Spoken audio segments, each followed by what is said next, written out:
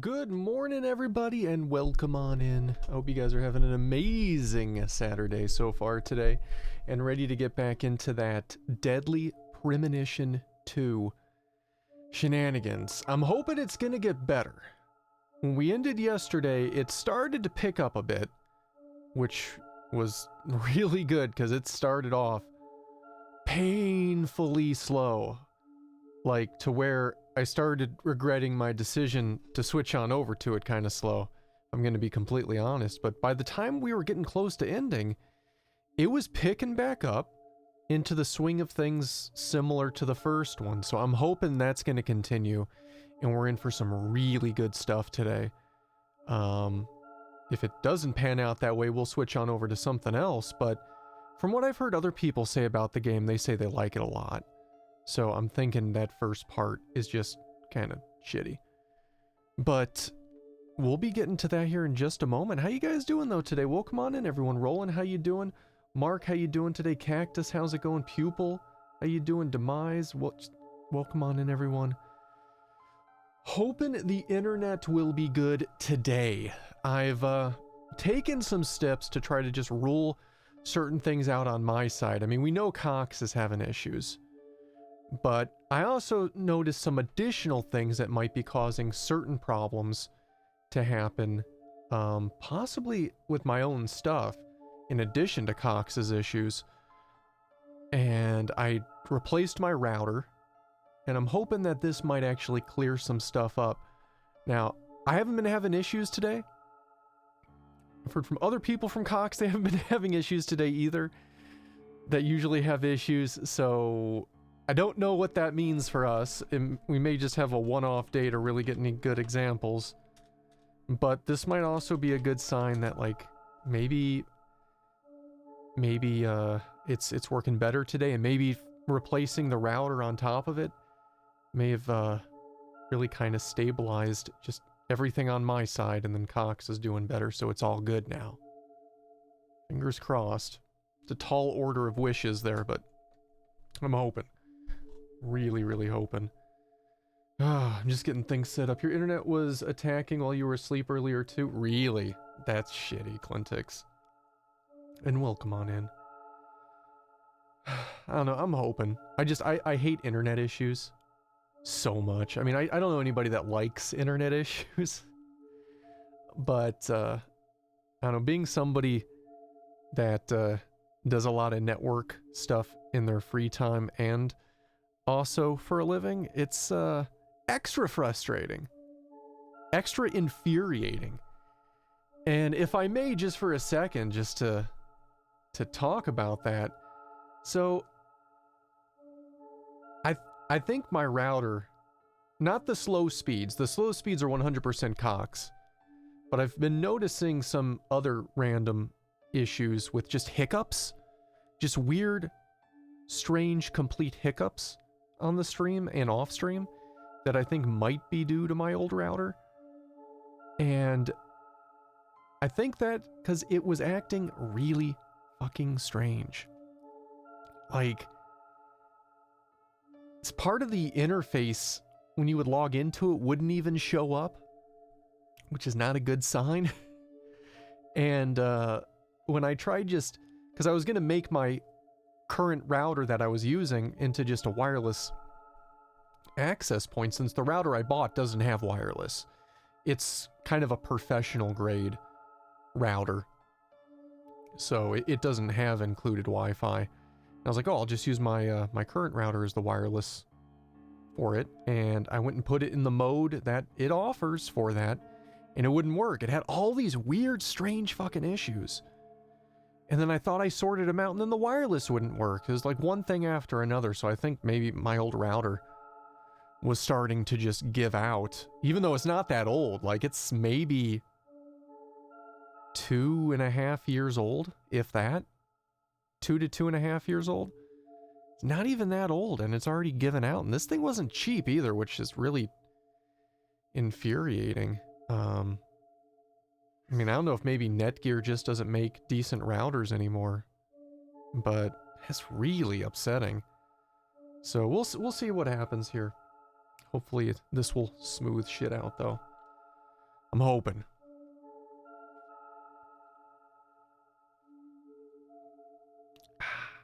All right.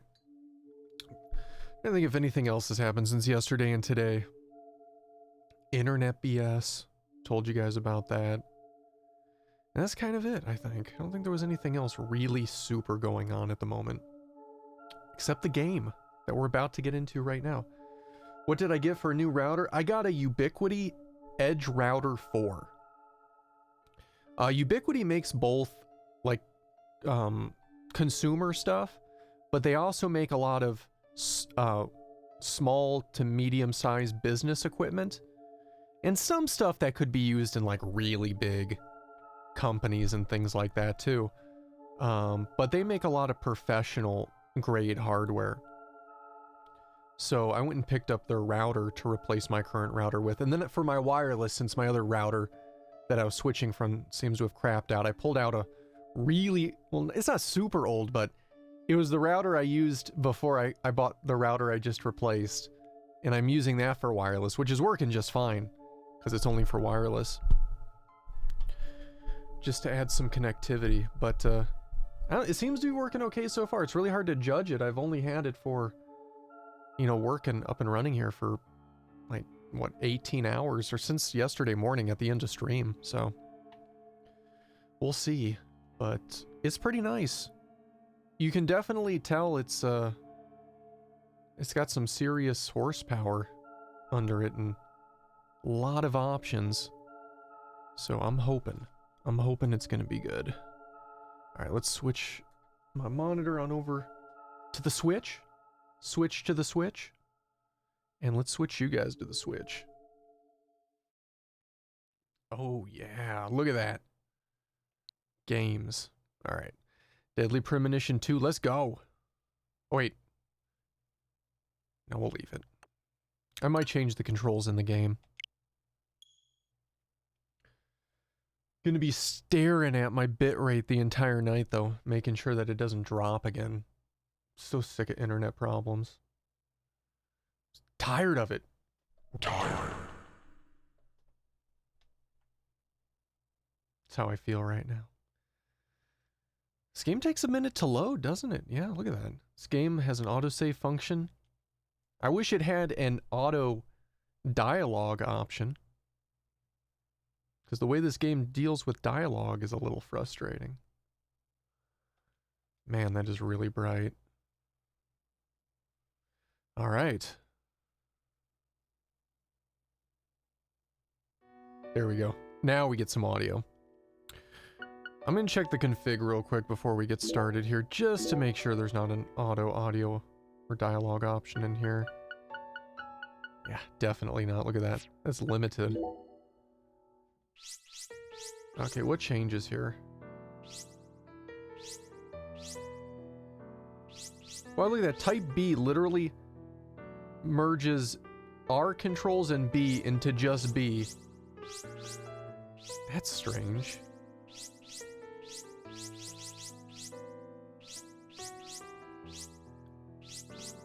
C.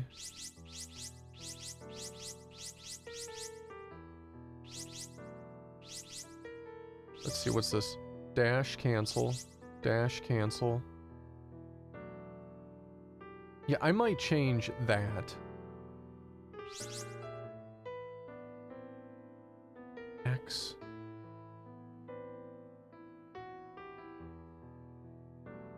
Yeah, let's change it to this. This will be better. C style controls. Wait, what did I do? Okay, I guess I saved it. Okay, let's go. Let's get back into the game. Load game. Wow, it had a whole bunch of little loads here. Can't I just hit continue? Guess I gotta figure out which was the last one, huh? Oh, they're time-stamped. That's easy. Just the manual one at the top, then. Alright, let's go. Alright, so here's to hoping this game picks up slightly as we get on into it.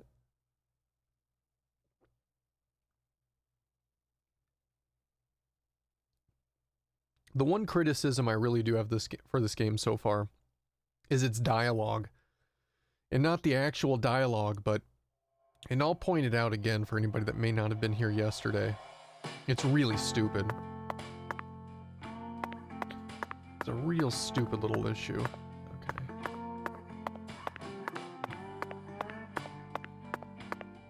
I try to figure out where we need to go. I'm guessing towards the door. Oh, wait. Check out the old map. Okay, it's right here.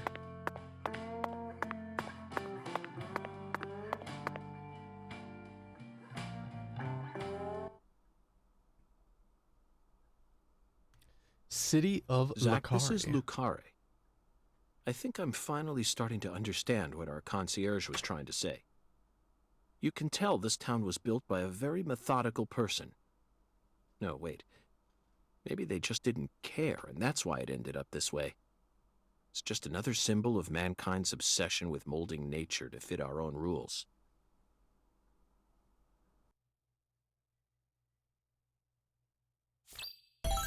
Okay. Clear, so what's next? Map has been unlocked. Nice. Zach, what did you think of Oh. Hungun's oracle? Oh, here, this is what I'm talking about. So he says something, and then in order to get him to progress in the game to say something else. Despite all the dramatic buildup, it's little more than a childish riddle. And then it just stops. Heartwarming, really. It's, and you see like right there, like it stops just at 2 words.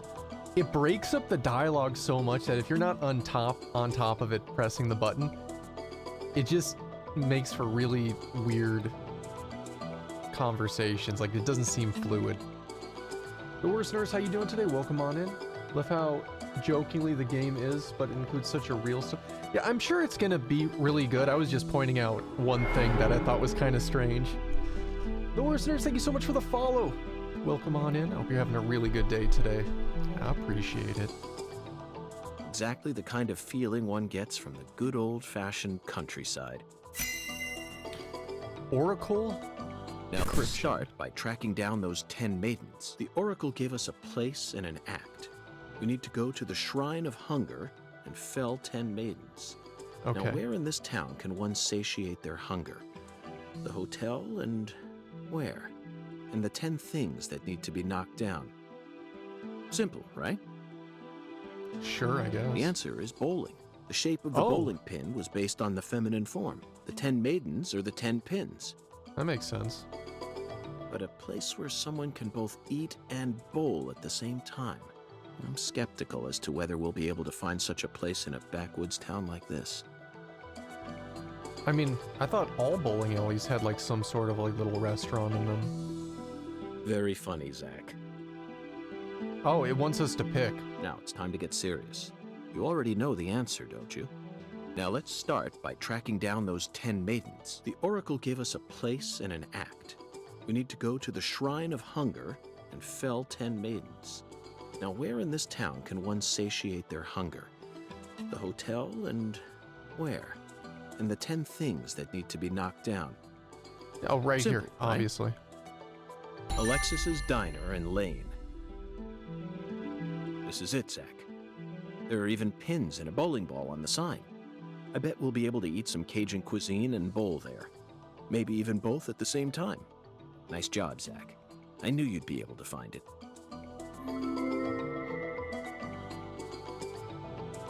Now for the other Oracle. Oliver, how you doing today? Welcome on in. Hannah, welcome on in. So much for the gift sub. Hey, no worries. Enjoy the emotes. There's no flying serpent on this map. No flying serpent. Could it be a contrail or perhaps a dragon? I'm sure we'll find out later. First, let's just figure out where we need to go. Do you know what the ambiguous 0 represents? 0 is usually treated as a base number, but under what conditions would a base number be ambiguous? The answer is temperature, Zach. Yes. 0 degrees Fahrenheit is minus 17.7 degrees Celsius, and 0 degrees Celsius is 32 degrees Fahrenheit. You'd be hard-pressed to find a more ambiguous 0 than that. The You missed- question is, does our 0 refer to Celsius or Fahrenheit? Let's think for a moment. We're in Louisiana. Which measurement system do we use here in America? Is he asking me? Missed the hour-long talking in Zach's apartment then? Yeah. That was a painful start to the game. Like, Zach was great in there, but like just the dialogue back and forth was so slow in the opening scene. I think it might be the food delivery service. The Clarkson Food Delivery Service's cold storage warehouse. That's got to be it. Even with this blazing sun in the sky, they can easily keep the temperature below freezing. Be honest now, Zach. You knew the answer from the very start, didn't you?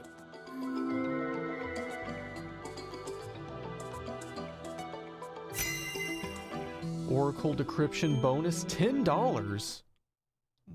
Oracle's pretty cheap. And how about that Hoongan? What a mysterious character. His oracles may end up determining how much time we spend in this town. All right, then.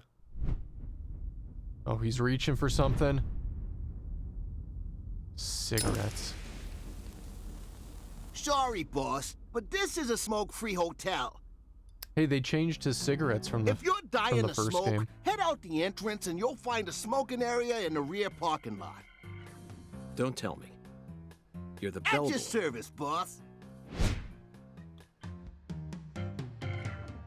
Are you good friends with the concierge and the chef?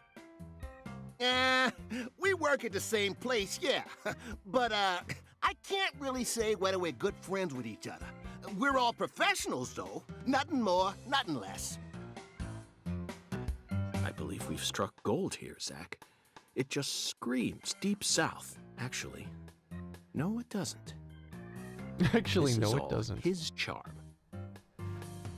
So, if I want to smoke, I should go out the entrance and around to the rear parking lot? Bada bing, bada boom. All right. Okay. then. I'll play by your rules.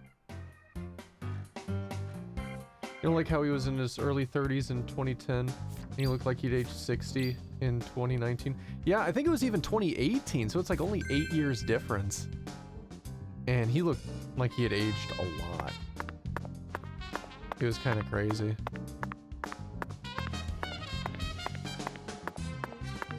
Alright, so where are we headed to right now? Find a spot where it's below 0. Yeah, we did that. Bowling alley. Time 8 to 17, so I think that's now. So we should probably get out of here. Well, he said out the rear, right? Because he wanted to smoke. Perhaps he aged for both of them. Ah. It felt like a weird decision. At the start of this game. Because, like, at the end of the first game, like, you feel like Zach has got some, like, hopeful future to him. Like, he came to terms with his parents' death, and he let go of his alternate personality, and he was gonna probably take more control over his life at that point. And instead you realize that, like, nope, he just went downhill from there. Kreba, how you doing? Welcome on in. Mr. Hattie Boy, how you doing? Welcome on in.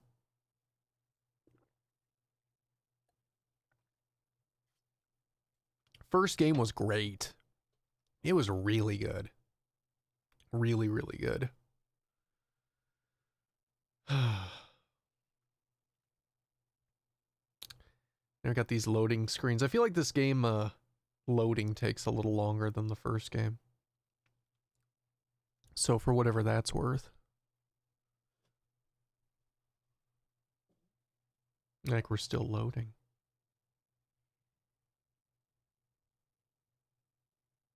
Did it freeze? Uh-oh. Uh-oh. No, there it goes. Damn. That took a while. Good, just tired. Normal loading procedure took a while.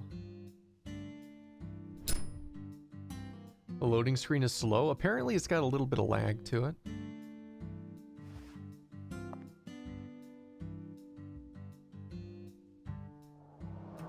Look at that bird. Compared to non-smokers, smokers have a 4.7 times greater chance of getting lung disease. You know that means it's more likely than getting asbestos poisoning? The risk of death from lung cancer is actually much lower than what you think it is. In fact, it's tiny when compared to heart disease, strokes, and pneumonia. We're always surrounded by easy ways to die, you know. Some people even get randomly struck by lightning and die right there on the spot.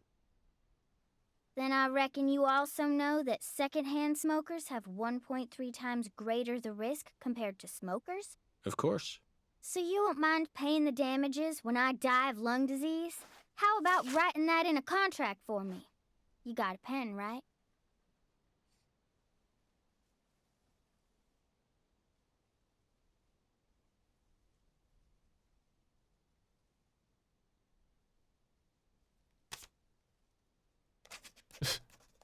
Okay then. I heard they patched a whole bunch of the performance issues. I promise to protect you from all the evil in our world. Well, that's stupid. By the way, what's your name? FBI Special Agent Francis York Morgan. Please, just call me York. That's what everyone calls me. Is something wrong with you? Adults ain't supposed to act like that. I only asked for your name so I can write it on the contract. You should have been able to figure that out if you're a real FBI agent like you said. Come on, sign here. Right here on the paper. Just as I thought, Zach. This contract paper, it's a Sang Rouge wrapper. Sang Rouge is here, too. This must mean that Sang Rouge is connected to the Lise Clarkson murder case somehow. This is a sprawling case that spread across the entire South. It's within our jurisdiction, Zach. We'll need to steal the right to investigate from the local authorities at once. Oh. By the way, miss, what's your name? Patricia Woods. But I gotta write my name myself, or else it won't be a real signature.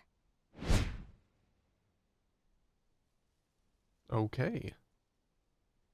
Tell me, Patricia, does this town have a sheriff, or is it under the jurisdiction of the nearest city police?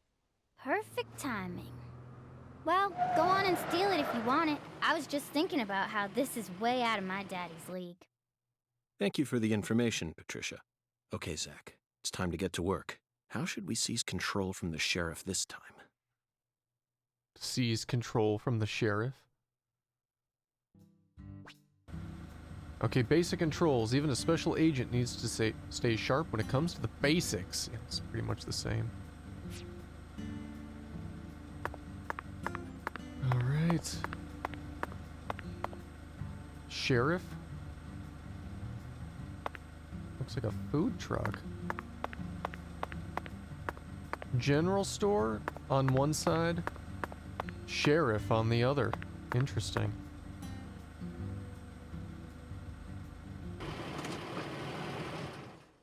Sheriff General Store. Hey there. So, you're the fella from the FBI I've been hearing so much about. I'm Melvin.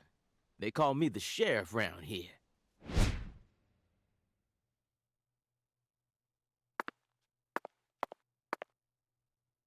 FBI Special Agent Francis York Morgan? But call me York if you can. That's what everyone calls me. Huh? Well, all right. Mr. York. How's that sound? Fine by me. I'm sure you figured this out, but our town's a small one.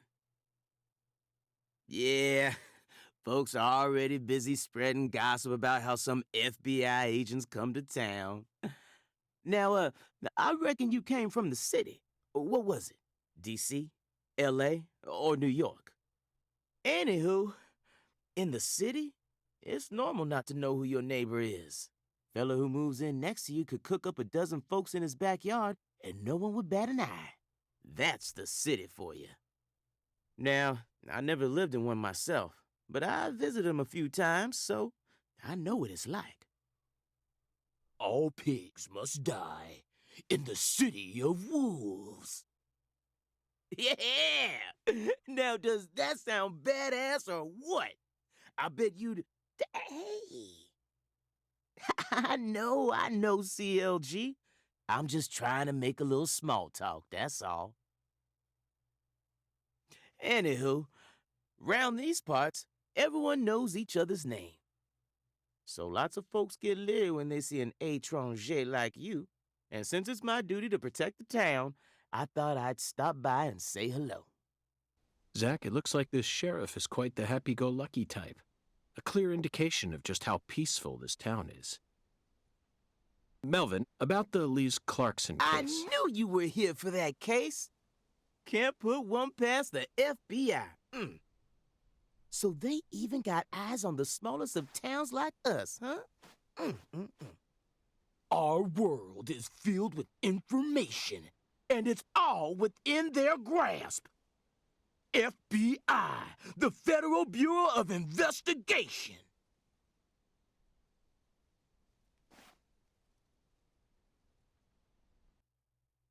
The Lise Clarkson case is connected to a top-secret case that we've... I know. If you're fixing to take the lead, then go right ahead. I'm just the humble sheriff of a tiny little town. My jobs are to stop my neighbors from beating the piss out of each other and listen to old folks complain. Honestly, this whole murder case has been weighing me down. So I'm gonna give you my full cooperation, Mr. Special Agent, sir. Well, Zach, that was anticlimactic. I didn't even get to use my secret weapon. Melvin, there's a cold storage warehouse on the southern end of town, isn't there? I'd like to get permission to enter it. Say what? You want to see where the body's being kept, right? Oh, I get it now. Lisa's body, yeah. Now, that's what I call a special agent. You already figured that much out. But, I'm not too sure that, going down there at this point is really gonna help much, you know? Explain it yourself, Daddy. That's incredible. I don't believe this. Amazing. Did you hear that, Zach? They put the body in a cold storage warehouse. This is fantastic. Insanely fantastic. Really? Well, how about that? Well, all right then. I'll head on down to the warehouse ahead of you and make sure we get permission to search it. Sounds good. The management company only keeps the warehouse open during certain hours, so you'll have to come during those hours. I ain't looking to create any further disturbances. So be on time. Got it? Come on, let's roll, CLG. I'm gonna walk home, Daddy. I still got another stop to make. Oh, if you say so, sweetie. She's a real sharp one, as you can see, so I try to stay out of her way. Well, all right then, York. I'll see you at the warehouse. Vera, how you doing? Cyborg, I'll probably be dealing with their crap for as long as I'm in a place where they offer service. If I had to take a guess.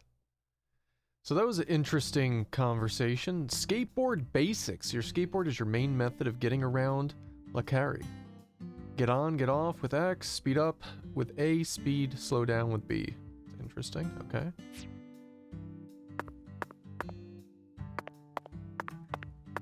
So it is 9:02 a.m. We need to get there between 8 and 17, so yeah, it is that time.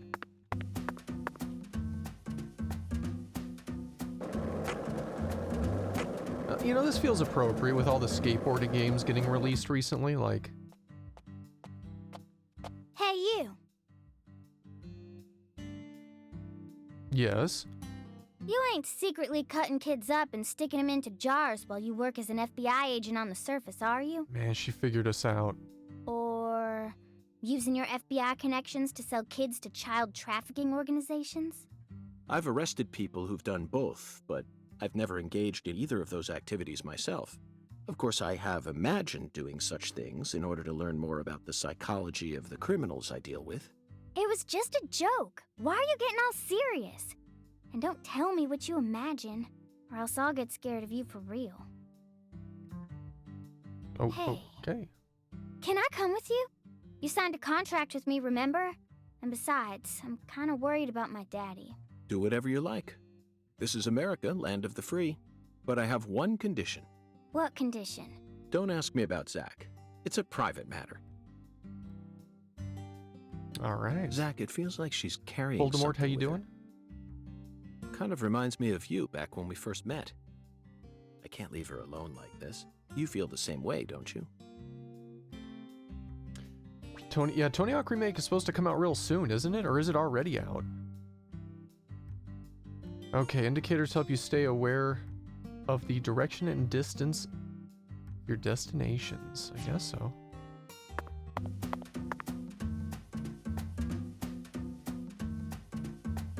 Melvin called you a strange name. CLG, I think. We're looking for M04. Okay, so this way. And there's definitely some frame rate issues out here in the main world.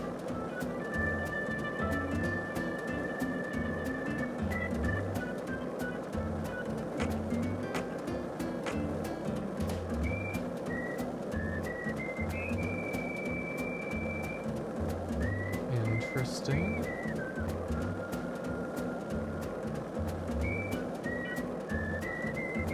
Yeah, look at these stutters. Massive frame stutters. I feel like he keeps the same speed without needing to push off anymore, which is not how skateboards work. He should have started to slow down by now. It looks much better compared to how it was before. Really? Damn.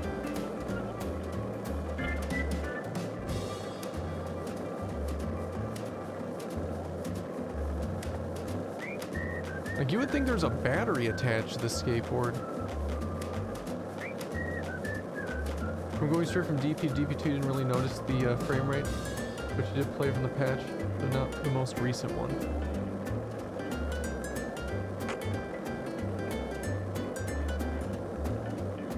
Let's see. We're almost there.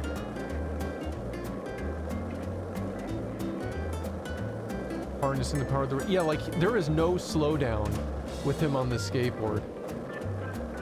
Like, they didn't even bother to put in skateboard mechanics or physics at all. Food delivery services were here. Was consistent pre-patch with huge risk of game crash. Oh, really? Oh, that's shitty. Alright, Melvin. Let's get going. Mr. York, that was mighty quick. The special agent does it again. You sure don't waste any time. I bet my CLG's got a lot to learn from you. By the way, Mr. York, looks... I was on vacation in New Orleans before I happened hit to A. stop by here. Well, shoot, that won't do. Here, I got something I think you'll like. Oh? I call him Mr. Alligator. Badass, ain't he? It's a tranquilizer interesting. gun for the gators. Oh. Not even a real gun. A non-lethal gun made for self-defense. It can only fire rubber bullets. But wait, he said it's for alligators. I don't know if rubber bullets would do much against alligators. Maybe piss them off a bit. And here's a radio. Just saying. With this, you won't have to worry about any expensive roaming fees. Yeah, tranquilizer gun only fires rubber bullets. It's like, oh, okay. Got a radio. Might take you a while to get used to him, but you'll get it. Try letting him rip a few times. Ain't no need to hold back out here. They want us to shoot the crates.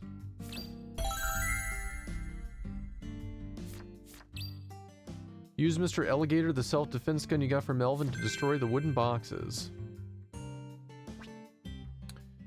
Yeah, I'm sure it's the same as the previous game, right? Oop, wrong button.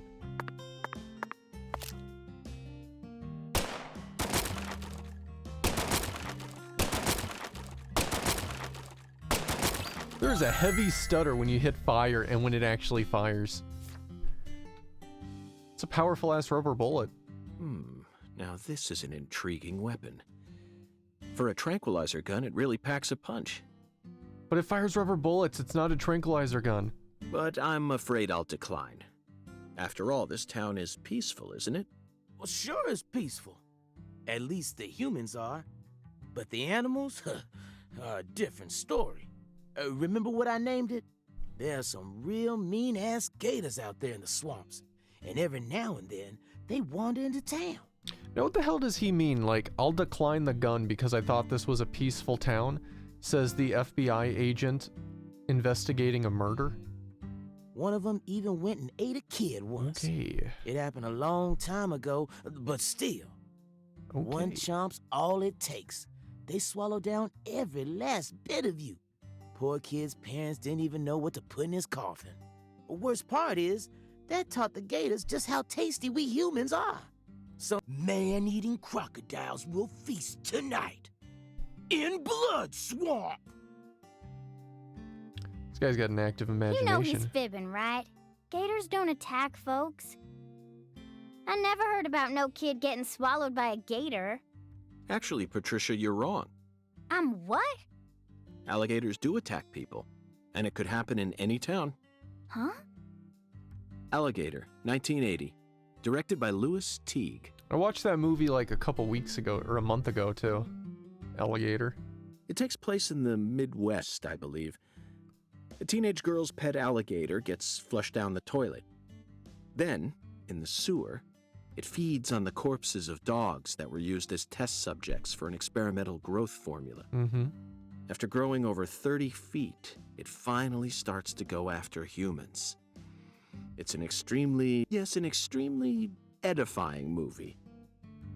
Back when I first saw it, I had a pet hamster. Hey, Agent York. What's your first order of business? You're in charge now, remember? Well said, Patricia. I nearly lost sight of my true goal. Melvin, I couldn't help but notice the name on the side of that truck. This facility is connected to the victim, isn't it? Thanks to Google. Yeah, it just knows.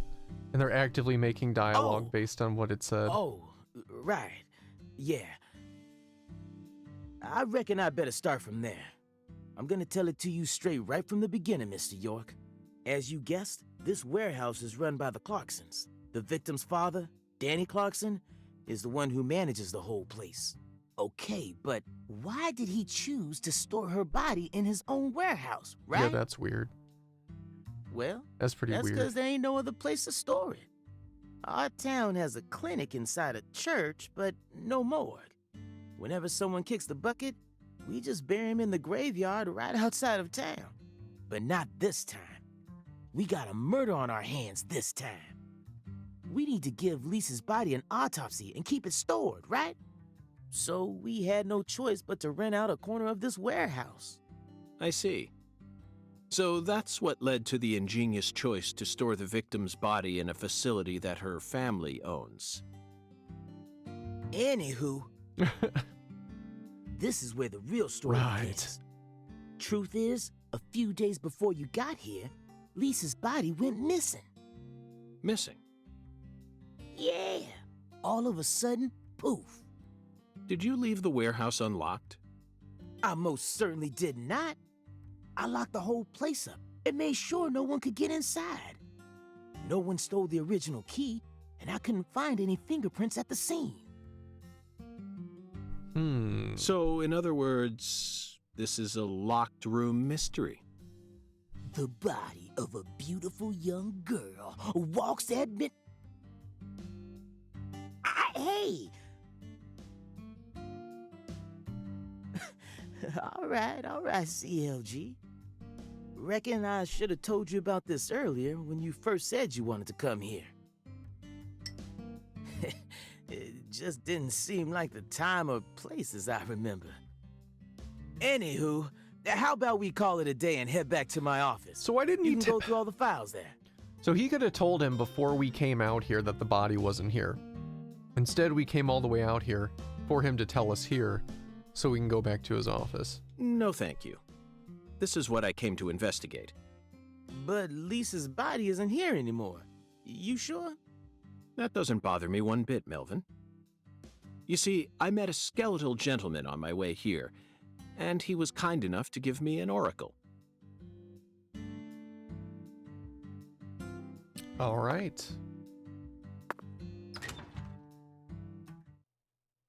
In we go. Let's see, we can't, I guess, figure something out. Oh, great, loading. All this loading, nice. Well, we're going indoors, maybe it'll load quicker than it did going outdoors. Little bits of progression. Yeah, that was way quicker. You holding up okay, CLG? Sure you don't want to wait outside? I'll be fine, Daddy. Just make sure you don't take your eyes off of him. He's so selfish and inconsiderate. I'm still not convinced he's actually a real FBI agent. Look, he's talking to himself again. Zach, this is the ambiguous zero, the deep freeze. Let's hurry up and find that flying serpent, shall we? The flying serpent in the zero degree. Head to the morgue, we're already there. Quest updated. Oh shit. Oh, that's the random ass toolbox, okay. I guess we should save, since we don't know when the game's gonna crash.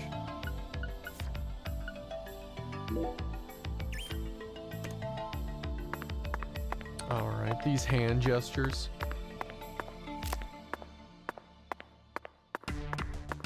Do you think the game would just let us shoot like anyone? It's kind of weird we get gun control everywhere. Good God almighty. This place always gives me goosebumps, no matter how many times I come here. Yes, it's quite the funhouse. Truly a dazzling place. Meet entertainment. That's the only way to describe it. Woven together by life, frozen in time, a visceral, musical... Symphony. We eat all this in order to survive. Yes, truly a symphony. Life and death, resonating together. Yeah, it's really cool. Cool. Whoa now, CLG. Just teaming up on them. Since when were you interested in this kind of stuff? What are you so surprised for, Daddy? I'm more mature than you are. I've seen way more realistic corpses on CSI, you know. Oh, man. At first, Zach, I was shocked by the notion of storing a victim's body alongside food. Don't stand there looking The energy so bill smug. in a place like this? You're Yeah, I the know, right? worst person in this room. Reba, thank you so much for the host. I appreciate it. It'd be really expensive. But as I gaze upon this hanging garden, yes, all we need to do is change our point of view and Oh, shit. I always hit A, because we gotta keep pressing it to get the dialogue going, and then we end up missing a little bit.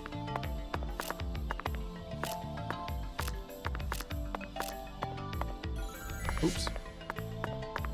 Okay, yeah, they swapped runaround in this game over to the right bumper.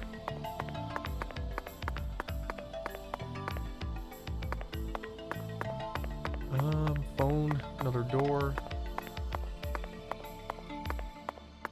Not sure where it wants us to go exactly, though. What's our, it says head to the morgue.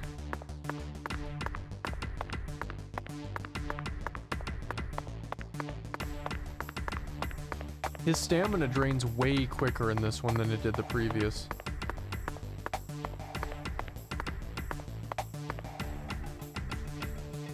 Hey, Mr. York, this is kind of, yeah. Melvin, if you have something to say, then just go on and say it. Otherwise, you'll simply be insulting this beautiful landscape.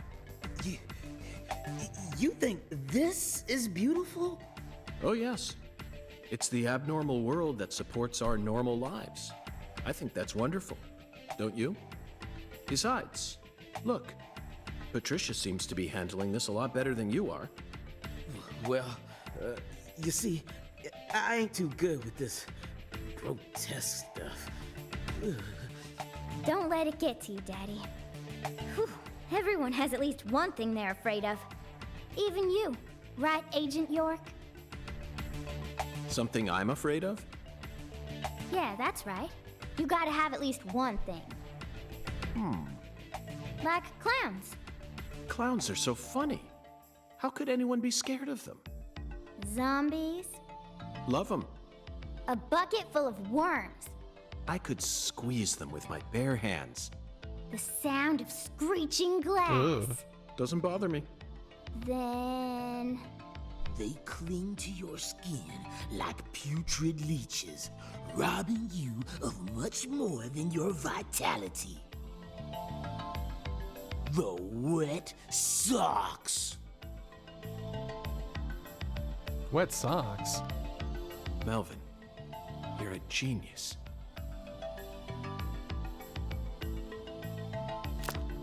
Oh, okay. Here, let's use his sight. Maybe it'll show us something, huh?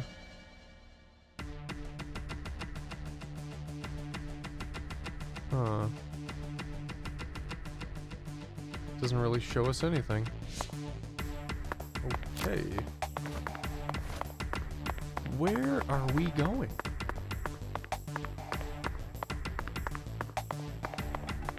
Let's try this door, I guess.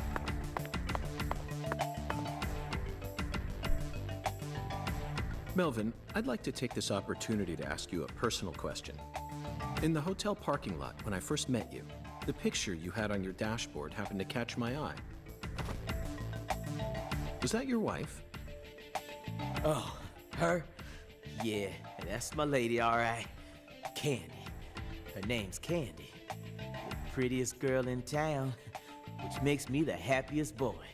A shooting star landed in a rural town, right on top of a man who now has a meteor struck hard. You always keep her photo with you? You bet I do. The truth is, Candy's a little sick right now. She can't even leave the house no more. So I always keep her photograph with me. Kind of feels like You know we're another always game together, character that doesn't you like know? clowns, but you don't think you've played that series yet? So you walled yourself? Another game character that doesn't like clowns. I don't know. Another game character that doesn't like clowns. I see. You care for your wife a great deal. But this means that Yeah, that's right. My mama had me before she married Daddy. But it don't matter. He's still my real daddy to me. Oh, thank you, CLG.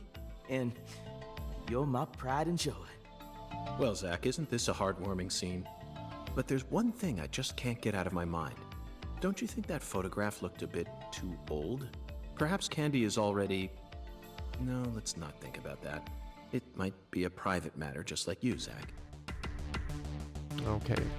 So we got that just going to the door, so maybe we're not supposed to go to the door yet? Oops. Trying to see exactly where the... Oh, look. Yeah, it does look like it's probably back there.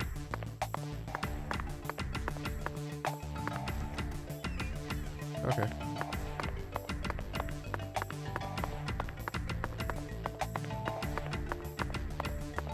Oh, we ran out of his stamina again.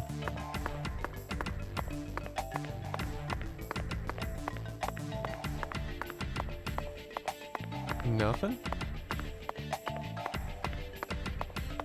It's a PS3 title. Oh, we passed it.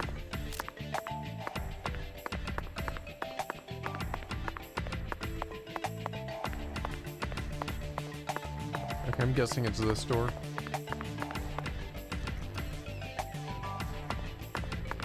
Yeah, here we go. Here we go. Finally. We made it. Looks like an actual cutscene. My mother Russia, how you doing? Welcome on in. It's not too bad. Here we are, Zach. The morgue. They stored the victim's body in a cold storage warehouse operated by her family. I'd love to shake the hand of whoever came up with that one. Hey, Agent York. Did you just come here to laugh at rural officers who are doing the best they can? We don't have any special facilities like you people. What else did you expect us to do, huh? Don't compare us with city folk. This is Lucare. And maybe you're just disappointed that you didn't get to see the bloated, decomposing corpse of a young girl. Sorry, you're right. I went a bit too far just now. But don't misunderstand. I honestly think it's a fantastic idea. I'd never try and bully your daddy. Better not. Thank you for understanding. What's up with that glimmering? You see that in the corner behind where she was talking?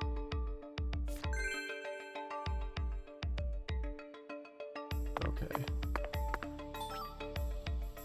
Visions. You can use visions to acquire important hints that will help you proceed through the game. Yeah, we've been doing that since we got in here.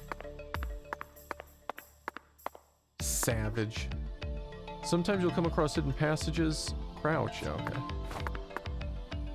We did that earlier too.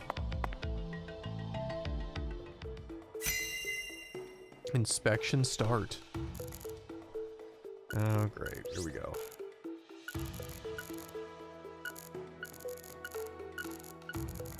An icicle. Never thought I'd see one of these down in the south. Okay, that's fascinating. Zach, can you see that? That's right. There are 4 imprints in the frost on the top of this. It's hard to believe, but I think these are fingerprints. Yes, Zach, that would lead one to believe that the body napper is a giant who's over 10 feet tall. I believe it. Boxes that got left behind. I can't tell what's inside. What do you think, Zach? I'm gonna go with... Oh, I'm sure it must be okra. That's a staple of the South. Okay. These pallets are a mess. Looks like this area isn't used often. Still, the idea to store a body here, it's a novel, sophisticated idea, unlike anything I'd ever come up with. Zach, these are human footprints, and they're extremely large. Yes, Zach, I agree. These footprints must belong to someone who's used to walking around in cold temperatures. This frost is shaped like something Bigfoot, another mystery seeing. solved. That's right. A body bag. 2 for 2. Lisa's body must have been left here, but there are no signs that the bag was dragged away. So our criminal must possess monstrous strength. Okay, inspection complete, I guess. Got $50 for doing that. Seems like our flying serpent isn't here. Is this everything, Melvin? There aren't any other rooms in this warehouse? No special rooms? Well, there is the luxury foods warehouse. Luxury foods. Luxury foods? Why didn't you say so earlier? Just thought you wanted to see where the body... I just thought you were only interested in warehouse number 2. Besides, it's underground, so it's even colder than this. You sure you really want to go down there? You could darn well freeze to death. All life will come to an end in the icebound zone. All right, guy. You feel me? You Let's guys head there like at once. really into his Sure, movie that must be where we're meant to go. descriptions. But what about searching for Lisa's body? All we need to do is find a 10-foot tall man with monstrous strength. That giant knows where she is. 10 foot tall? But finding the flying serpent is more important right now. Now please, guide me to the luxury foods warehouse at once. These luxury foods are most likely being used in local Cajun cuisine. I'm so excited to see what we'll find. Aren't you, Zach? All right, going to a luxury foods warehouse. Quest updated. Oops, I keep turning that on by mistake. Oh, I see. There we go. His stamina goes so quick.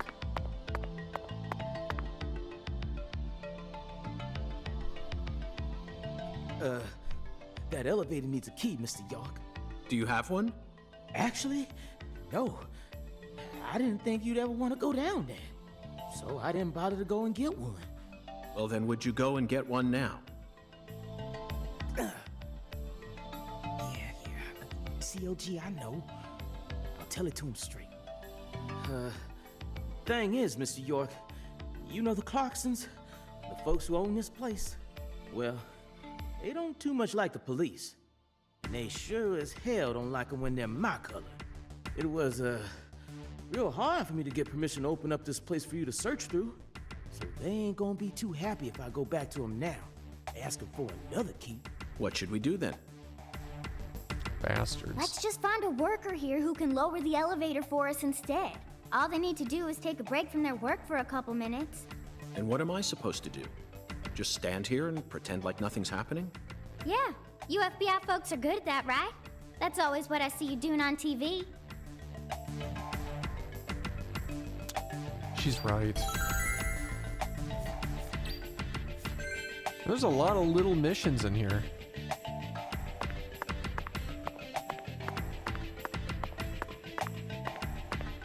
Okay, now we're just supposed to look like we're not doing anything. Catfish tail.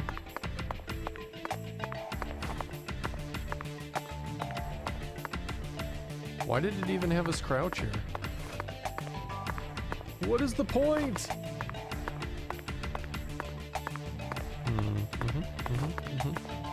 Interesting. Don't understand what the deal with that was. Oh, Zach, I think we can move this. Better check back here as well, just to be on the safe Blaze, side. how you doing? Welcome on in. How's your day going?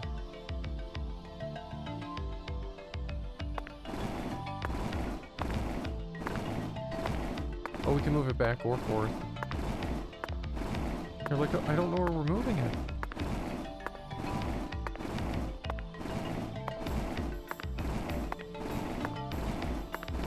Crap.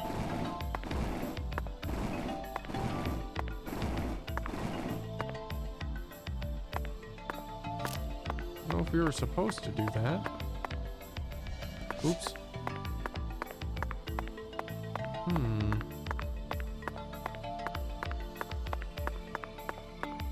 I ran right into that guy.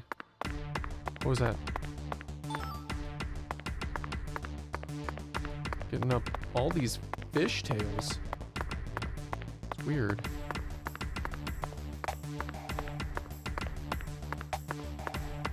Maybe we do need to use his vision because I don't really know where we're going right now. Shit. See something back there.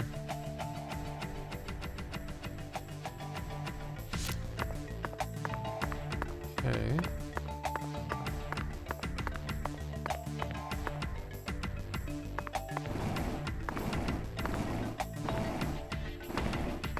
Oops.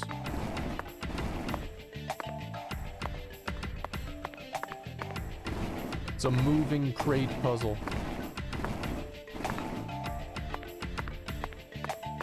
There's another one.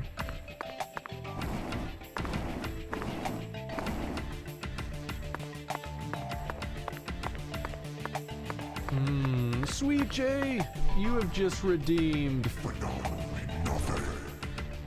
You've just redeemed the most phenomenal nothing ever before offered on Twitch, and now none of it can be yours. Enjoy your nothing.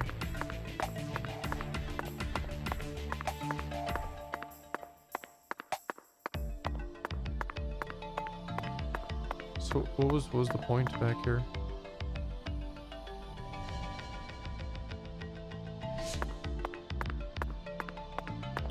You know, there is a crate there. Do you think we can shoot it? No.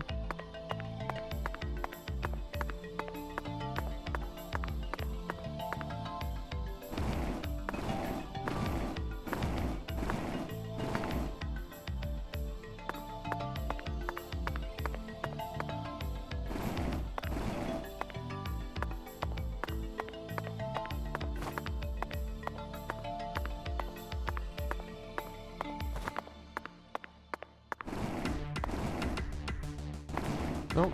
Push it forward.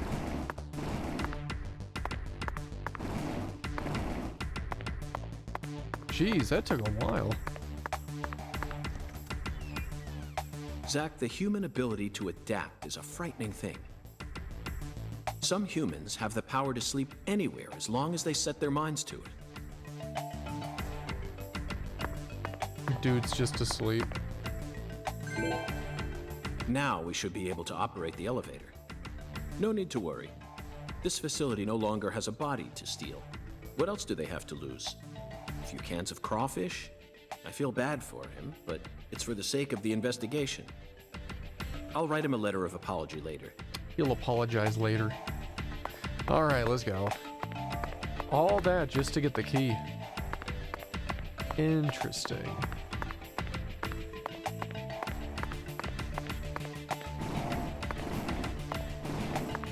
No, go back, go back, go back.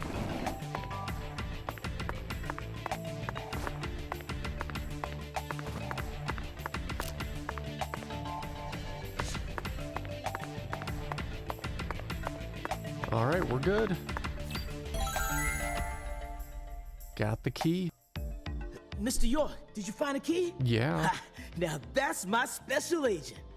There ain't no stopping you. Want to head straight down? You bet. Let's sally forth, Melvin. All right. See what kind of crap they got in their basement.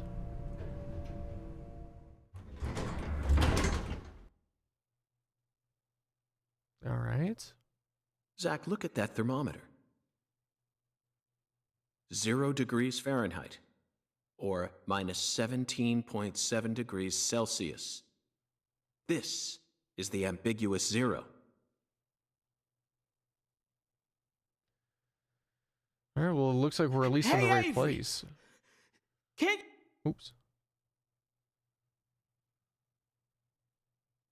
open the damn door, Avery! I think I see crocodiles or alligators or something back there. It ain't no use, Mr. York. Once Avery starts working on something, that's all he sees. He just tunes out everything else. We could shoot him with a rubber bullet. We'll have to wait until he finishes and comes out to us, I reckon. Or we could come back tomorrow. I disagree, Melvin. Time may be on our side, but that doesn't mean we should waste it. You gave me Mr. Alligator precisely for moments like these, didn't you? Ooh, he is gonna shoot him. Wait, Mr. York! Those tranquilizers may be non-lethal, but it's still dangerous to use them on humans. Of course, Melvin. I never said I was going to shoot him. Oh.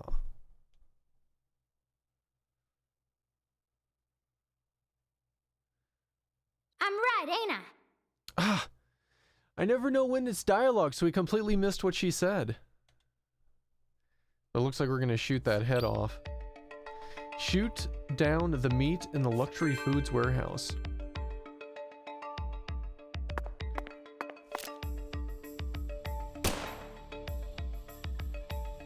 The game pros. Wow.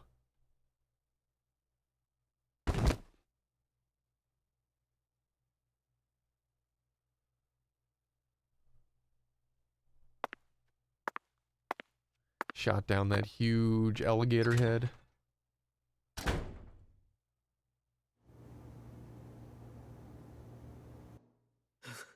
This is Mr. York, an agent from the FBI. What's that meter Hi, he's got Avery. on about? I'm Special Agent Francis York Morgan. Please, call me York. Oh, cutscene. York, you a smarty pants, huh?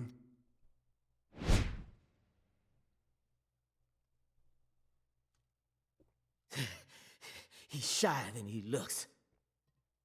Come on, just settle down, Avery. Tell him what this here place is for. Lots of expensive food here. Yup. Mighty precious to the Clarksons, so I gotta guard it. I see. So you're this area's keeper. Oh, I help with the research too. I do like research. Research? What are you talking about, Avery? This doesn't look like a lab to me. Oh, ain't no lab. It's a warehouse. Ain't no lab. Smarty pant scientist does the research. I ain't no smarty pants, you know? He's a bit slow in the mind, but he ain't a bad guy. Oh. Your story about the giant who carried Lisa out. Don't tell me you think it's him.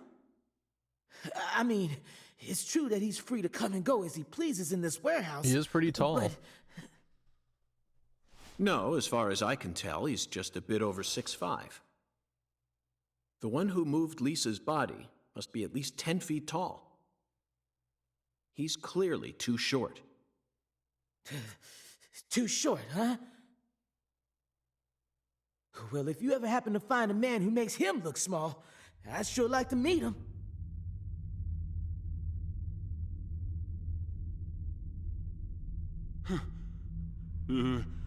Lise. Hey, cut it out! Lise? Why? Avery, that's not Lise. Not Lise? This is Melvin's daughter, and my precious assistant. Unfortunately, Lise is no longer with us. Lise! Yeah, I think he was 8 feet. Lise! Damn. My fault! My fault!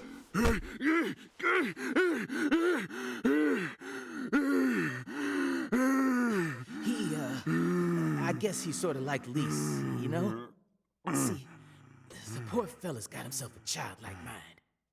You know how normal kids tease other kids in order to get attention? Well, with this big lug, sometimes folks who don't know him too well see something and end up calling the police. But I know that deep down, he's got a good heart. Hey, Mr. York, I'll keep him busy, but I'd appreciate it if you'd hurry this particular inspection along. Just holler at me if you find anything. I reckon that'll make it easier for you to go do your thing, yeah? Melvin, I think you're finally starting to catch on. Wow, that was interesting dialogue. Okay then. Find the flying serpent in the luxury foods warehouse. I mean, we did shoot down that alligator head. That kind of went flying.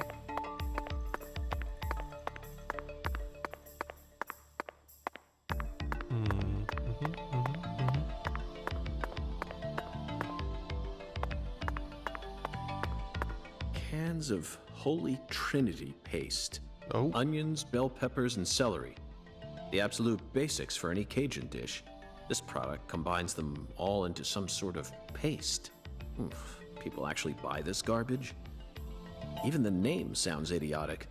Zach, I just made an eternal promise with myself. If I ever happen to come across any food prepared with this paste, I vow to never call it Cajun food. Damn, he's judging the paste. Alright, I guess we can look at this thing. Hung alligators. I suppose in a way they sort of look like flying serpents. But that's pushing it. Remember, we're in a dark basement here. They'll never reach the sky. Okay. What was this? Crawfish shell. Just picking up pieces of fish everywhere. Frozen oysters. Personally, I'd rather have a cocktail filled with fresh ones. We hunt for more materials than we can eat, and freeze them over long periods of time. The human race gives terror a whole new meaning. Alright. Hey Toastman, how you doing? I'm doing alright, how's your day going? There are torn off claws and legs scattered all over the ground. I doubt they'll fly anytime soon. I can't tell which ones are from crawfish and which parts are from shrimp. How about you, Zach? Okay.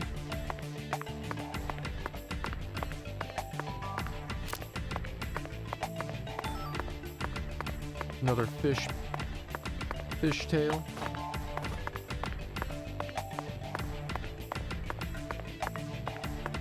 I don't know, I'm not really seeing anything else. And there's this, I guess. Andouille. Now here's some real Cajun cuisine. The way these sausages are linked up, they almost look like a serpent. But it's hard to imagine them flying. Let's move on, Zach. Dude's pretty tall. Got some height to him. Bullfrog leg. I'm not seeing really anything else. We're gonna have to use his vision.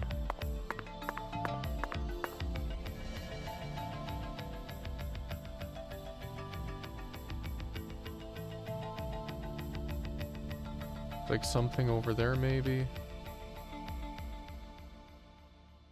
Otherwise, I don't really see anything else. Okay, interesting.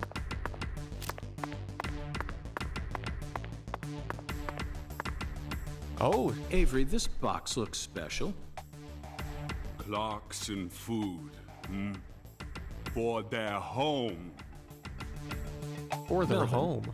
Is this the Clarkson's family crest? Dragonfly. Oh, the dragonfly? Yeah, that's the Clarkson's mark, all right. Ain't no That's big it? deal, though. You can find those all over town. Is that so? Well, yeah. They pretty much run all of this town's major industries. Yeah, I do believe they own just about everything there is to own. So their word is law. They got the whole darn town tattooed with their dragonflies. Can't even walk a few steps without seeing one. Zach, this dragonfly is our flying serpent. The flying serpent owns this town. They're related to Lise Clarkson, our victim. And Pungan's oracle pointed us toward their family crest. The Clarksons must be deeply intertwined with this case. Melvin, Patricia, I think I've had enough of this frozen world. Let's get out of here. It's too cold. Let's head back out to that merciless sun.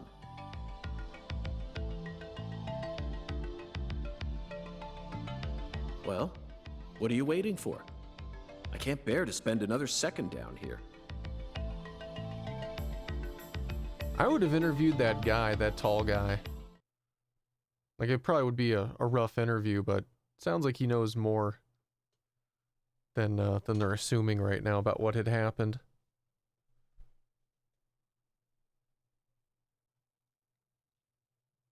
Well, we're going outside. That's right. Probably a long load then. We'll be loading forever now.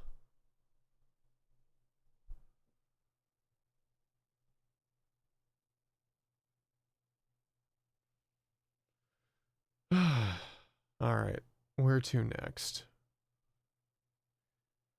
I wonder if this game's going to be slightly more tame than the first one. Like, the first one, like, when you were dealing with the murders and everything, like, it got pretty crazy. Like, trees and people.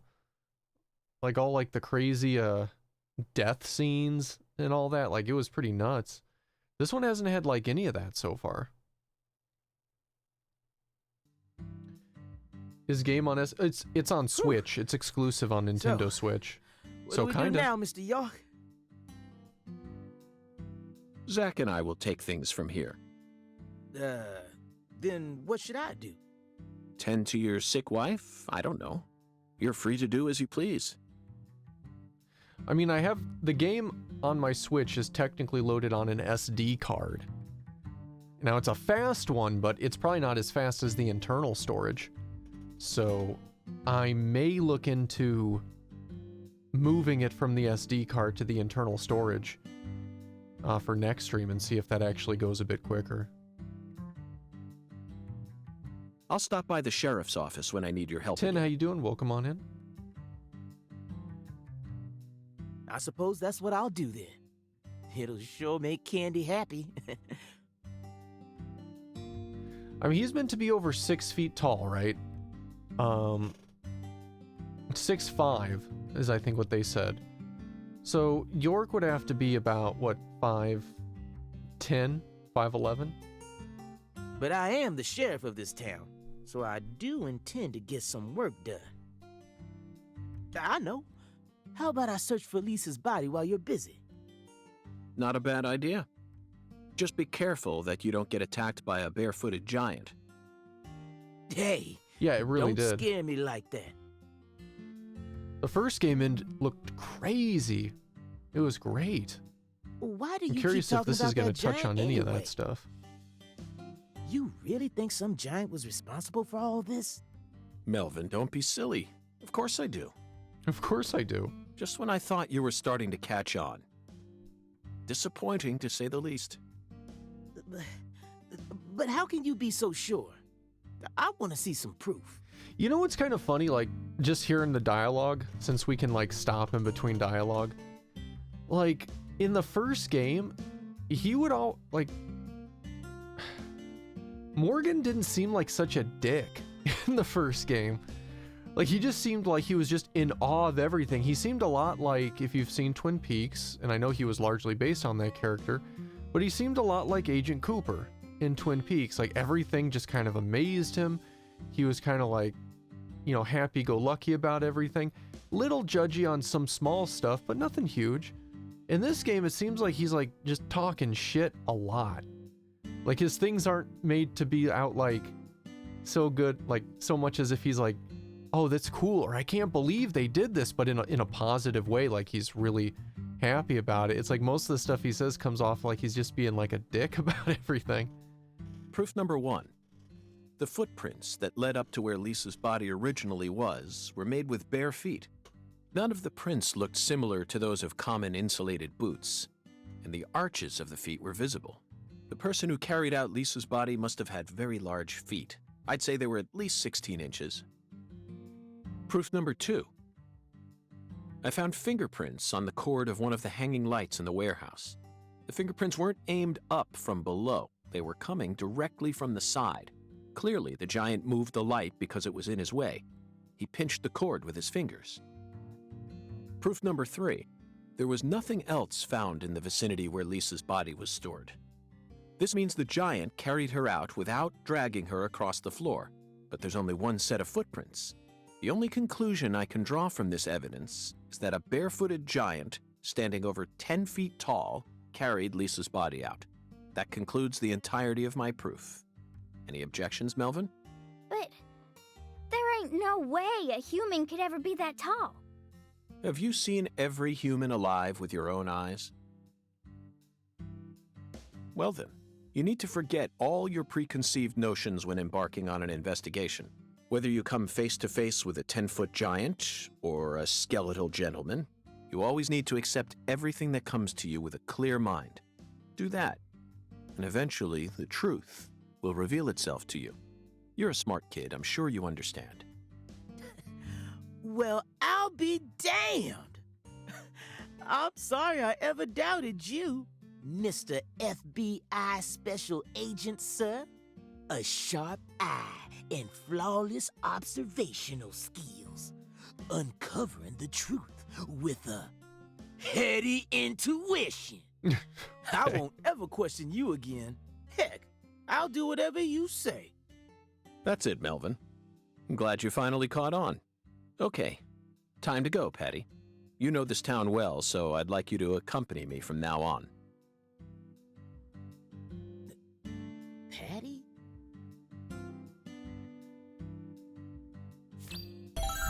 All right, flying serpent. Zach, we found the flying serpent. Or if Melvin will end up dead like Melvin in RE2. It was Marvin in RE2.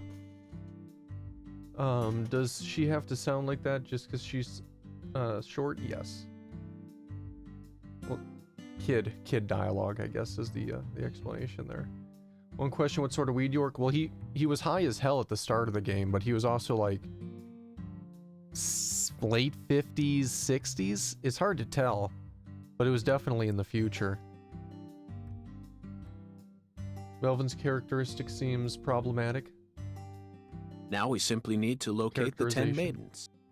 It's time to head on to Alexis's Diner and Lane. All right, time to go to bowling alley.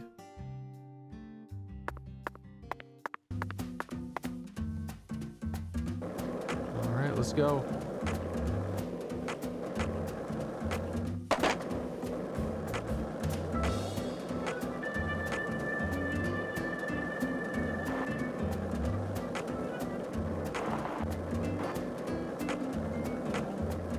Hey, Zach, it looks like we were right on the money.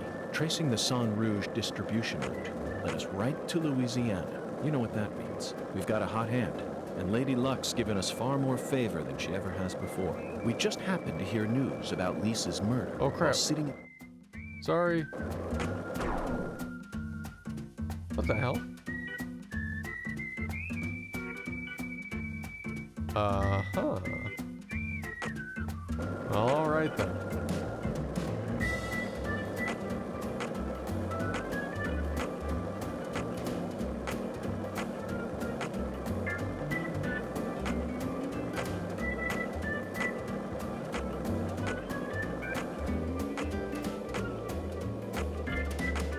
See, completely unrealistic. Can't skateboard in grass. He wouldn't go anywhere.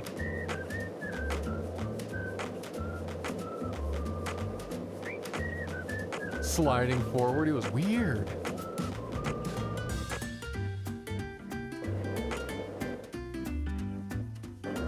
Squirrels.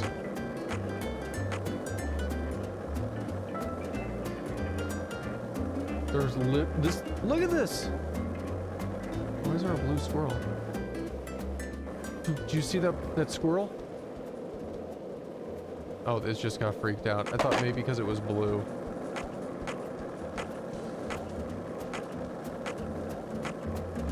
And look at the draw distance on these trees. That was some heavy ass pixelation. Like deep pixelation. That squirrel is a suspect. They're all suspects.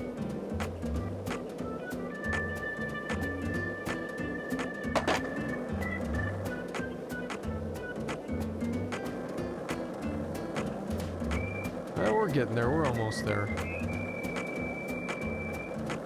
You know, it's kind of funny. Like, you can tell, like, while they made the town more compact and not so spread out, like the first one, because the first one was ridiculously spread out. To make the map seem bigger than it is, they took away his car and just give him a skateboard. That's pretty funny.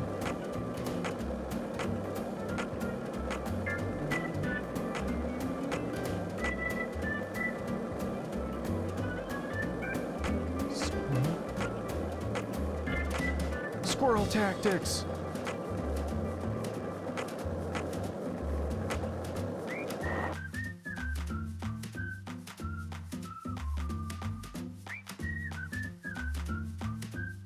Look at that car.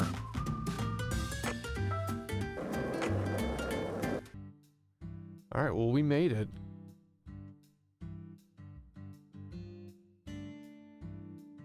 Patty, is something wrong? I got something to say. When I first met you in the hotel parking lot, you mentioned Saint Rouge, right? If you want to find it, maybe you should track down Professor R. Professor R? Professor R. Yeah. Professor R owns the jazz bar on the other side of the bayou. Okay. How do you know that? Because. Because, huh? Interesting. Because. The king of reasons. Owl's Nest has been unlocked. Lex has been unlocked. I guess let's go in the diner. See what's up in here.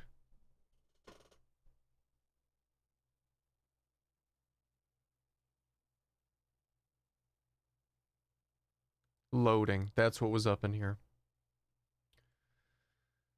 Is this the new Tony Hawk game? It is Happy Mask Maker.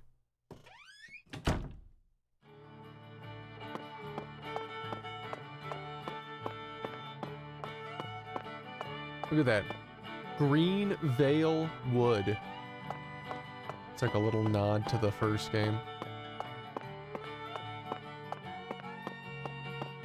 Which makes sense, because Twin Peaks was a lumber community. So I think Greenvale was also a lumber community, so trying to say that they had this wood shipped halfway across the country. Sure, why not?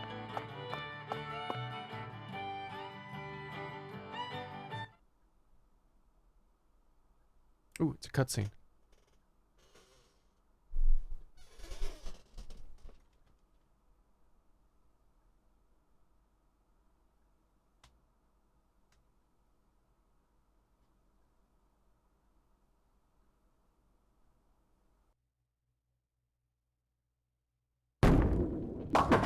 Ten maidens, Zack.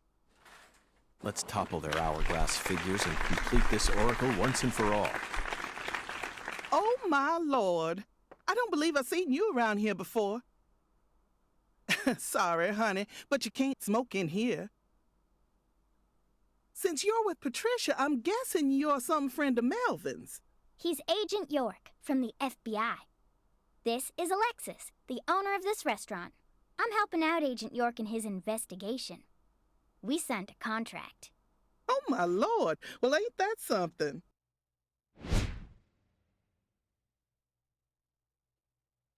I'm FBI Special Agent Francis York Morgan. Please, call me York. Everyone's always called me that. Oh, my lord. Well, that's got to be the strangest introduction I've ever heard. No wonder everyone in town's been talking about you.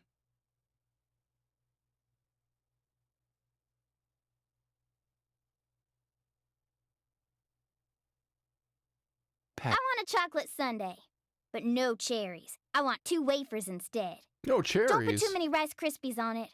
Oh, but don't scrimp on the chocolate syrup either. Oh, my lord.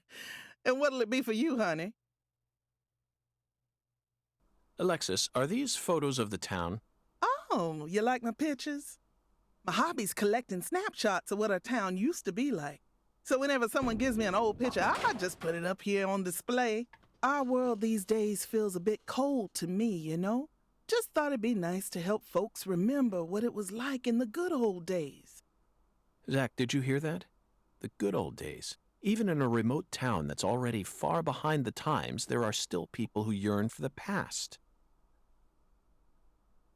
She told me what was going on, you know. What? Lise, you don't need to try and hide it from me, honey. Last time she came here, she told me all about it. Some odd fella was following her around, stalking her like. What kind of fellow?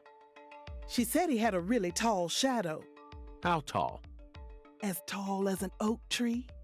Ooh, the Did giants. that ring any bells for you? Sadly, it didn't.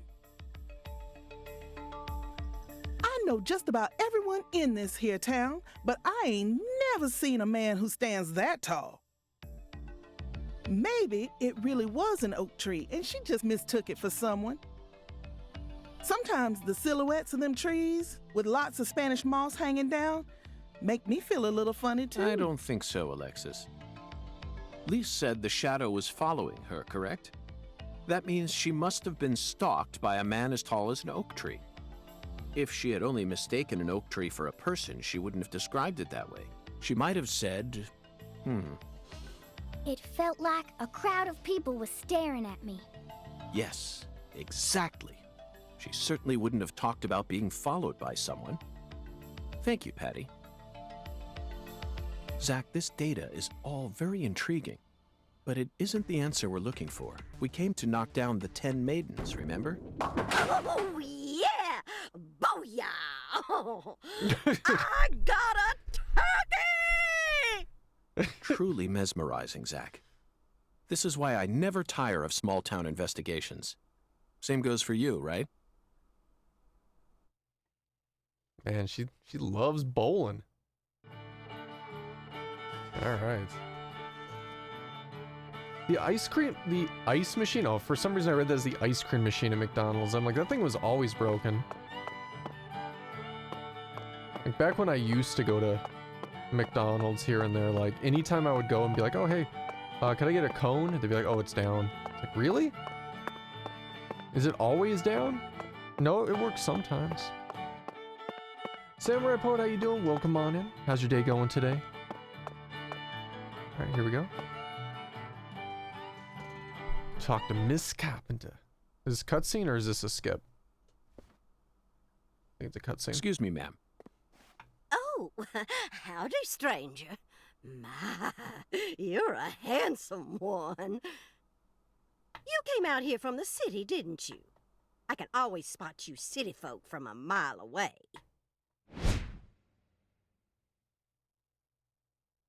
I'm FBI Special Agent Francis York Morgan. Would you mind calling me York, ma'am? Oh, so you are from the FBI. I thought as much. So sophisticated.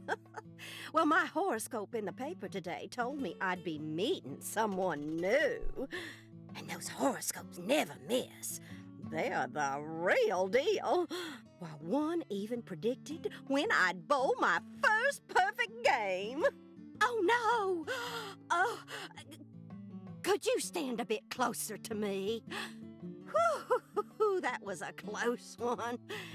If you move any further that way, you'll cast a shadow over the lane. Well, the sheriff did that once, and something horrible happened. The next time I bowled, I got a gutter ball.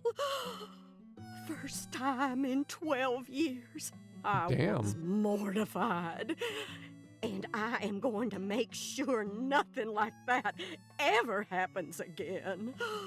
In our world, some routines lead to good things, while others only lead to the bad. So, she's pretty superstitious. Mustn't ever cast a shadow over the lane. Is that understood? It's her routine, Zach. Understand? Just like us and coffee.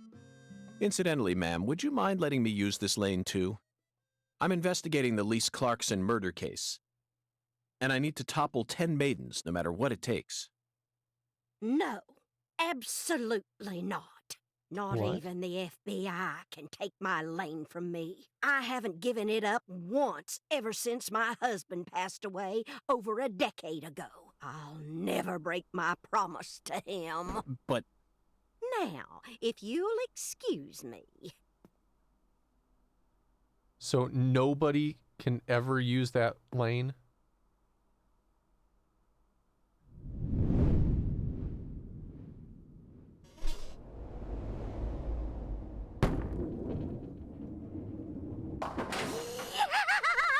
Ooh, you like that? That's what I'm talking about. Who's your mama? Zach, it looks like negotiations have failed. Now I'm afraid we have no choice but to force her to let us use her bowling lane.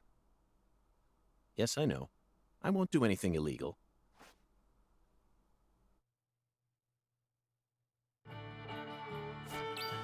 Okay. We have to force her to let us use her bowling lane. Everyone's banned from bowling? Alright, this should let us have her use the bowling lane pretty quick, right? Just tranquilize her.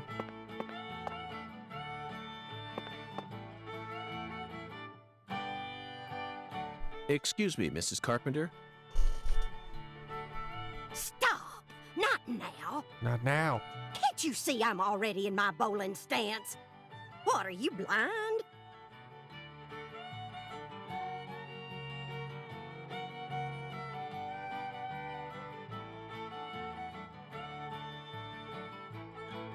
Holy mother of bowling balls. I would just Let bowl me pick while up this she's split. over there doing that, been like, Holy alright. mother of bowling balls, let me pick up this split. Holy mother of bowling balls, let me Holy pick up mother this of split. bowling balls. Okay. Okay. Sure. Why not?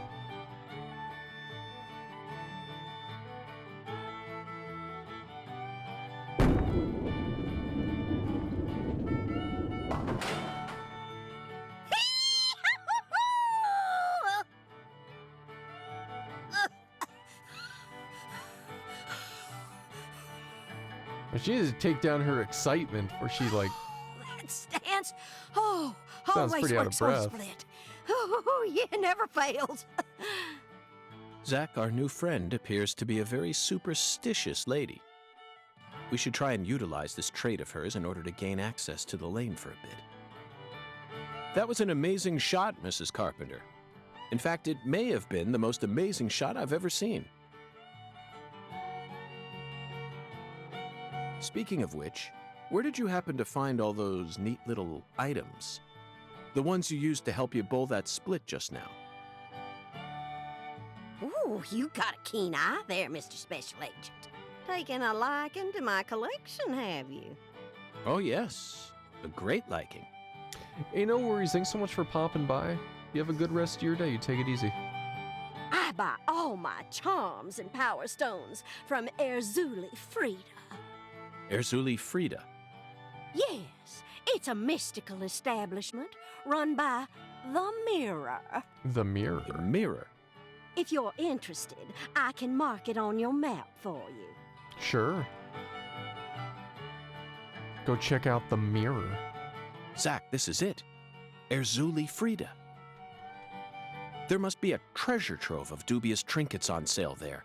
We may even be able to find something capable of changing her mind. It really feels like we're in the deep south now, doesn't it?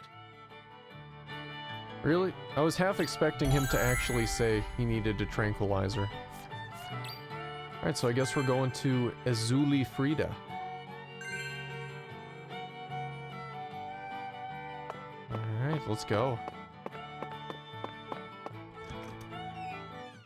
Let's go to the loading screen. This tree.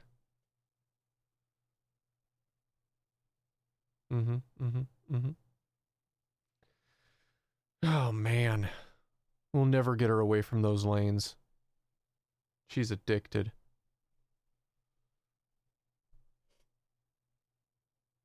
Well, let's see.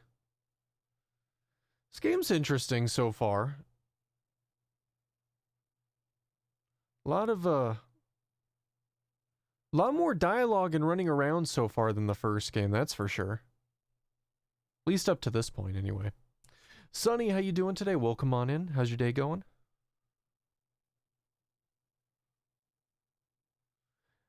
How do you half expect something? You kind of think so, but you're not sure. 50% sure. Doing okay. Not, you know... I'm probably going to jinx it by saying this, but the internet's been holding out so far today. Yes, it did. Then why are you leaving? So far, so good.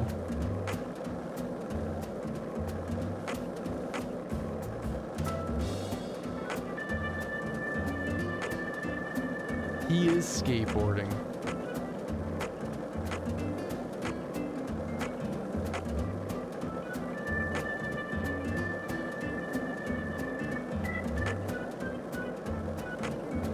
In this game, his car was stolen, so we're skateboarding. Are those just random wild dogs? It's hard to tell from this distance, but they almost look like javelinas or something.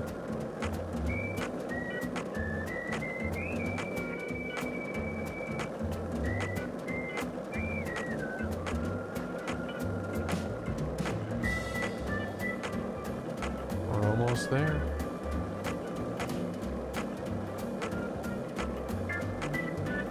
Got carjacked.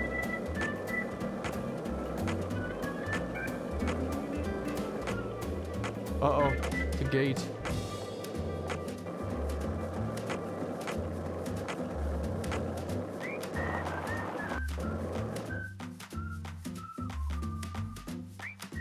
It would have been cool if they made it so you could do some tricks on the skateboard, like just ollies, just simple stuff, but he can only go forward or stop.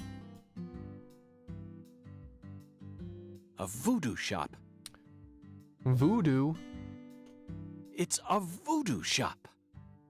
Just looks like a dumb souvenir shop to me. Of course it does, Patty. You're much too young to understand the true value of such a place. All right. Here we go. Into the voodoo shop. Into the loading. Forever, perpetual loading. Deadly Premonition 2. The loading. There we go.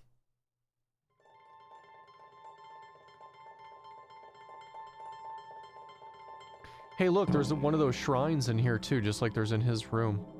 This is all kid stuff. It's just a bunch of charms. I'm allowed to watch TV and go on the internet, but I ain't allowed in here?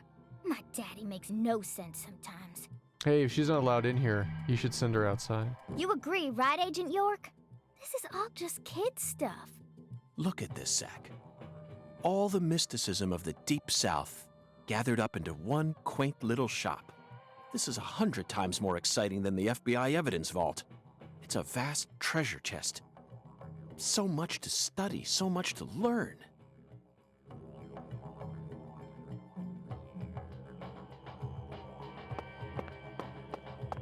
Oh, so this guy is the mirror?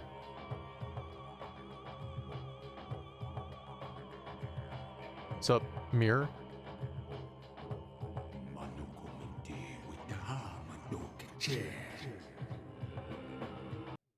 Thou art a seeker, and Cutscene. I see the object of thy desire.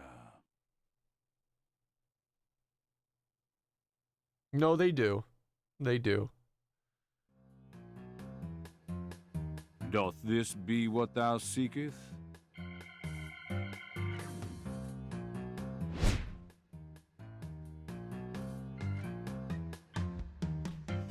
I could sell it to thee now, Mr. the and Mirror. only now. Surely fortune shall not bless thee with another chance. Purchase this, and know that thy wishes shall be granted.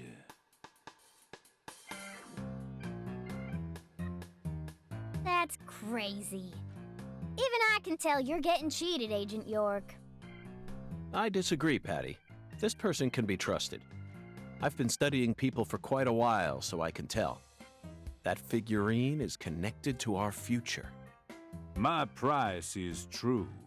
What say thee? Okay. Ooh, here we go. To buy the alligator. Okay. $30. A strapping alligator wearing a top hat and standing on two legs. He's also carrying a cane. For $30. Yeah, I guess so. And we have money. I'll buy it. Thou art a man of refined taste. I am Yes. loath to part with it, but 'twould be a fool's errand to keep it from such a keen-eyed soul. What's wrong with you? No normal person would ever buy a piece of junk like that. Not even at a garage sale. Did you see it? It has a hat. Marvelous, isn't it, Zach? What a treasure. I can't wait to use it. Use it? Where? How? Isn't it obvious, Patty? I'm going to put it in front of Mrs. And Carpenter's a house. cane. In front of her house? All it need is a little monocle, and it's like the Mr. Peanut of the bayou. Yes. I'm sure this figurine will stop her right in her tracks. And that'll give us a chance to finally topple the 10 maidens. Are you serious? Of course I am. And so aren't you? I'm seriously wondering if I should quit helping you out with this. Alright, so I'm guessing we're going back to the bowling alley? Yep.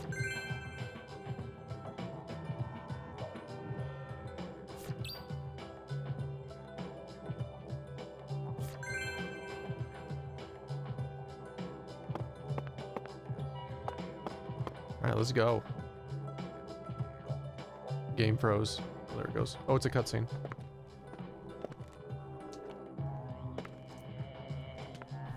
Whoa. That was close. Well, look at you, all standing there like you're expecting me to apologize. It's your fault for not paying attention.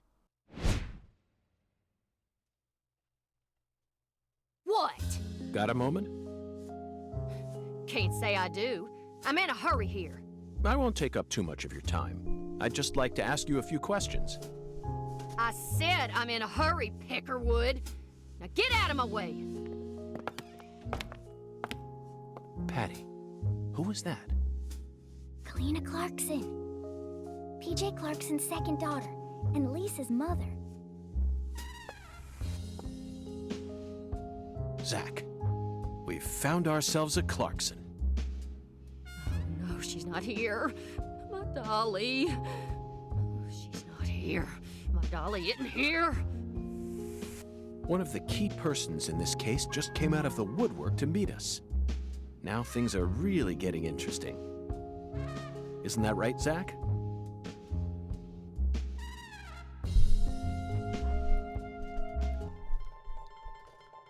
Okay. Do we have to talk to her? No, she seems pretty, irritated. I think we should go outside and load some more. Look at these red leaves. This music, though, the music's good. Music in this game has been pretty good so far. Got some tracks, at least one track I've heard from the original, which is cool.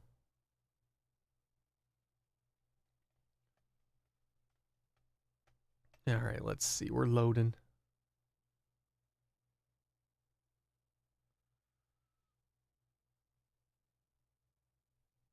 I am going to try to move this over to the Switch onboard SSD just to see if it loads any quicker. Like, I've never had an issue with anything loading off the SD card, but I don't know, maybe it would make a difference.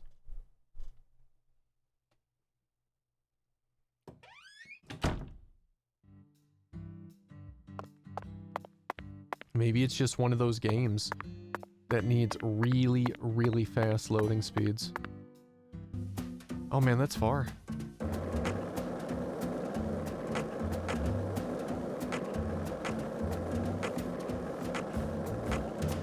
This is like the GTA of the Switch.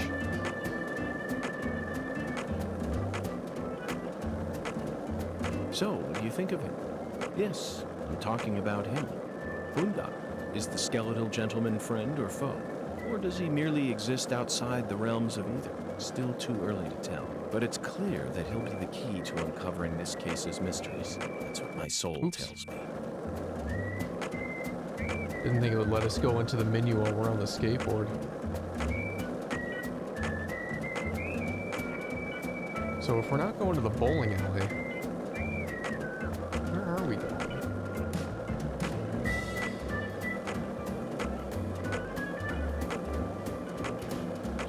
Going over to mission M16. I wonder how many total missions there are in this game. Nate, how you doing? Welcome on in.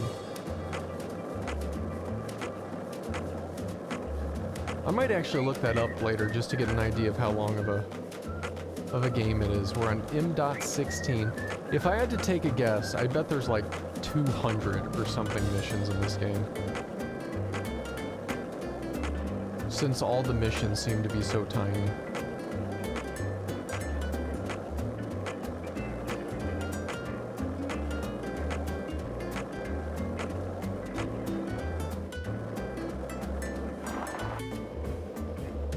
Did I pass it? Oh, across the street.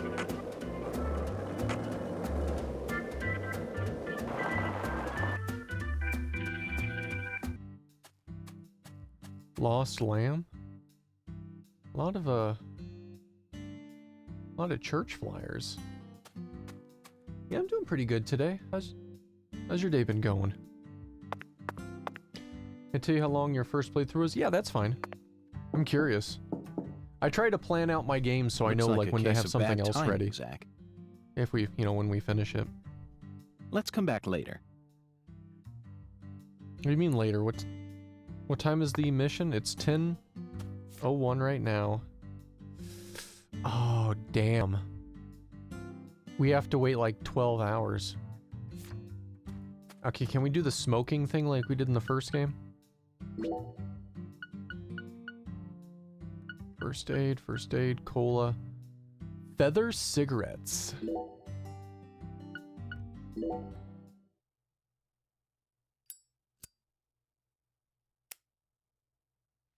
Alright, we're just gonna smoke the day away. Wait, what?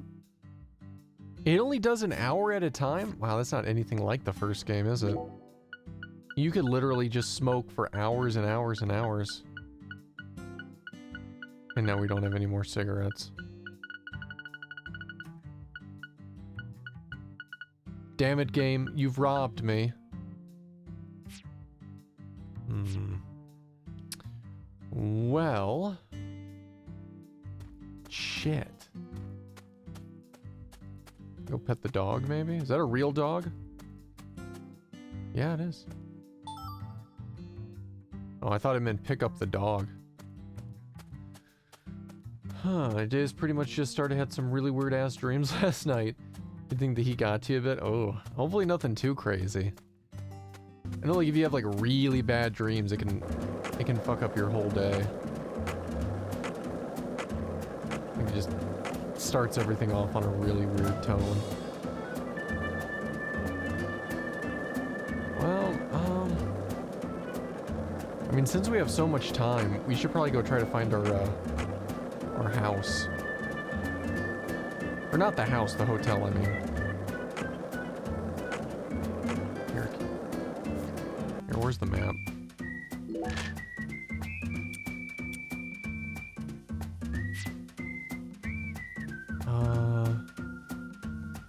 Owl's Nest. Diner. Food delivery. Where's our hotel? The Casa Pineapple, maybe? Maybe that's it.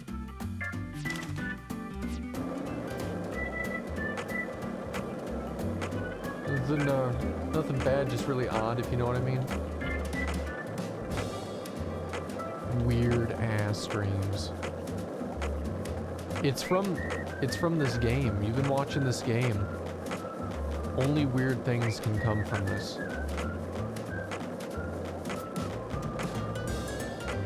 Alright, let's see. We're almost to the hotel. We'll have them pass out for like 12 hours. And then we'll head back out.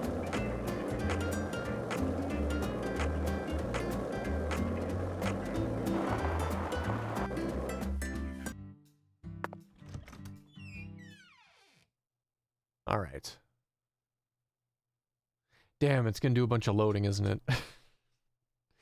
Why can't he just smoke forever, for hours like he could in the first game?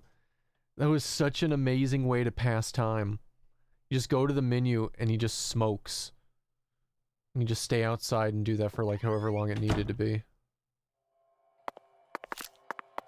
Okay, well...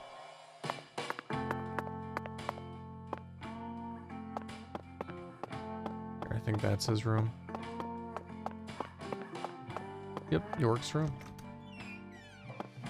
Which plays yesterday, and then some Outlast 2. That was definitely weirdness fuel. That'll do it. See, what is this? He has the shrine in his room too.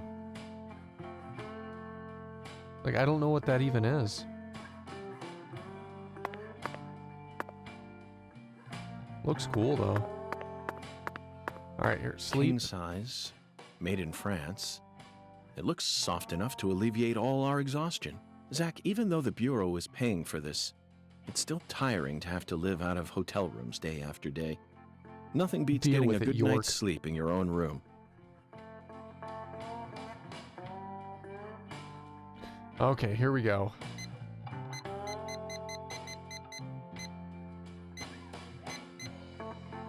We're gonna have him sleep 11 hours. He snores. York snores.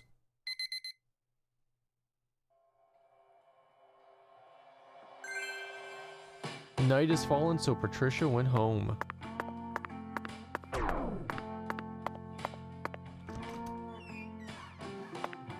Imagine sleeping 11 hours. Sounds nice. Imagine sleeping 11 hours and waking up and actually feeling rested.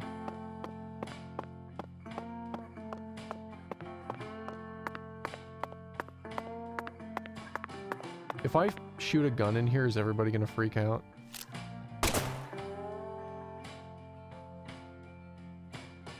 Unfazed.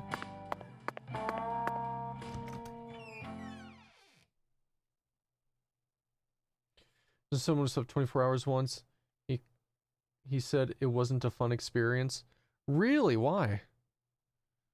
And I mean, like, just out of curiosity, like, was it like he woke up and felt like just messed up because they slept too long, or pissed off because they wasted so much time? Because that's always a dilemma for me. Like, when I go to sleep, it's like, man, I could sleep really long, but then it gets to a point where, like, if I've slept too much of the day away, I'm just irritated for, like, the rest of the day. Because I just feel like I wasted so much time. 24 hours gave you massive headaches. Really? Interesting. That's not good, though. That sounds horrible.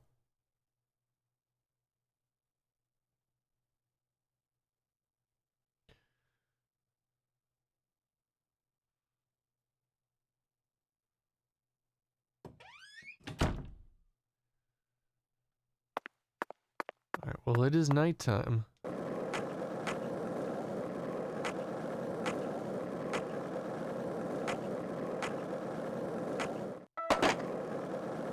I don't even know why he flew.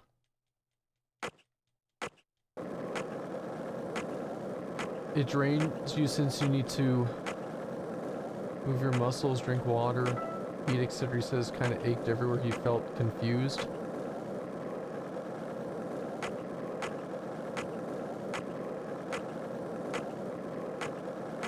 That sounds pretty shitty.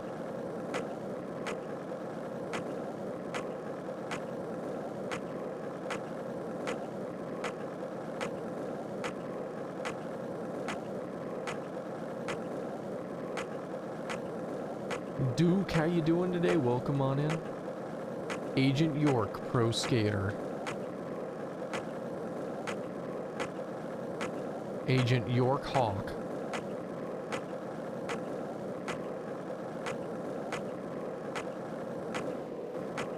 Alright, we're almost there.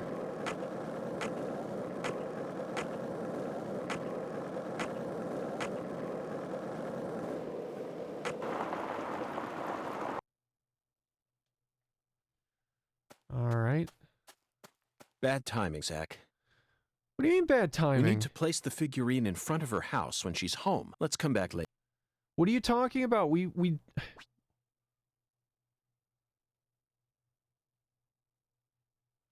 In this game, time is a flat circle. It always continues to pass. Passing the time may affect certain events and whether or not you can enter certain areas. If you cannot wait for so try sleeping in a bed, camping outside, or smoking to pass time.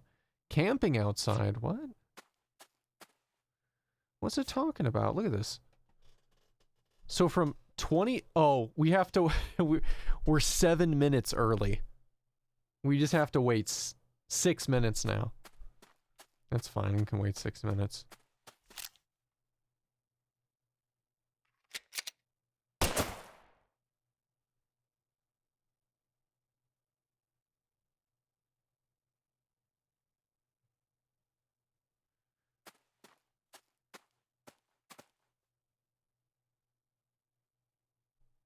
Well, she's home now. Look, that dog hasn't moved. It's creepy. Medium quality cloth. Hey, Faj, thank you so much for the 100. Hey, Zach, it seems I have a few bits to give. I'll give them to this person, Soup Person. Faj, thank you so much for the 100. I really appreciate that. Thank you very much. How you doing today? Welcome on in. All right, you ready?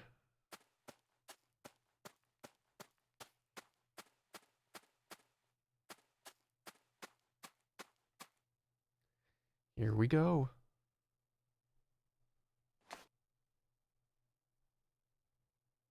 Yes. Perfect. Oh, my dear lost lamb. Ooh, What are you cutscene. doing there? Oh, this? This is all part of the Lise Clarkson murder investigation. Yeah. Something important, hmm? Oh, yes. Very important. I'm FBI Special Agent Francis York Morgan. Please call me York. That's what everyone calls me. But what should I call you? I'm Tyrone Sanders, pastor of the Lucare Evangelical Church. And what business does a pastor like yourself have in a place like this?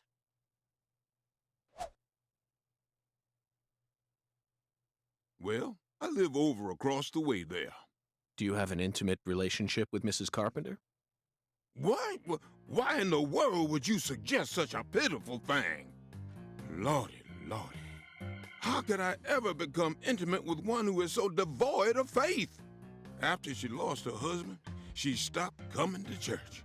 All she does all day is bowl. She even pruned the shrubbery in that pitiful fashion. Bowling pin. Yes, truly pitiful. And did you see that hideous ox of a dog she owns? Pitiful with a capital P. I tried speaking with her, but she shows no intention of changing her ways. Yes, I fear she never lends an ear when the good Lord reaches out to her.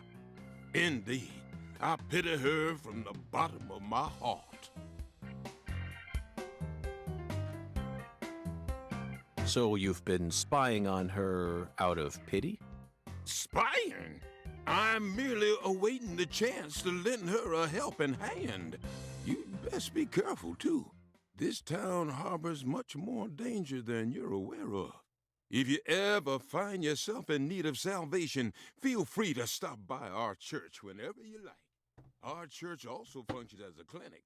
Someday, you may need our help. Zach, did you hear that? Pitiful. Try saying that to someone in the city.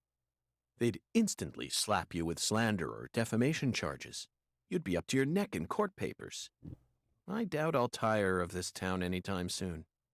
We should consider stopping by that church whenever we get a chance.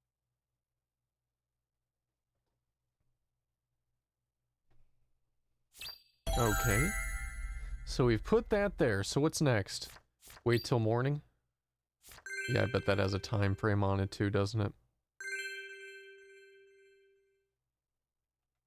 What is the time frame?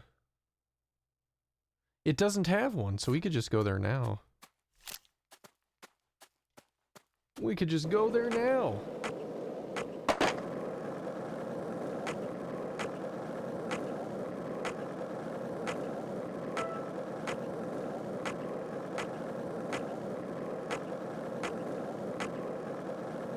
Alright. Feel more rested napping for a few hours, give me energy to go wake long sometimes. From here it depends on how deep the sleep is.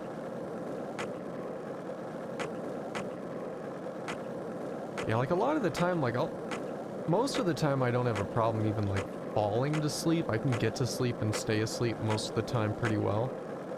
But damn, like when I'm done sleeping or when I wake up anyway, feeling rested is another story. It doesn't even matter how long I sleep, which is just irritating.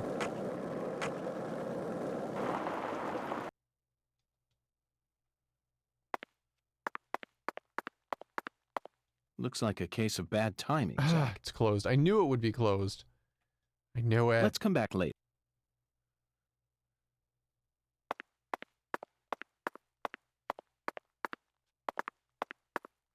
Man.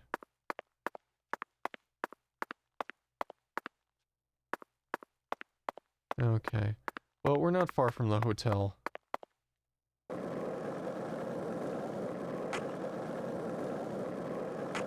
Not far at all from the hotel.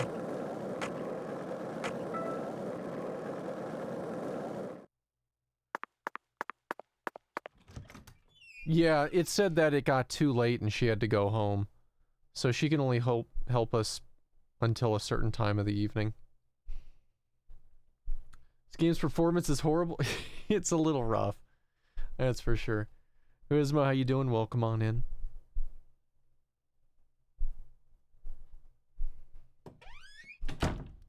I'm just honestly wondering at this point, like, where, where they're going to be taking the game itself. Like, how is it going to evolve? Or is it just going to be a lot of, like, point A to B investigating like this? Because this, if that's all it is, like, that's way different than the first game. Like, the first game did have A to B investigations and dialogue, sure, but it also had these, like, monster ghost shooting scene things, which did kind of feel a bit out of place, but it did at least add some elements to the game to make it kind of feel a little bit rounded off. We haven't had one of those yet. Alright, so we're gonna go ahead and wake up at 10, let's say 11. He slept 12 hours, was up for like an hour and a half, and now is sleeping like another 8 hours or something. Hunger. Dude is starving. Well, we are going to a diner, right? Like, we can just eat at the diner, I think.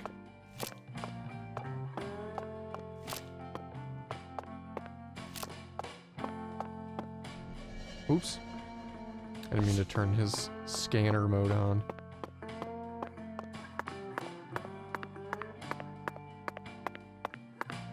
Yeah, he is really hungry. Look at his max health is just dropping down. Let's go eat some food at that diner while we're there.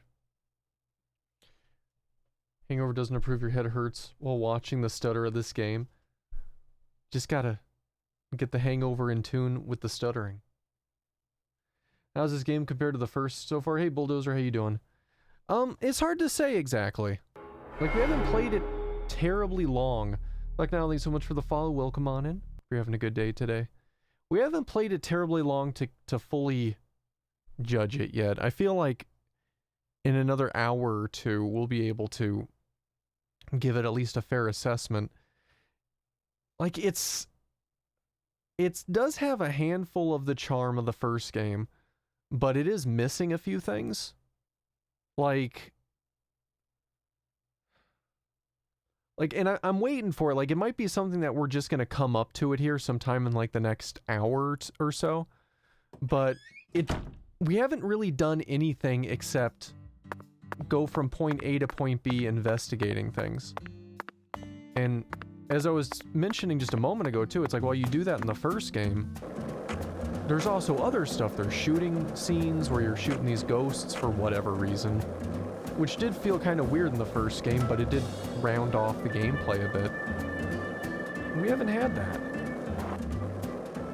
So I'm hoping that there's going to be something more that the game is going to do other than these A to B dialogue scenes all the time. Because if there's not, then it's going to be a disappointment for me.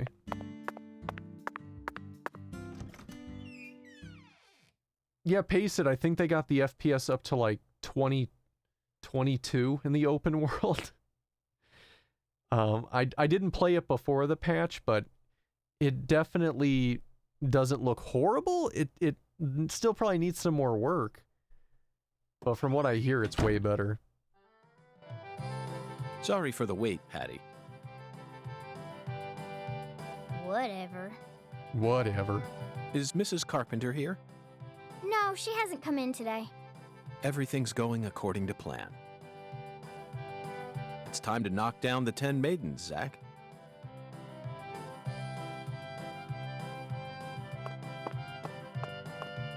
Okay, let's see. The game used to be a slideshow, that's pretty bad. Where can we order food?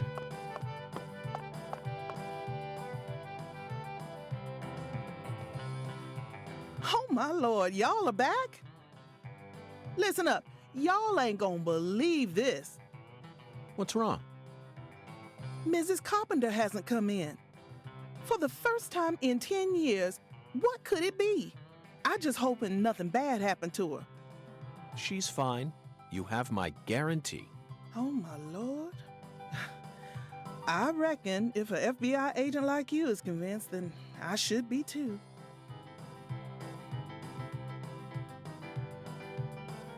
What did I tell you, Patty? Value is a relative thing. All right. We needed to find... I want to order some... Oh, shit. I skipped the dialogue because of this game. Ah. Alright. Can we order food in this diner, though? Seriously? Is there a booth we can sit at? Get some food? Because he's slowly dying. Oh, over there maybe, just where she's standing.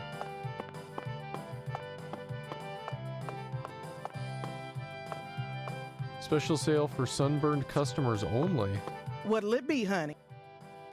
Order. Good, yes. Is this place a bowling alley or a restaurant? No, I need to order. Oh my lord, what's wrong, honey? Can't tell the difference? It says restaurant right there on the outside. How do you explain that then? That's so the customers can bowl while they eat. Convenient, ain't it? If you want to bowl, honey, you'll have to ask Mrs. Carpenter to open up the lane for you.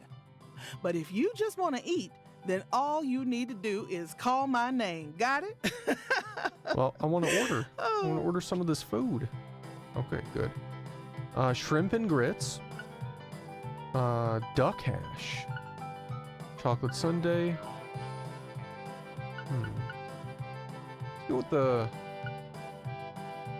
Fill you up a little? Oh, it'll fill you up well. Okay, so I guess we'll go with the duck hash then.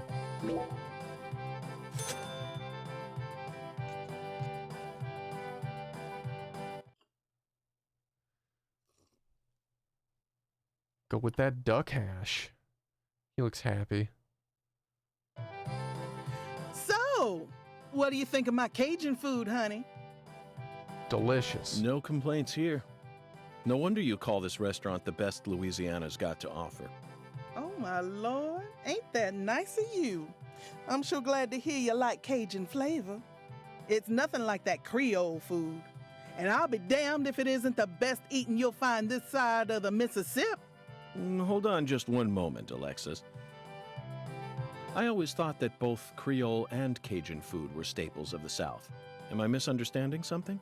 Not at all, honey. Cajun and Creole food are both staples of the South. They both have roots in French cooking, of course. But Creole cooking just ain't my cup of tea. So good, are they really? Sauces of France combined with cooking methods brought in from Africa, mixed in with Spanish influences and Italian-style tomato sauce. Huh, when you smush all that together, you can't even tell what it is no more. Cajun food is pure and solid.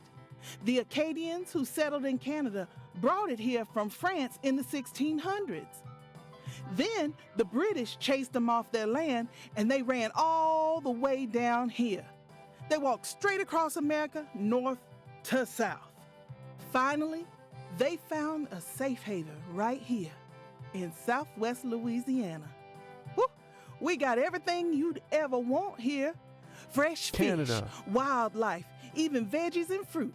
They used their knowledge of French cooking and added some spice and herbs. And then they threw in fresh local ingredients to create what we know as Cajun cuisine. Interesting. Now I understand what you mean about the Cajun and Creole food being completely different. But I still insist that both are shining examples of delicious local food. Roots and history aren't that important, are they? Oh my lord, you don't get it, do you, honey? Lately, there are shops all over the place calling themselves Cajun, Creole, or whatnot.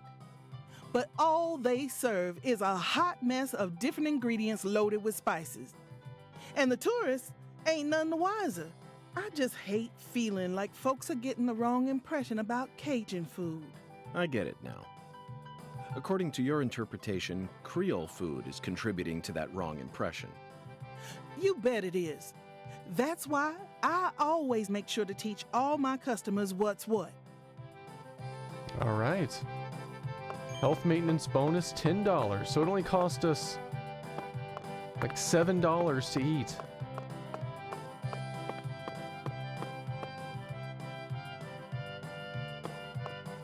A little screen over here. Got a bowl. You really wanted to bowl that bad? Yes. They don't have bowling alleys in the city no more? No. Wrong, Patty. I have absolutely no interest in bowling. Tossing a heavy ball at lined-up pins? Where's the fun in that? You can't even call this a sport. It's a game for cavemen. Nonsense. Utter nonsense. Then can I throw the ball instead? Absolutely not, Patty. This is part of the investigation. I need to do this myself, no matter how He stupid talks a lot it may of crap. You're the one who's stupid. Sure looks like you're having fun to me. Get a strike. What is this? Wii bowling now? Alright, let's go with the heaviest ball. All size, angle adjustment.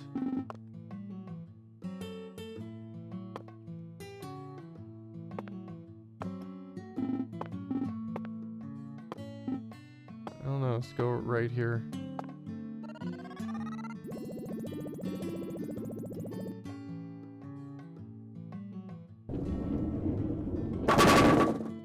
Nope, split. Shit. Or a failure. Okay, let's go with the 10-pound. Let's go here.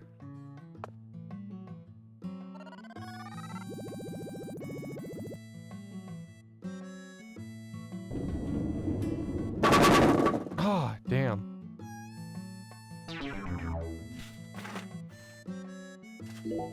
Alright, here. Let's try it the other way. Let's try it with the left spin. And a 13-pound ball. Let's go here.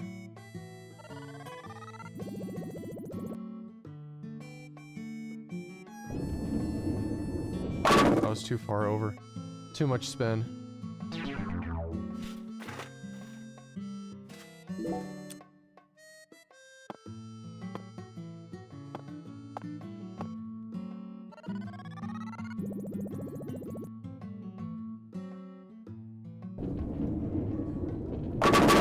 There we go. There we go. Awesome.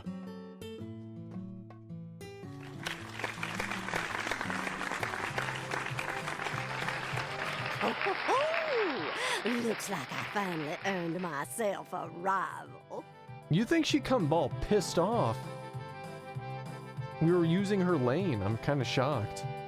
That was just a stroke of luck, Mrs. Carpenter. Despite how I may seem, I've never been any good at any of the ball-based sports that exist here on our planet. The ball-based sports. Sports ball. Oh, no. You can't fool me. I can tell the FBI's giving you very special training. If I gave you a few lessons on top of that, I'm sure you'd be able to go semi-pro. Semi-pro? That's right. That's what I said. Not pro, but semi-pro. Yes, semi-pro. You'd never be able to go pro. You don't have what it takes. Savage. You could become a semi-pro if you tried really hard, though. Well, I guarantee it. Come back and see me when you feel like giving it a try. I'm sure my husband would forgive me if I let someone like you borrow my lane. Well, we gotta give youngsters a chance to grow. That's what we always say. I could actually go semi-pro? I'd take her words with a grain of salt if I were you. Semi-pro. Patricia, I can understand why you'd be envious of my talents, but you don't need to worry. You have your own unique talents, just like any other person. You shouldn't have to feel inferior every time you look at me. You're unbelievable. You sure you don't need to get your head checked out? It's so strange, Zach. I feel like I'm discovering a new side to myself. It does sound like an insult. By You the could be way, kinda Mr. good. Special Agent, No way would you be actually good. you said you're investigating the Lise Clarkson incident, yeah? In that case, there's something you should know. She was a druggie, and she was into the really bad stuff. Red powder. Oh, no wonder the FBI picked you. You already figured out that much. Well, the reason Lise turned into such a little hoodlum is because of her mother, Galena. Not yet, Quizmo. Not yet. I don't know if we will, but I haven't seen any yet. Quizmo has just redeemed,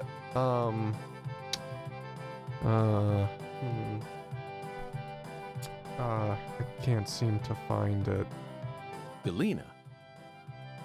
Mm-hmm. A mother only in name. Oh, as far as I'm concerned, she's still nothing more than a child herself. Oh, dressing up in fancy clothes, always out on the town somewhere. Children giving birth to children. If these aren't the end times, well, I don't know what is. Oh, and they were always cooped up in that jazz bar. Galena wouldn't know proper jazz parenting bar. if it hit her in the tush. Zach, the jazz bar. We first heard about it from Patricia. It must be deeply connected with this case and the red powder. It must be San Rouge. Following the Oracle and felling the 10 maidens sure paid off, didn't it? So, Mr. Special Agent, are you all finished here? Yes, Mrs. Carpenter. Thanks to you, I've gotten a new lead. Oh. Then how about you mosey on and let me get back to my bowling? I need to bowl my first game of the day or else I'm gonna get rusty. Well, what are you waiting for? Get a move on! Shoo! Shoo! Damn, she shooed us away. Bowling has been unlocked. Oops, keep hitting that button, because I was running the last game.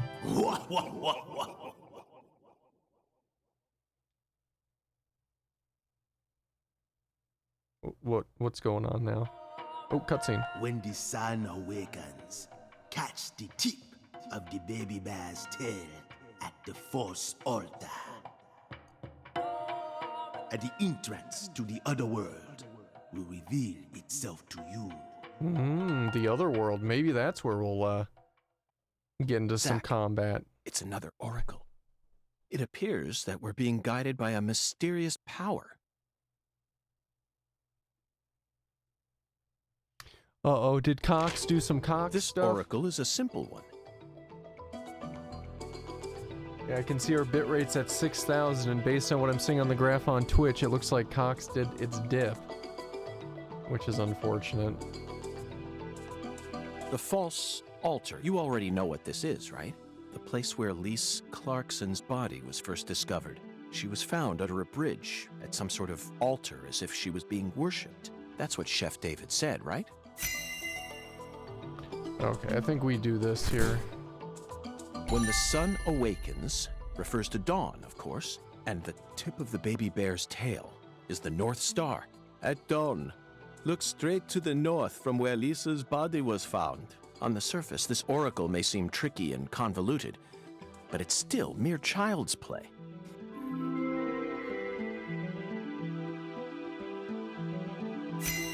I guess that's going to be our next thing, huh? Zach, let's follow the oracle and head to where Lisa's body was found. I don't know what Otherworld refers to, but I'm sure we'll find out once we get there. Oracle? That's right, Patty. This case is a rather complicated one, so Zach and I are following oracles given to us by a skeletal gentleman in order to crack it.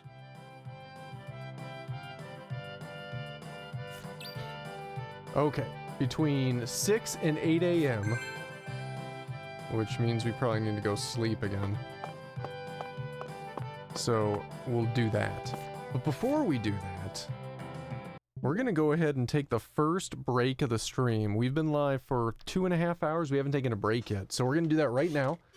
I'll be back in just a couple minutes, and then we'll go and see what this other world is about. I'm really curious if this is going to be maybe the start of this game's version of combat seeing something otherworldly, because that was what happened in the first game, was kind of like an otherworld type situation whenever we would get into those scenes. So I don't know, I'm hoping. I mean, the game is fine and everything. I'm hoping we get to see more types of gameplay than just this running here to here to here to hear dialogue. So, I mean, I guess we'll find out. So I'll be back in just a couple minutes, guys. I'll see you all really, really soon.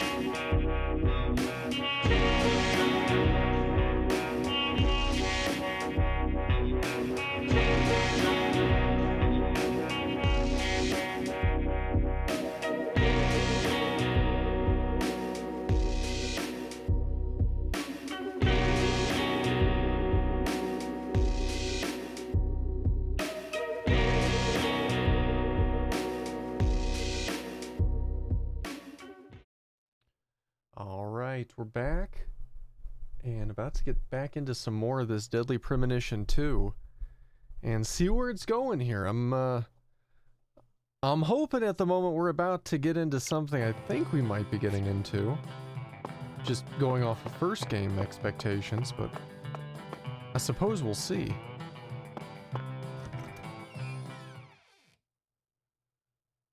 Alright.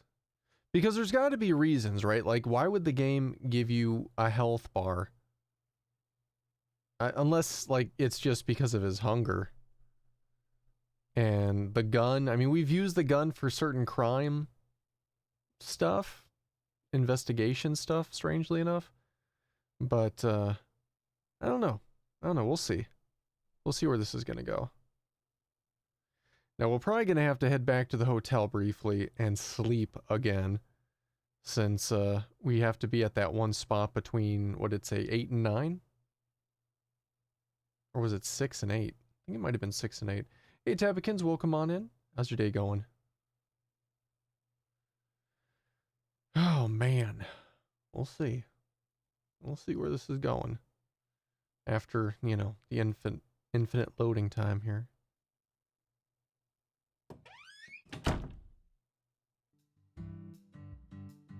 Oh. This is Lucari Tiger. Do you read me? Over. Lucari Tiger to DC Eagle. Do you copy? It's Daddy. Hurry up and answer. This is DC Eagle. I read you loud and clear. Over. Oh, good. Mr. York. I'm sure glad you picked up. There's no point in using code names if he's just going to say my real name. This is true. Mr. York, can you hear me? Hey, Mr. York. Oh, right. Over. DC Eagle to Lucare Tiger. Is something wrong? Over. Mr. York, I got something I need to tell you. He's gonna keep saying his name. Just sit tight and listen, okay? Over. Roger Wilco. Go right ahead. Over. I just happened to overhear some of the Clarksons talking on another channel.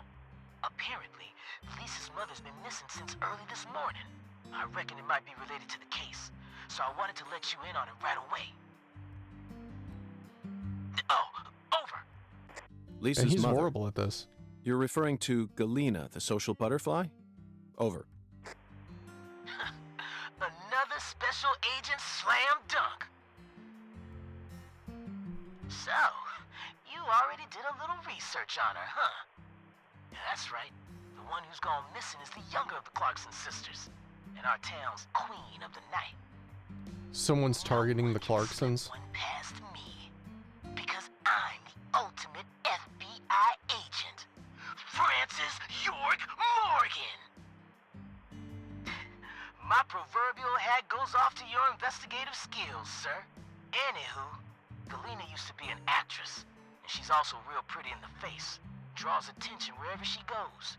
If you happen to spot her while you're investigating, would you let me know? Oh yeah, over. Wait. Hey, Mr. York, what do you say we cut this out, huh? Over this, over that. It all seems kind of overblown, don't you think? Besides, I reckon we're the only ones listening to this. No need to be so stiff, right? Yes, Melvin, I agree. There's no need for us to cling to formalities. Glad to hear it. I ain't never been too good with formalities, you feel me?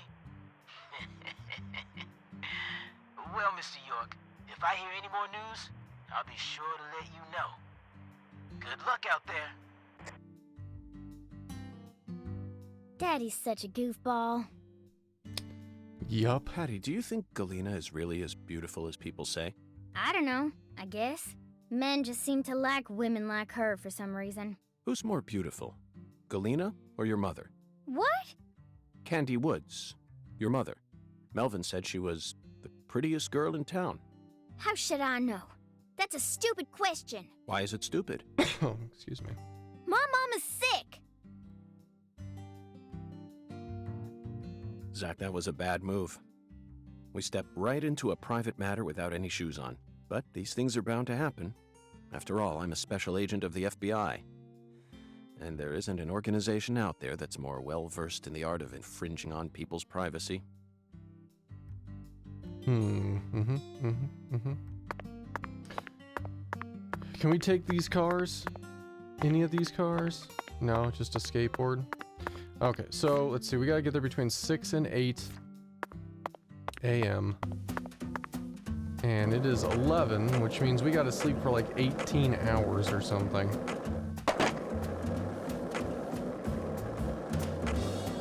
So let's go to the hotel and sleep forever. Oh shit. Let's just get off the skateboard.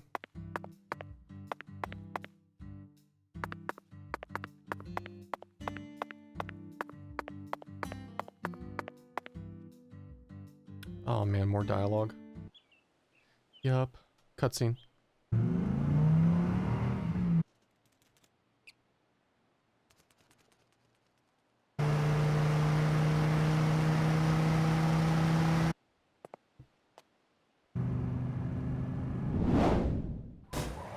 What the hell?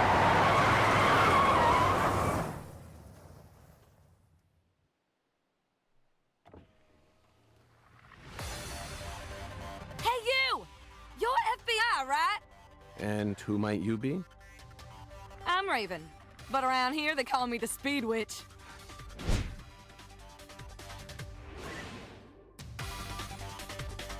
You're here investigating the lease case, yeah? And instead of a car, you're using a skateboard? For real? You've already become the talk of the town, you know? Anyway, I was just wondering if you needed any help. What's your name? I'm FBI Special Agent Francis York Morgan. Please, call me York. Okay, Yorkie it is. I'm actually testing out a new kind of business right now. And I was hoping you'd be down to try it out, Yorkie. What kind of business are we talking about here? I drive my customers to wherever they want to go, and once we get there, they pay me. Now that I think about it, I reckon it ain't much different from a taxi. Seems a bit strange to call it a new type of business then. Only 'cause you haven't heard the details yet. Here, let me explain. I got a feeling that in the future, cell phones are gonna get more advanced. And people are gonna be able to just order taxis from their phones whenever they need to get somewhere. So I'm thinking, hey, why don't I just start a company that instantly sends out drivers to take folks from point A to point B? How? I want to make it so that anyone out there can just register on my site as a driver. I'm talking normal people, not pros. Then once we get a request, we'll just send out the driver who's closest to the customer. It'll be a hell of a lot more convenient than public transportation, and faster than any normal taxi company. I'm positive it'll be a big hit. And I'm gonna call it Wyvern. The logo will be a Y and a V. Cool, yeah? Is that legal? Beats me. But if I hire them all as independent contractors, I reckon it'll work out. See, that means each driver and customer will be bound by their own private agreements. My company will just provide them with a platform to hook up. Squeaky clean, right?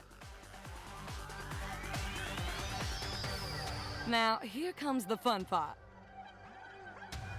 I want to help you get around while you're in our town, Yorkie. For a fee, of course.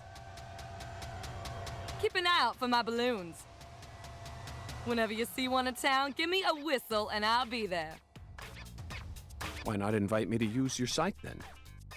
Why are you out here driving around? I'm still experimenting with this business model. My site isn't open yet, and I'm still trying to figure out what sort of fees will work best. So I decided to go find myself a customer to get a feel for how things will really go. Well, wanna ride? Zach, that was quite the spiel, wasn't it? This seems like little more than a scheme to make some pocket change from carpooling. And what's new about that? Although it will be a bit hard for us to keep investigating here for days with nothing but a skateboard. What do you think? Should we accept her offer? But we don't need a ride right now, though.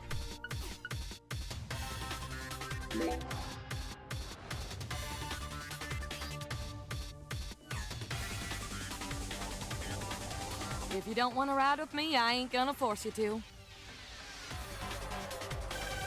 Oh, we're back to If you that. ever change your mind, just give me a call. I'm always ready to get out on the open road. Sure thing.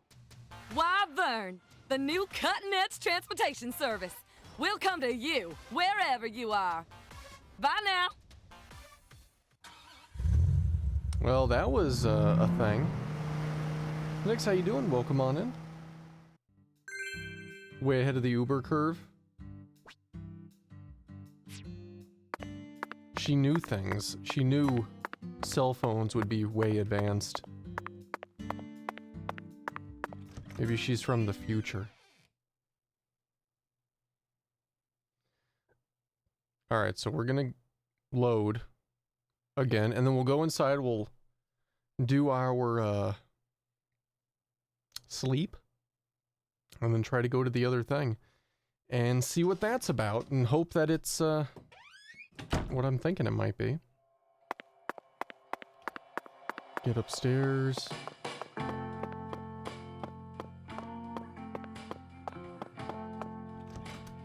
York's room. Here we gotta sleep until 6.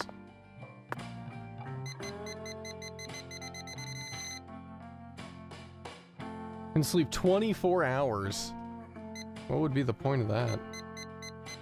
Okay, so we'll do till 5:49. 18-hour sleep fest.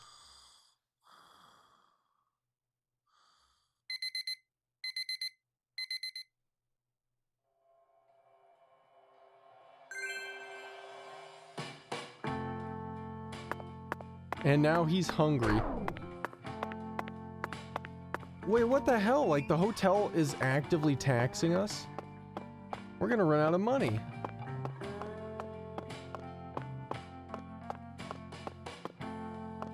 Do we have any, like, food on us?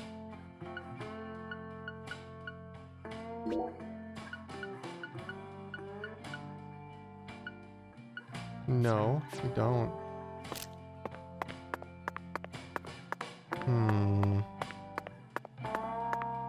Wilcor, how you doing? Welcome on in.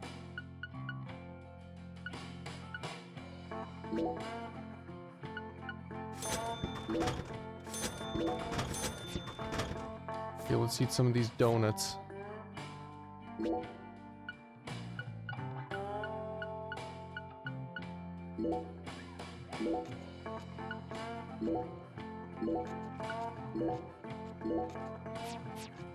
There. He's a little bit better now.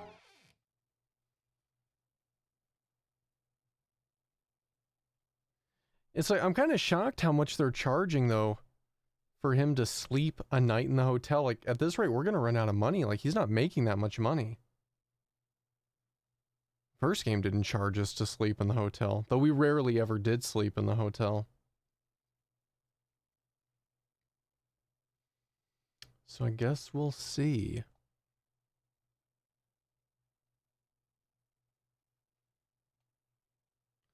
While we load forever.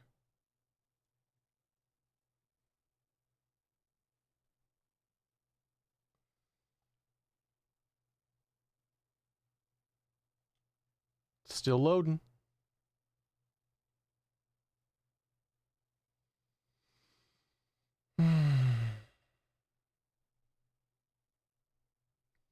Get that frozen loading. There we go.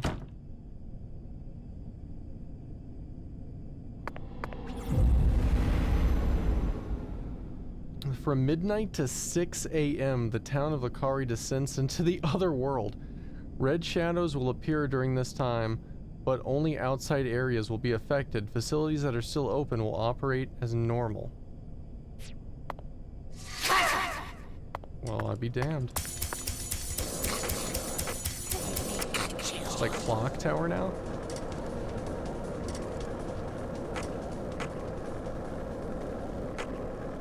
So I'm guessing that's what they're doing about the the other world stuff like in the first game.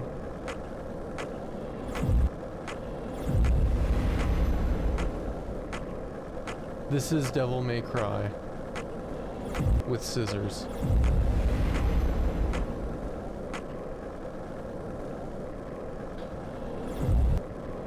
Like, it doesn't even matter, like, because they're so slow. We can just skateboard anywhere.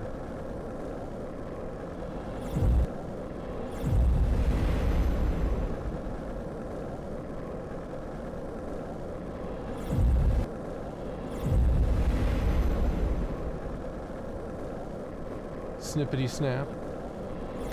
They're trying to cut us.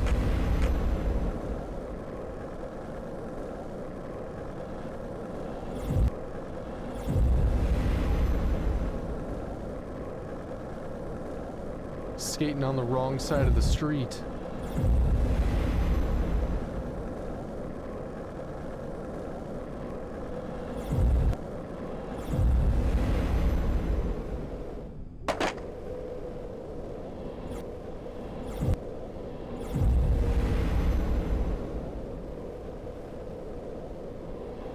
Alright, so we're almost out of the other world because it said from midnight to 6. So now everything's normal.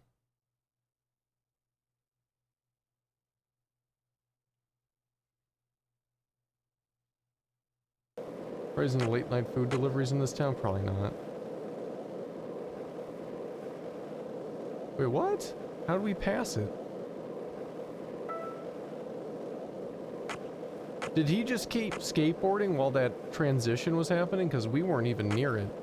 And now we're past it.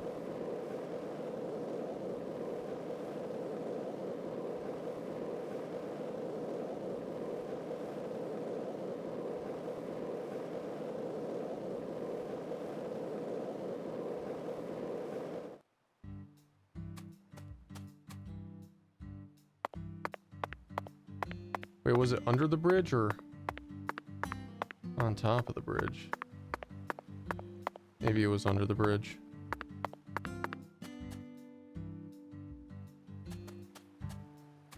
Can't see anything. Oh, here we go. Discovery site. We're there. And look, the red seeds. The red seeds.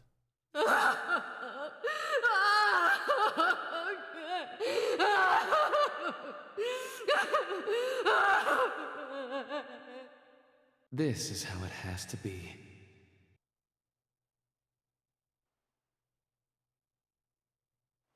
Sure. Why did the perpetrator decide to enshrine Lisa's body here?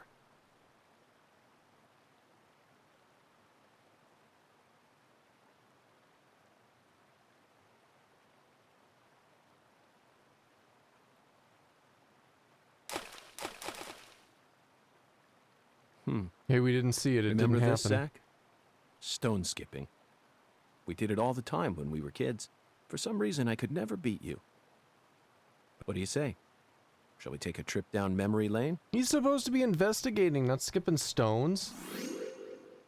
More mini games.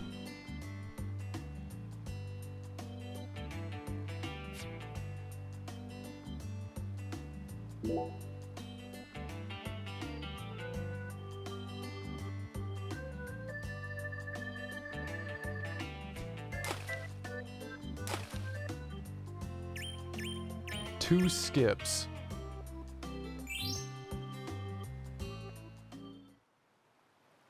Not bad, Zach. That was just as horrible. fun as when we were kids. Hey, what's that? No wonder the word Mississippi means father of waters. It has the power to carry boats down the tiniest of tributaries. It's one of the prime symbols of America's majesty and the vitality of the human race. Now about that boat. What sort of cargo would give it such a deep draft? What else do you see, Zach? I saw it clearly, if only for a second. The dragonfly crest. This town never wants to stop reminding us about the Clarksons. Stone skipping has been unlocked. Well, let's try it again.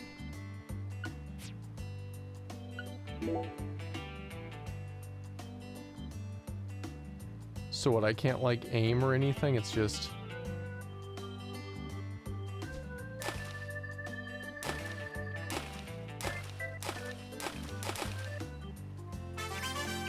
Trying to figure out how this game is going.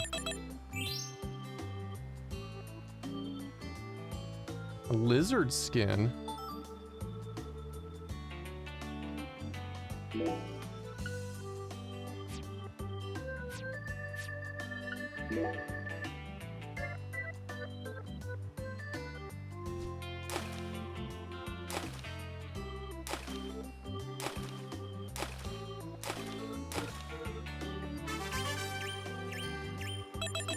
Well, at least I figured out how to do the game now.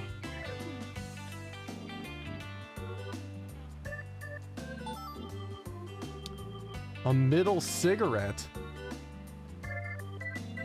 Let's try one more time. Ooh, Lafayette stone. Look how that one looks perfect. It's better than the other stone.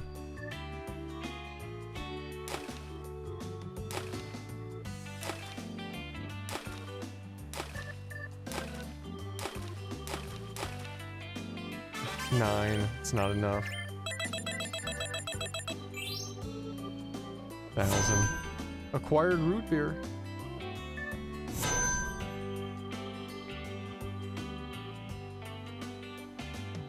Try it one more time.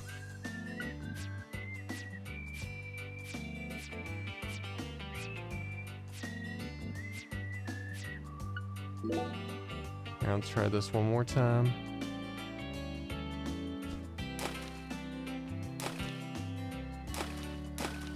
Ah, bummer.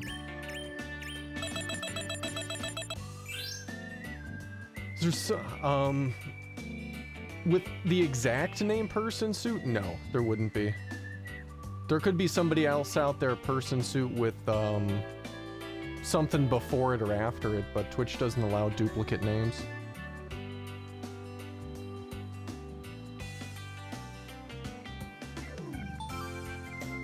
I mean, not unless someone before me, I guess, had the name and then deleted it, and Twitch may have recycled it at that point. That's possible.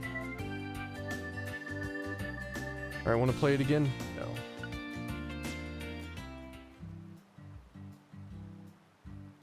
Man, so what are we gonna do now?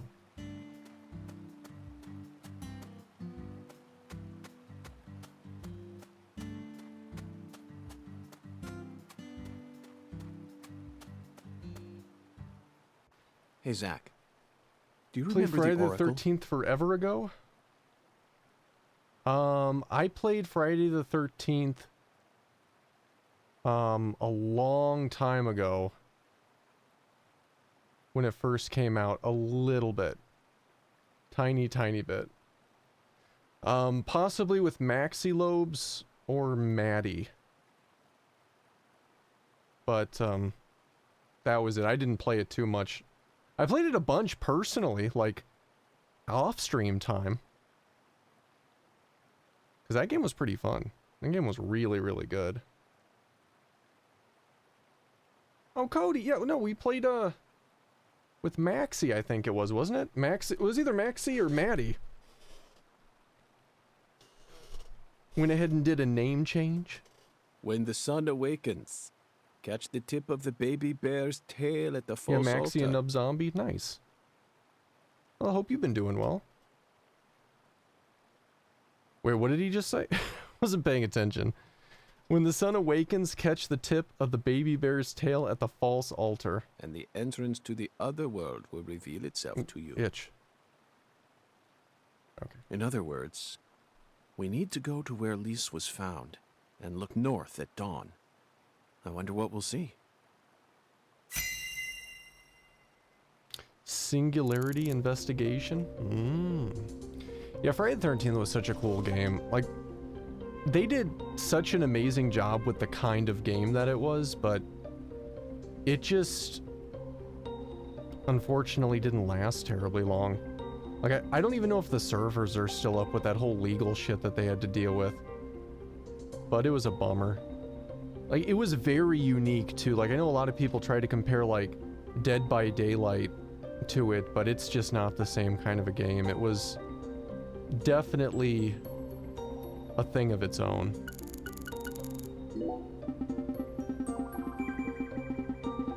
Why isn't he even reading this? Look, Zach, someone used these stones to create a mini Stonehenge. Stonehenge next to an altar. Their love... we're just gonna skip past it. We don't need to hear the little beeps of him typing. Their love for cliched symbology is truly horrifying. But this isn't England, nor is it a historical significant location, which means that the symbol has nothing to do with Lee's case. Unfortunately, it's nothing but a childish prank. Let's take our search elsewhere, Zach. Like, that's weird. Why was there no dialogue there? An old tire and a solitary glove kind of looks like the surrealist painting, doesn't it? Whenever I see an old tire, I'm possessed by the urge to jump on the inside and roll down a hill with it. Must be the influence of some cartoon we saw when we were kids. Now, come on, Zach. I couldn't have possibly tried that here. We have more important things to do right now. So weird that there's no dialogue here. A bottle from a river. As a child, I used to love finding these. I always hoped one would contain a message from a faraway land that would change my boring life forever. Sadly, the bottle is all too real. It's filled with nothing but dirty water. I thought it was an old document, but it's actually an old movie flyer. It's worn out that it's hard to see, but I think it depicts a bicycle flying in front of a big moon. So E.T. The title says E.T. Have you ever heard of such a film, Zach? It's such a bizarre image, and it almost looks like there's something in the bicycle basket. Truly bizarre, isn't it, Zach? What a strange movie poster. Okay, so that's not believable at all in this game. With how big of a movie buff he's been the entire game, and then now he's never heard of E.T.? It's like, dude, seriously? Even in the first game, he's talking about like Spielberg stuff, so I don't know, that's weird. It's a skull, Zach. As clear as day. That's the spot. The barrier between our world and the other world. One might call it a singularity. Singularity inspection complete.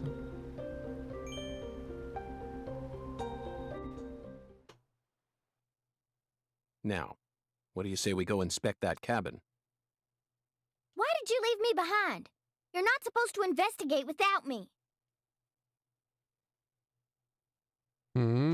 Oh, I'm sorry, Patty. You just missed a special moment. What moment? The sugarcane plantation? So what? You can't see it? All I see is the Clarkson's plantation and that gross silo. There you have it, Zach. Patty, Zach and I will take it from here. In the meantime, you need to head home and wait for us. Wait at home? Alone? Yes, but only for a while. Once... Hey, hold on! Also, would you mind telling Melvin that I'm heading to the sugarcane plantation? I'm sure we'll need his help later. Whoa, Agent York! Wait!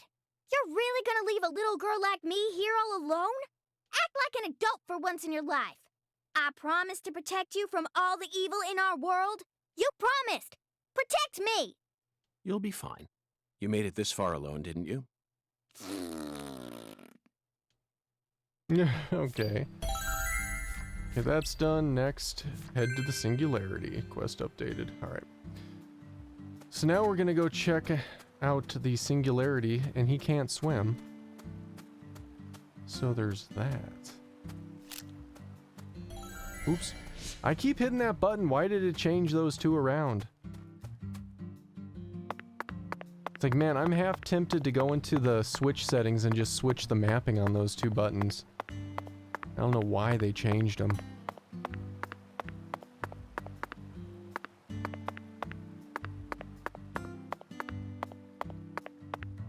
And he has no stamina in this game. Oh man, let's go.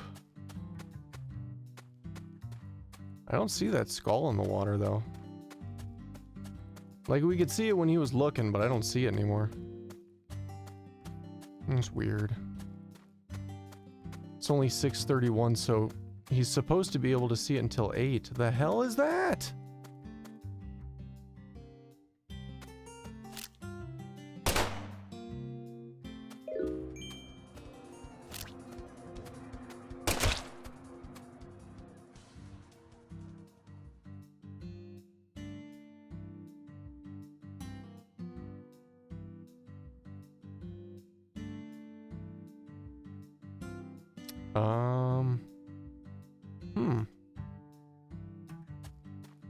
Alright, I'm convinced we just shot an alien squirrel.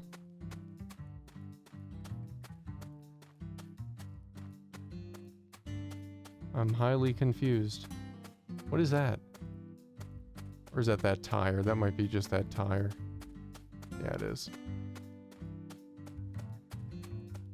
Alright, I don't understand, but we just shot a squirrel that was in a UFO cardboard box. T-Biscuit, how you doing? Welcome on in. Peacemaker, how's it going? Welcome on in. Clarkson Sugarcane Plantation.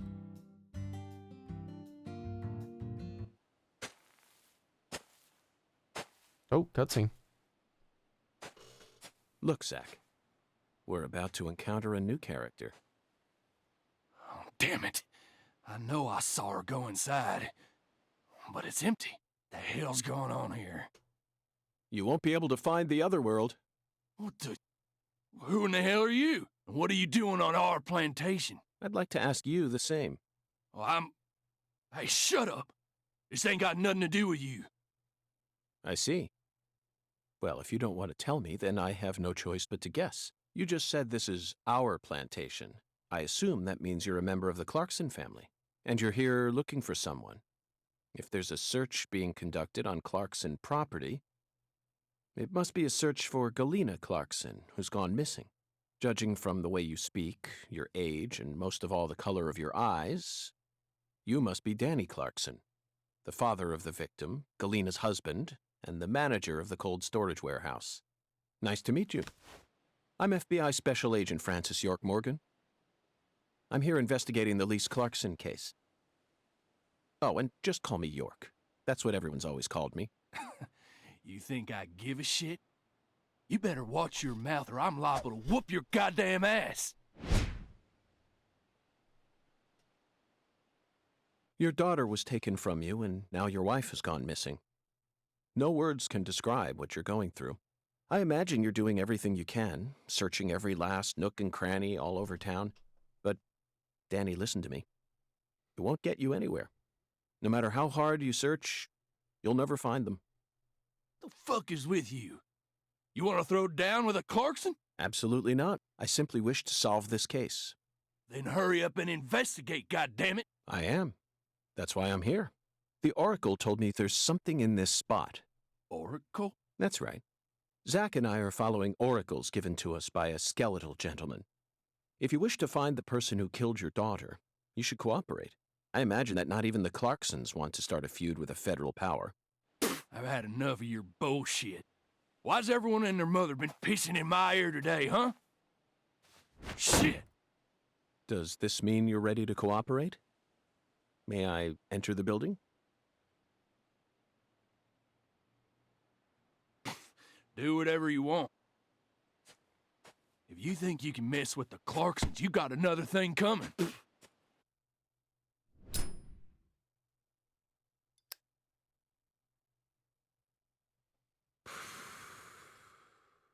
Zach, it appears that the Clarksons have no idea where Galena is either. And judging from Danny's demeanor, the family must be in the midst of their own complications. This case may require more work than we think.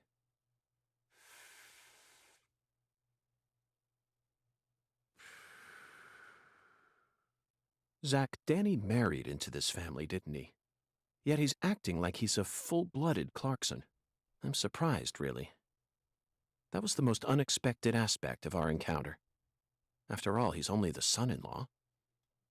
What do you think, Zach? Dude's kind of a dick. Alright, how do we get in here? Oh, over here. Dude, 75% mullet? Yes. This is true. And this game is 75% loading time. At least 75%. Oh, look at that.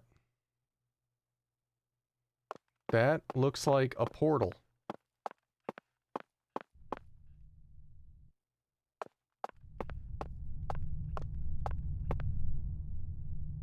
Enter the portal. This is it, Zach. A deadly premonition. He said the name. He said the name of the game. He did the thing. I'm trying to sneak around, but I'm dummy thick, and the clap of my ass cheeks keeps alerting the guards. Cyborg Rachel coming on in with the raid. Welcome, Cyborg Rachel, and everybody coming on over in the raid. Hope you guys are having an amazing day today. We're currently in the middle of checking out some Deadly Premonition 2. We just finished 1 yesterday, and we're checking out 2, and we're about to go through what looks like some sort of a portal. Or we're just looking at a Deadly Premonition. It's yet to be seen, but we're doing it. Hope you guys are doing well, though. What were you doing today, Cyborg? What'd you have going on? Get a proper shout out here. Grand, how you doing today? Welcome on in. This game's been interesting. I'm on the fence about it a little bit, because it's definitely starting a bit slower than the first game, but so far it's been alright. I'm really curious where it's gonna go. And we might be going somewhere right about now. So let's check it out. You know, for some reason I'm getting butterflies. Butterflies? How about you? It's time we went and saw this other world for ourselves. Alright, let's see. He walked through the wall. Things are afoot. Don't stand there looking so smug. You're the worst person in this room. Yosho, thank you so much for the host. Appreciate it.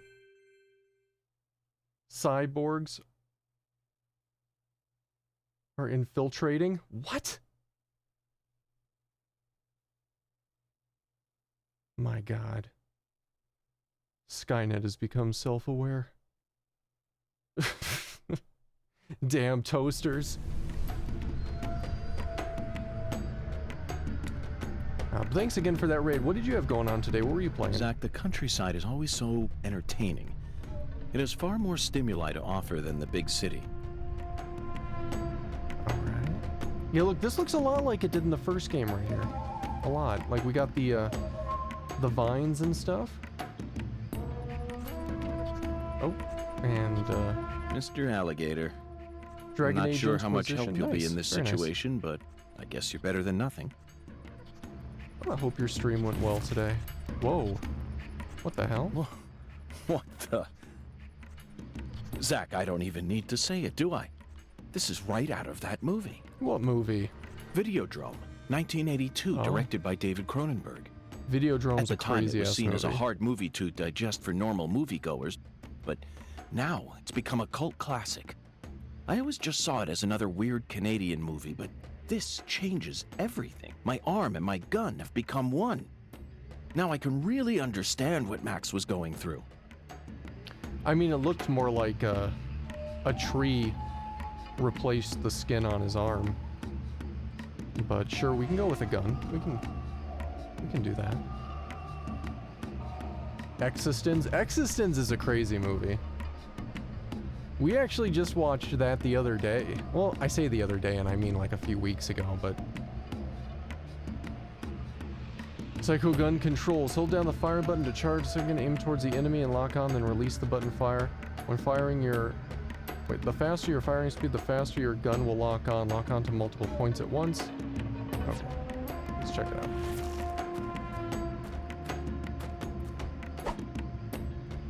We can pistol whip with his hand. Let's see here. We got fire.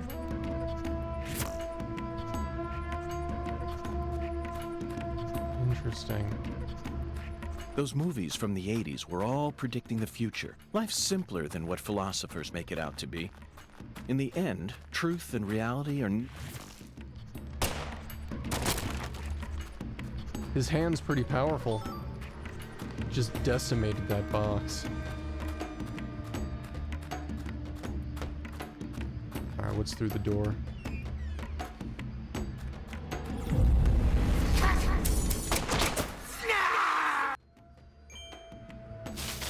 Okay, so his hand, or the bullets rather, and the damage all operate on a point system, it looks like. James Woods was in Videodrome. Videodrome is a really crazy movie. It's worth watching if you haven't seen it.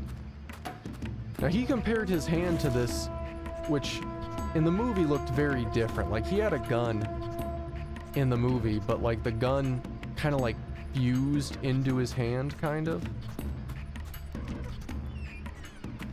I guess it's a similar concept, but it didn't look like his hand does here.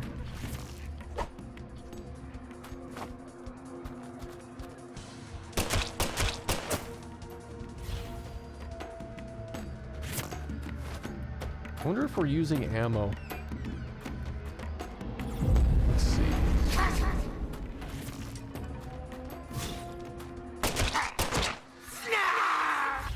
We get $1.30 for headshots. Cronenberg has some crazy ass movies.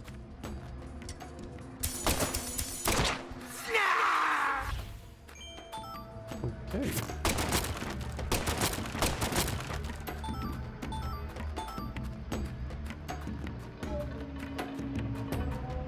Rick and Morty called just Cronenberg for a very good reason. Cronenbergs. You know, I actually haven't seen Rick and Morty. Like, I'm familiar with it.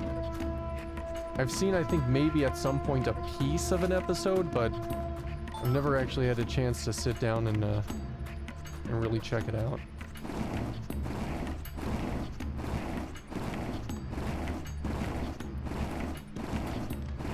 I'm just moving a cart. Stop moving it. There we go.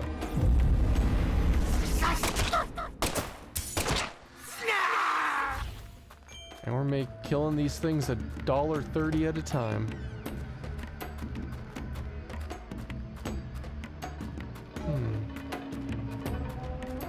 These tables making mazes for us.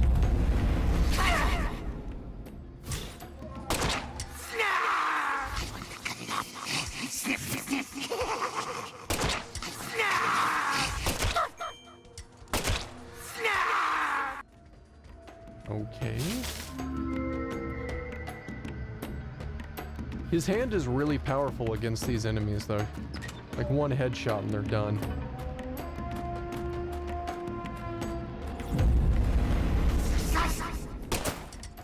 Oops, see? Missed the first one.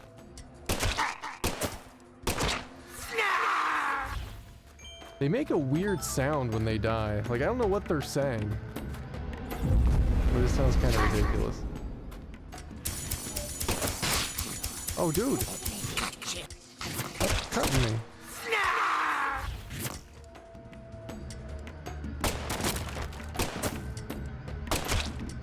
Really? There we go. Like in Venom, how you doing today? Welcome on in. Controls clunky? I don't know if I'd necessarily say they're super clunky, but like the Switch controls themselves leave a lot to be desired. Like the dead spots for the joysticks on the Switch, even with the Pro controller, are not super great. So you end up like overshooting and making too many adjustments fairly often with the Switch controllers.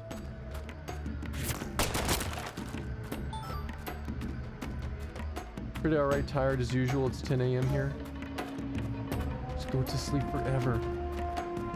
Yeah, it sounds like they're saying like snarf or something, like, I don't know.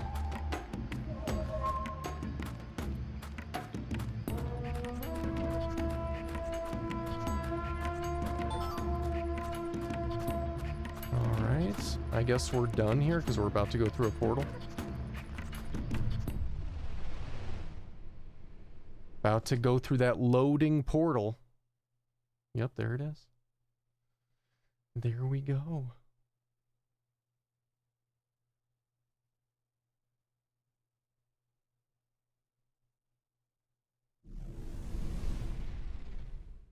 Sup, Camo? How you doing? Snooky wants snooze.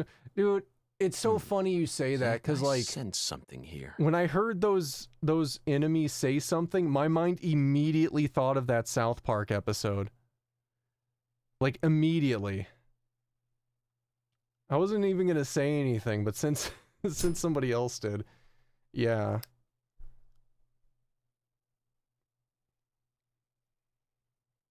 Raw Meals, how you doing today? Welcome on in. What the hell is this? Lise was murdered here. Let's take a closer look and find out exactly what went on. Profiling start.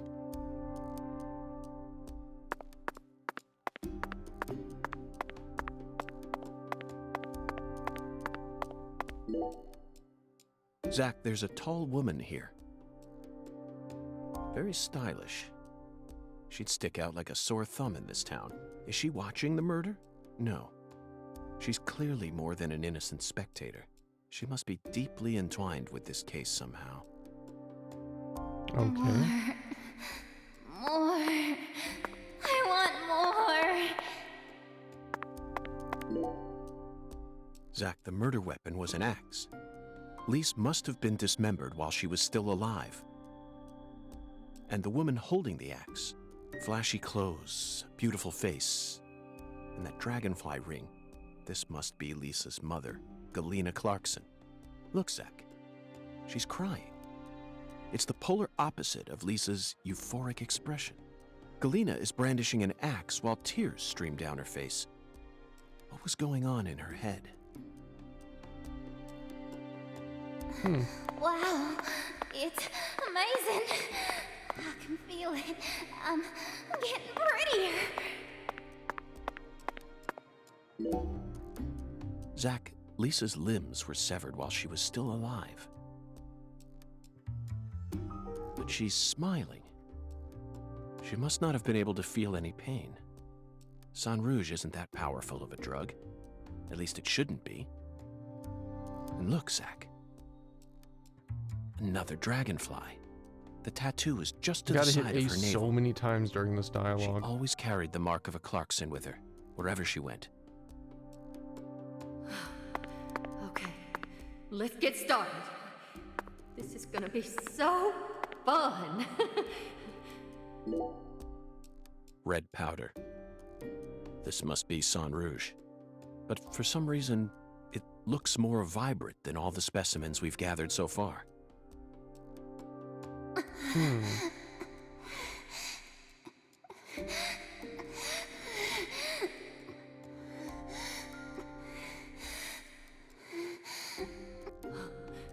Lise, you're so beautiful.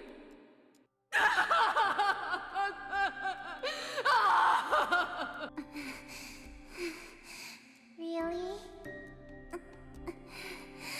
Yay! Okay. I'm a little dolly. I'm a little dolly. That's it, Lise. It'll all start from you. Now you'll never die. You'll be eternal. Just wait for me, Lise. I'll be with you soon. I'll always be with you. Dolly. Dolly. Dolly. Okay. We only got $20 for that profiling. It's not even enough to stay in our hotel. So, Lise Clarkson was murdered here. After she died, she was carried to the spot underneath that bridge. Why did the killer feel the need to move her? Bodies are usually only moved to cover up evidence, but this is different. Lisa's body was enshrined.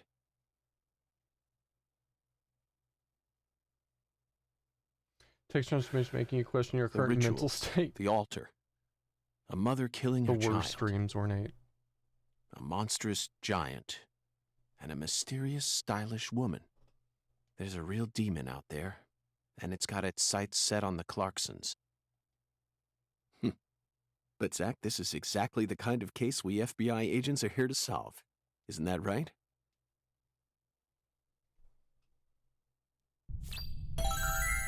Head to the singularity. Clear.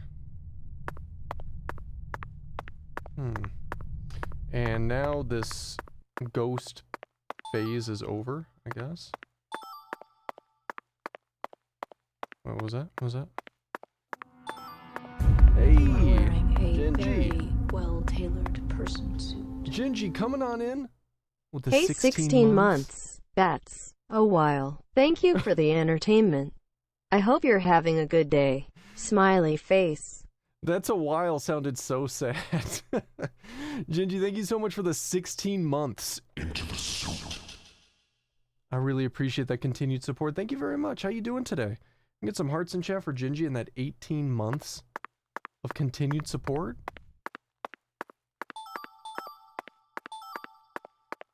Some first aid kit, rubber bullets.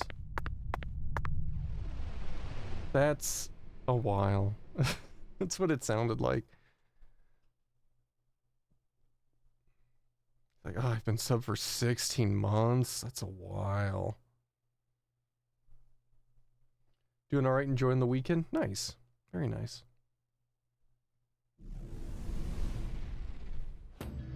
And now we're back here in these hallways. Hey, look, he's got the little pocket flashlight.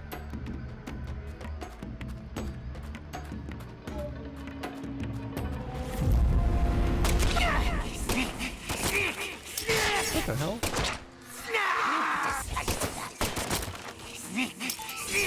Whoa.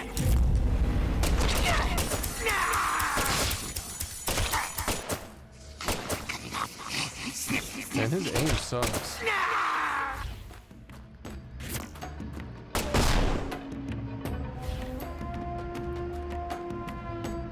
It's Scissor Man. It's the guy with all the scissors. Oh, I hate that. I keep hitting that stupid button. Oh, here we go.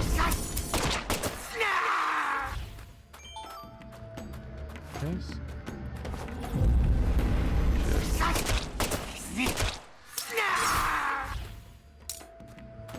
Bring scissors to a gunfight? Yeah, it's probably the bad way to go about it.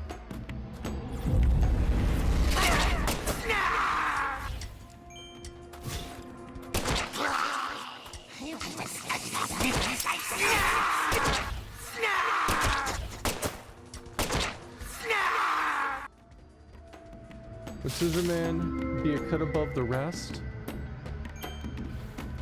Yes. Anti-numb. Okay. Weird. We have 2 anti-numbs now.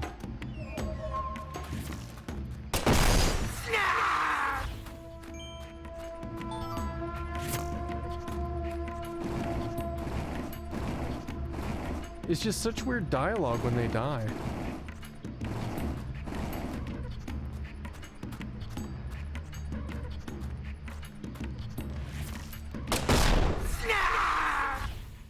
Okay. Can we move this back just one? And then go this way? No. And you can't move it back far enough. Interesting.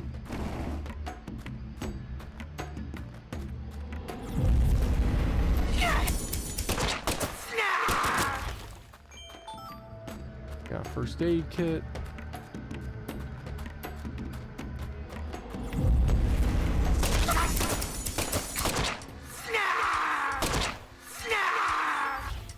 Okay.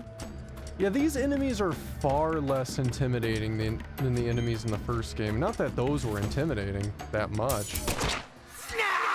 But these are almost just comical. Oh shit. Paralysis cramps. When you become paralyzed or get cramps, special icons will appear. Paralysis and cramps will cause you to freeze up when trying to move, such as when dodging, aiming, or fighting. Use a special item to heal yourself. Hey Malamphy, how you doing today?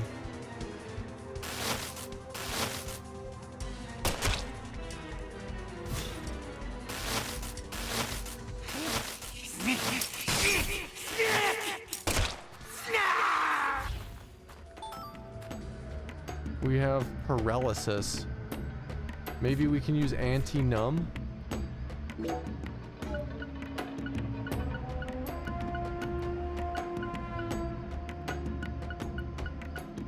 How much first aid stuff do we have? Yeah, alleviate paralysis, okay. Let's use some first aid stuff too, since we have so much.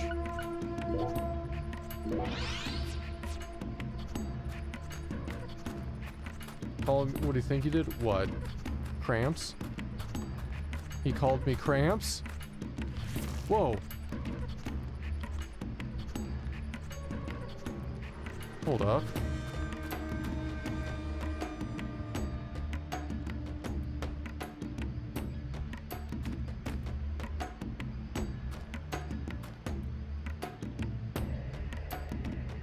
I don't think we can get it again. We saw inside his head for a moment.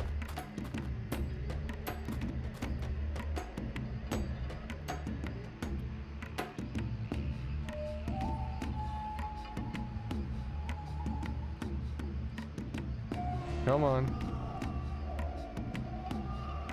We can get it.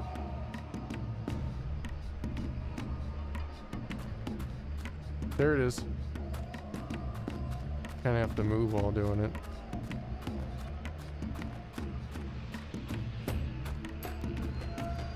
Interesting.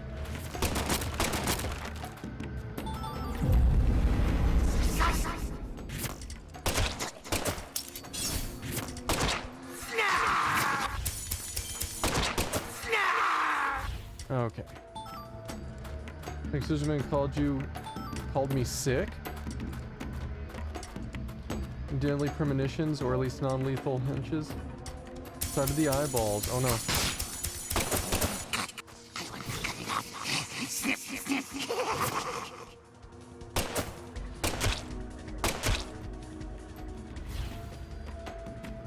Interesting. Can't go this way. I don't even know why we went this way at all. Like a dead end.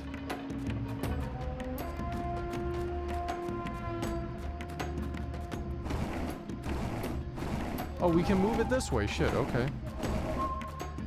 No, no. York. There we go.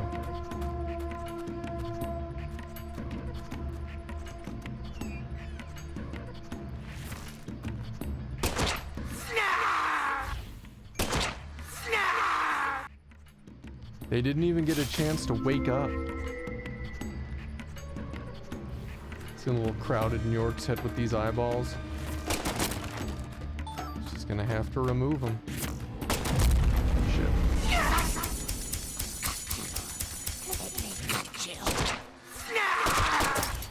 Damn it.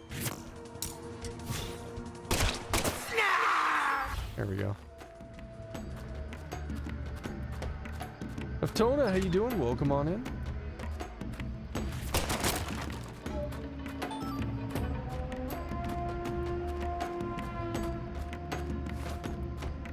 Worst barbers ever.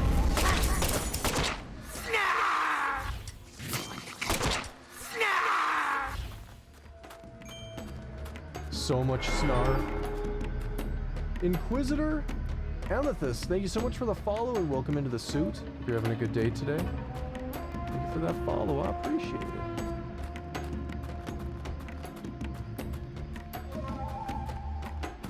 Alright. Never heard of this game? It's the sequel to the first Deadly Premonition.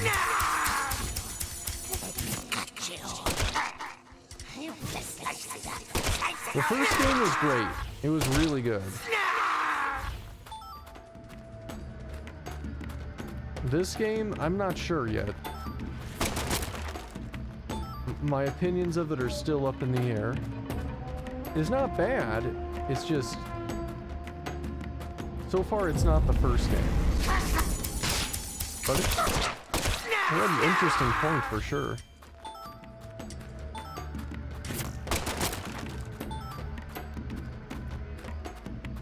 Who else do we have? Oh, this guy. There we go. Can't move. There we go.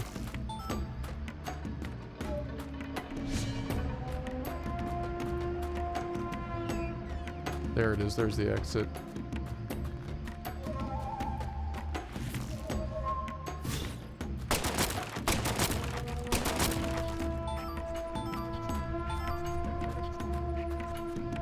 Whoa. I almost thought that was an enemy for a moment. It's just a shrine. Okay. Be careful when you ask for a little off the top. It's too much. What is that? Is this a gore nest? Are we playing Doom?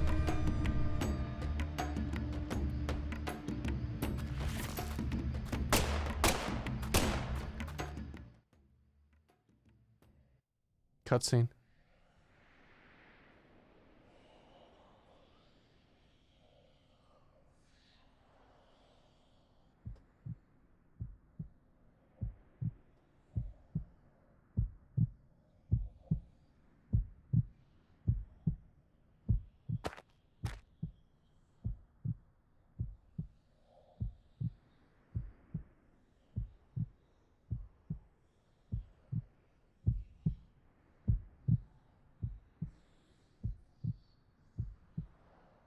Did it.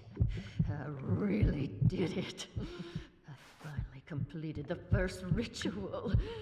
Now the plan will begin. The Red One's plan will begin.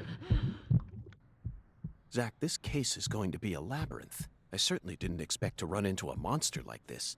Honestly, I'm not one for violence, but I'm not just going to stand here and die. What do you think? Should we read off her rights? Now, it's the Red One's turn. The Red One. Soon. And in the end, we'll be together. Together. And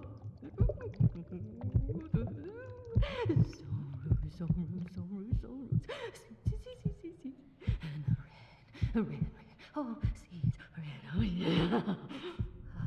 I killed Lise. I did just as I was told. I killed her. So pure, adorable, and beautiful. I killed my own baby, Lise. Oh man, that's making me dizzy. Son of a bitch! I can't look at What that. did you do to my daughter? Oh man, why is that in the game? Why is that a thing?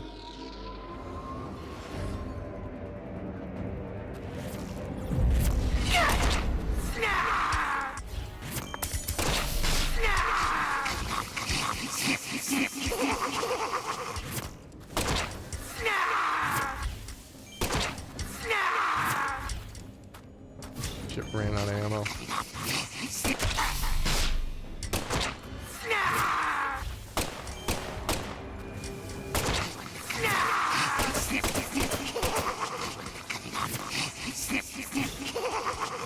The death sounds are ridiculous.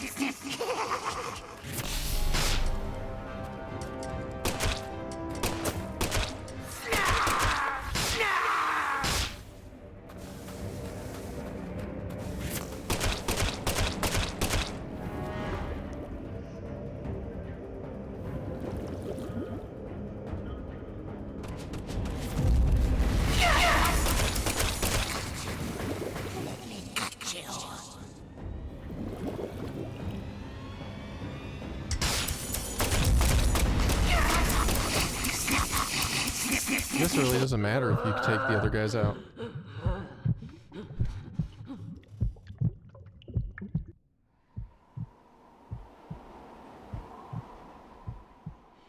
You're really pissing me off. I'm invincible now. Holy red seeds protect me. So then why? What are you? No, it can't be. You came here to stop our plan? You can't stop us now. We already made our sacrifice. You don't know how much we sacrificed. How many tears of blood we cried. Oh, for the Red One's plan. We've come so far. The Red One gave me the honor of lighting the flame. Stop spinning, game. Oh god. Not gonna let you stop me here!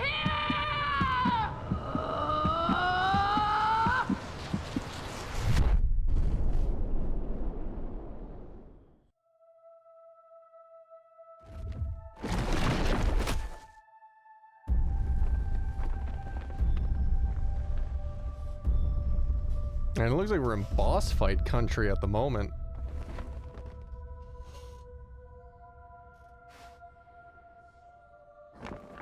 That is a big hand.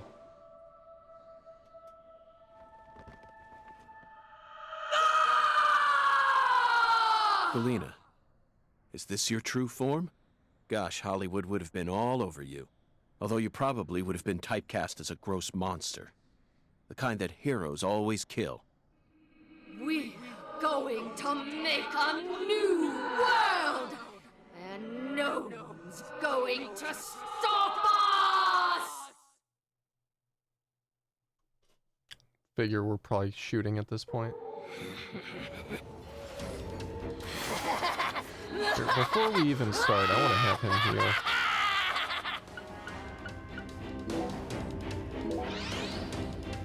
Yeah, that's good. What happened to his hand? His hand is a gun.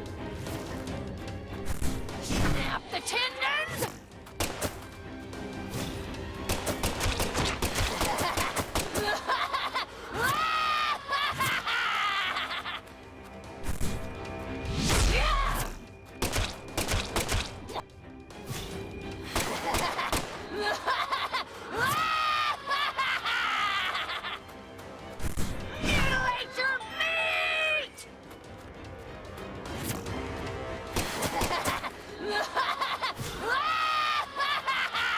She seems a little, upset.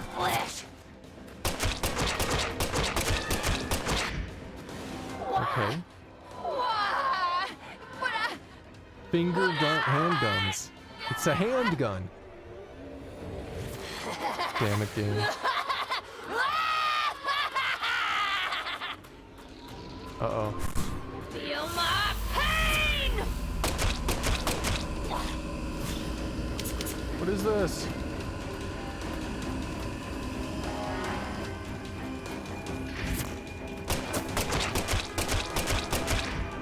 No!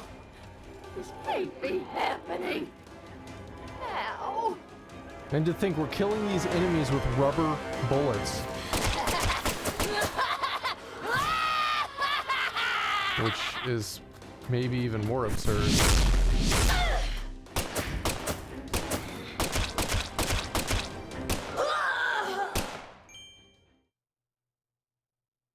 Nice. I imagine this is a cutscene. Well, that's bright.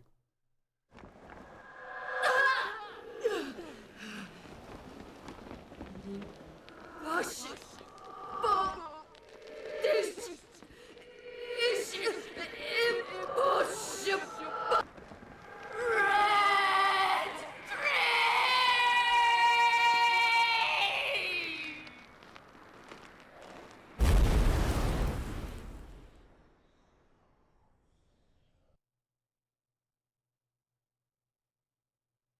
I think she was trying to say impossible. But it came out impossible. Well, let's go break over this container here.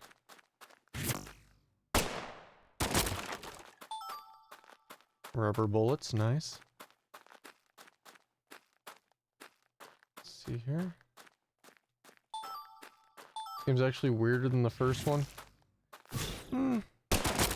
This boss section is definitely weirder than the first one. I mean, the end boss was pretty damn weird in the first one, but it's missing, it changed a handful of stuff that was in the first one that really gave it a really nice charm to it. And they've altered it a lot in this game to where, like, it's not bad, it's just, I can't help but wonder if, like, other people are feeling like it's, you know, it's the sequel and it's York, but it's not necessarily the sequel I was expecting. So it's just interesting. Guess we got some more cutscenes here.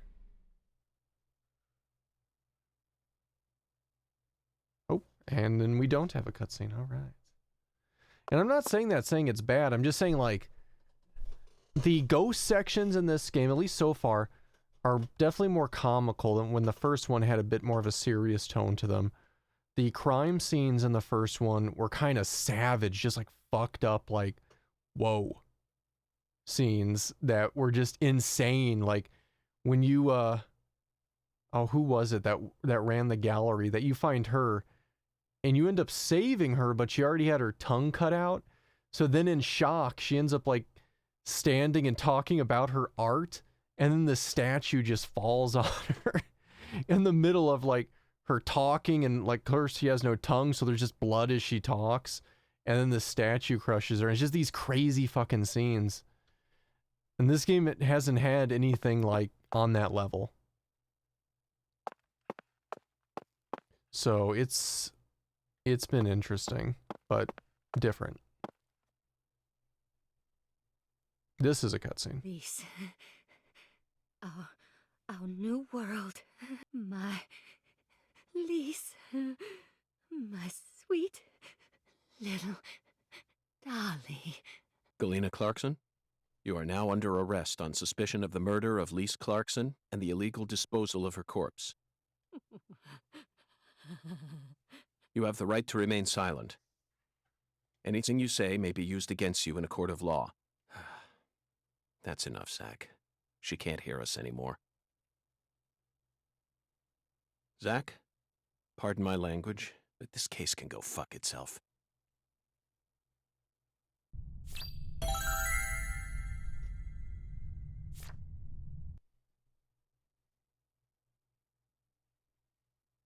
And now the loading tree. The loading tree. All right. And these damn red leaves. It's just in the same position, but now in a cell. Mr. York. I'm awful sorry you had to get all caught up in our town's dirty laundry. I didn't expect you to catch the criminal this soon, though. You never fail to impress me. Come on, CLG. Let's head back to the office. Mr. York and I both got a lot of cleanup work to take care of. Now I just gotta figure out what I'm gonna tell the Clarksons.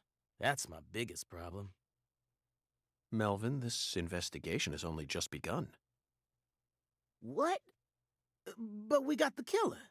This case is much more complicated than it seems. You mean you're gonna keep searching the town? Of course. At the moment, I'm after a tall, stylish woman. Does that ring any bells? Stylish? You lost me. What's that got to do with anything? Zach and I saw her with our own eyes. We need to find her, I'm positive. You're probably talking about Professor R. Professor R? Professor R? From the jazz bar? Yeah. I mean, she's the only person in town you could call stylish. She's tall, too. But... What is it, Melvin? Well... Well? Out with it. Don't let your 10-year-old daughter upstage you here, Sheriff. You're looking for a stylish woman, right? Yes, we've established that. Then I think you're barking up the wrong tree with Professor R. She isn't exactly a normal woman, if you catch my drift. I hear you loud and clear. Melvin, you're careless in every sense of the word, but I believe you operate on the side of good in most cases. With that in mind, I'm disappointed to see that you carry some prejudice with you. But I... Is she the type to forbid customers from entering her jazz bar due to the color of their skin? No, she ain't like that. Well then, case closed. Melvin, I think we should call it a day. I'm going to head back to my hotel and get some sleep. I also need to prepare a report to send back to the Bureau. Patty, thank you very much for assisting me in my investigation. I'll be counting on you again tomorrow. I just helped an FBI agent. Oh, and Melvin, one more thing. You needn't worry about what to tell the Clarksons. I'm sure they already know that Galena's been arrested. After all, this is Lucare. So I don't want to have him go back to his hotel and go to sleep because the hotel's going to charge us $300 again. And I think we only have $700, which I guess would be enough for a night of sleep, but damn. Oh, we just got a $100 bonus for something.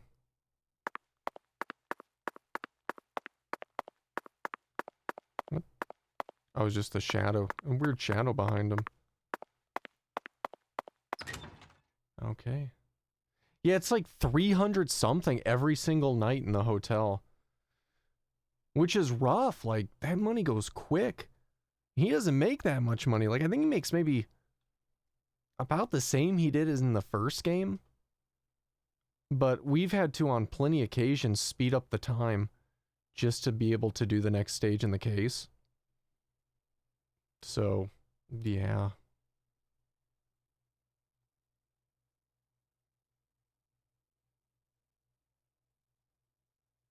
$300, like you just went to TwitchCon. What, for the hotel? Yeah. For like a night at a hotel during a TwitchCon. So like, if you guys are ever trying to go to like TwitchCon, like I know that got canceled this year because of, you know, this year sucks. But like next year, make sure to book your hotel like the moment you know where it's at. Like the moment. Because the closer it gets, those prices go way the fuck up. Way, way, way up. Like when I stayed at last year's TwitchCon, I just stayed at like a Holiday Inn just outside of San Diego. Because with the Uber to and from the convention center, it was still cheaper than staying near the convention center. But when I booked the hotel rate, it was like 120, I think, a night. And then when it was actually the day of TwitchCon, I asked them, like, just out of curiosity, like, hey, what are, you know, rooms going for right now? And they told me like over $300. And I couldn't believe them. I'm like, it's a shitty Holiday Inn. Like, why are you selling rooms for $300? And they're like, it's Twitch, you know, it's a convention. People will pay it. It's like, that's pretty shitty.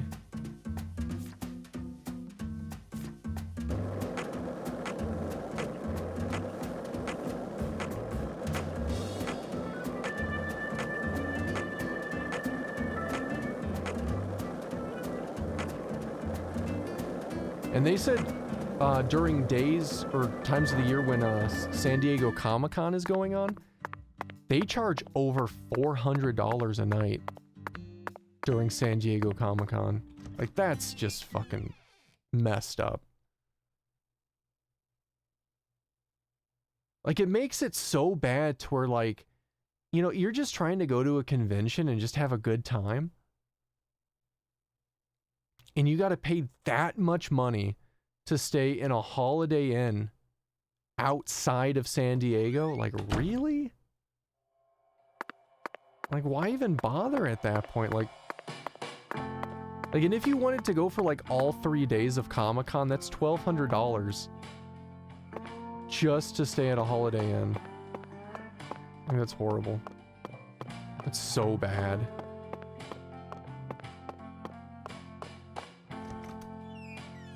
But yeah, on that note, if you go to a convention somewhere, book hotel stays as early as you can, because they will jack up the rates really high. Zach, let's go over our progress. We've got a complicated case on our hands this time, especially as far as the Clarksons' relationships go. But in a way, it's also a simple one. Understanding them on a deeper level is the most efficient way to uncover the truth behind all this. That's the one thing I'm sure of. The one thing.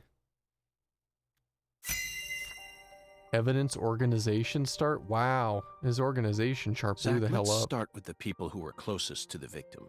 Lise Clarkson, the victim, is the granddaughter of the current head of the Clarkson family. Her mother is Galena, an ex-actress, and Lise clearly inherited her beauty. Except for her eyes, that is. Lisa's eye color matches that of her father's. Now, do you remember who Lise Clarkson's father is? That's what's his name? Danny. That's right. Lisa's father is Danny Clarkson. His real name is Daniel E. Clarkson. He's from Florida and used to be the CEO of a talent agency. Danny struck the heart of Galena and successfully became a member of the esteemed Clarkson family. Despite being the son-in-law, he acts like he was born a Clarkson, but he's still just the son-in-law. Next comes what happened to Lise. According to Alexis, Lee said that Really, the man was Inquisitor, that's as tall horrible. as an oak tree. I believe that's the same 10-foot tall giant who made the fingerprints we found in the cold storage warehouse. Now, what did this man do to Lise prior to her murder? Oh, I don't remember. Stole her chocolate sundae? Stalk her, maybe? Yes, that's it, Zach. Okay. The man as tall as an oak tree followed Lise around and watched her. Despite his towering stature, he must have been rather shy. Or perhaps he was merely biding his time and planned to kidnap her from the very... If that's the I gotta case, sneeze. there should... Zach, we're still missing some puzzle pieces. Had to sneeze. Speaking of the scene of the crime, I did some profiling in the plantation's control room. The truth it revealed to us was nauseating and horrific. But we need to touch upon it if we wish to proceed. Isn't that right, Zach? Who actually murdered Lise Clarkson? Yes, that's right. Lisa's own mother killed her, while she was dreaming about some bizarre new world. This is by far the vilest and ugliest crime we've ever seen. Not that you're going near the metro right now. You live in Reston. Luckily, you can just metro. Yeah. I mean, that's why I stayed outside of San Diego for TwitchCon, because I was like, well, if, you know, I could save a crap ton of money on a hotel and just like Uber there or something. That's well worth it. And it was kind of. Like, I think at the end of the day, too, like if I had ordered the hotel right, you know, closest to TwitchCon,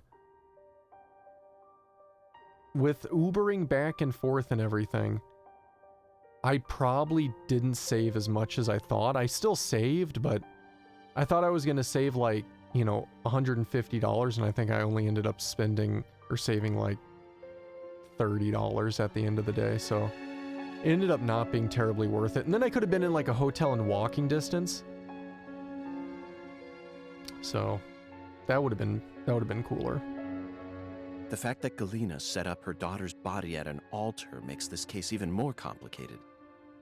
Remember, not a single sacrificial human murder has ever been proven and documented in all of American history. The real world is far more complex than what we see in films and video games, and sacrificing a human life for something else is no easy task.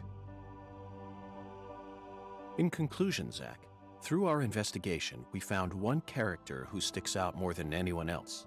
You know exactly who I'm thinking about, don't you? We'll need to have a word with her in the near future. Who's the stylish woman we saw during the profiling? They're all the same. There's like no other choice. Professor R. We haven't met her yet, but she's deeply intertwined with this case. Let's wait for the skeletal gentleman to guide us to her with an oracle. Well, Zach, what do you think? Isn't the Deep South something? The people here are just as warm as the weather, and the food is to die for. Might be nice to move down here after I retire. What, still too early to talk about that? You may be right. After all, this case has only just begun. Evidence organized. Nice. We did it.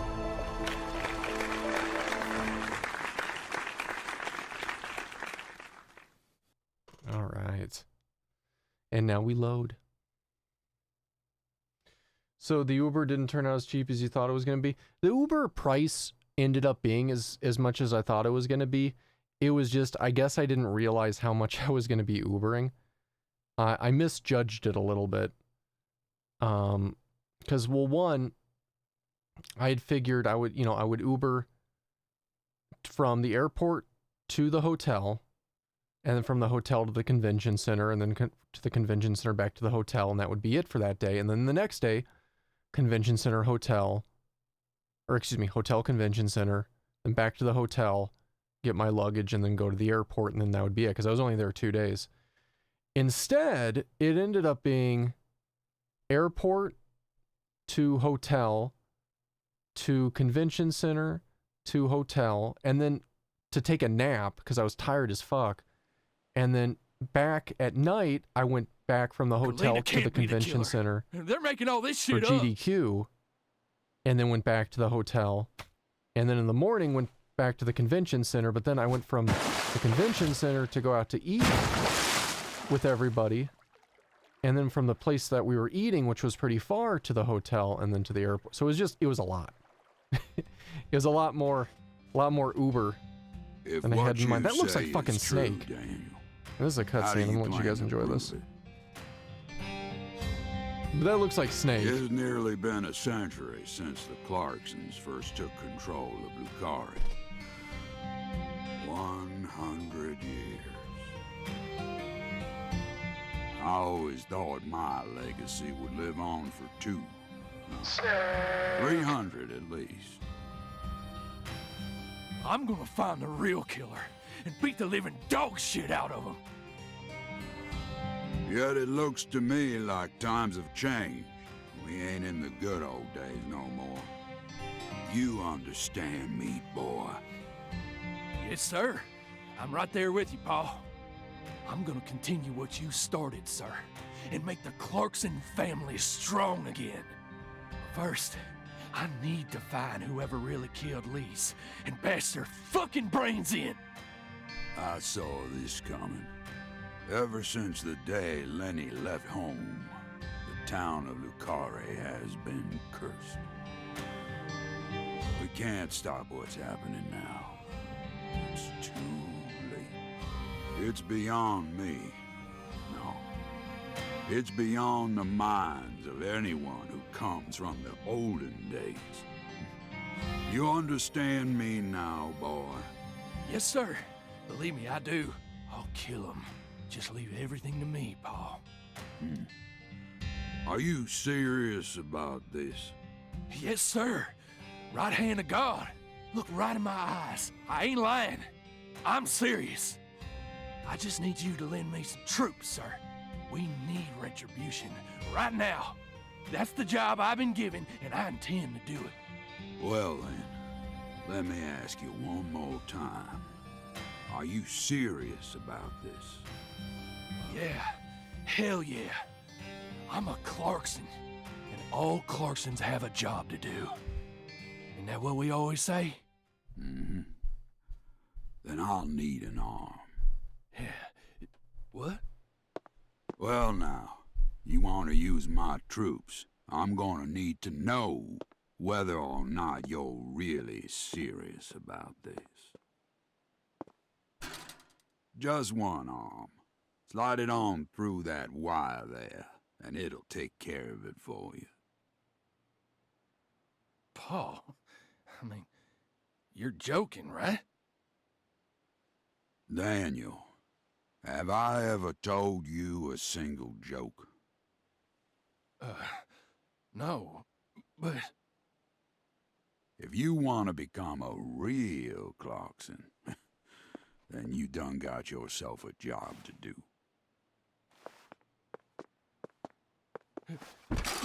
Wait, Paul, I get it now. You want me to stick it in and then pull it out at the last minute, right? You want to see if I got guts or not, but there's gonna be another way. You can't be serious, sir. Hey, knock it off, you assholes! Let me go! He's just joking with me. Let me go, goddammit! Oh, please, sir, don't do this! Just tell me this is a joke, please!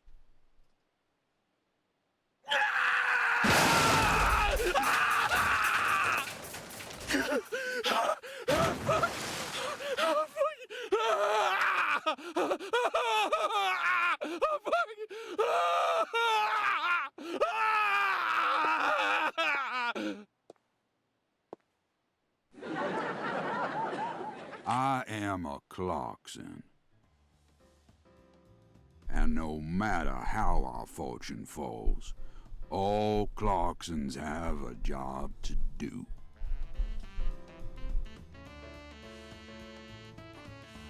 That be the law of this land.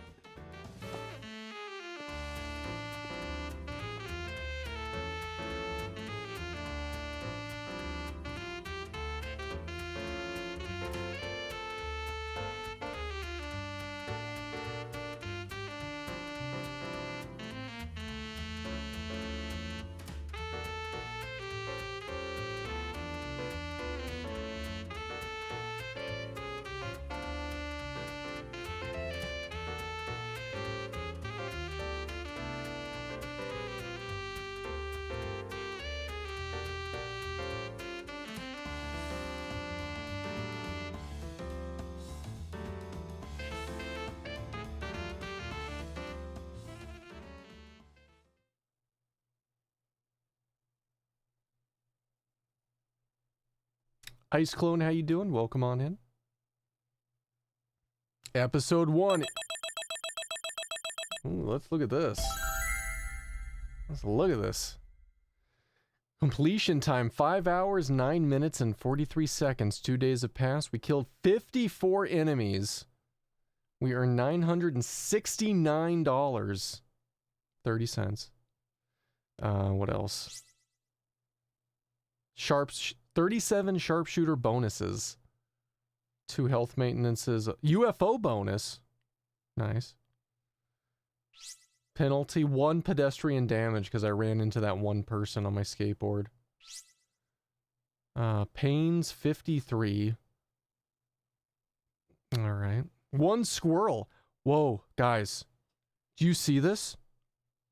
The squirrels are enemies. So if we see squirrels, we got to take them out. And that one section of the town was infested. Now we know. Now we know. You doing fine? Nice. I'm doing all right. Making my way through this game.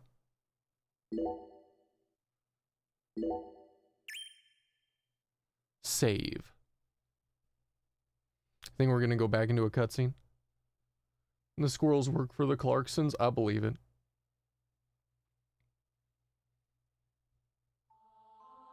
Where are we now? York, you can hear me, right? I'll be with you soon. I'm not sad. Honestly, I can't wait. It's all I think about lately. I mean, we'll be together again.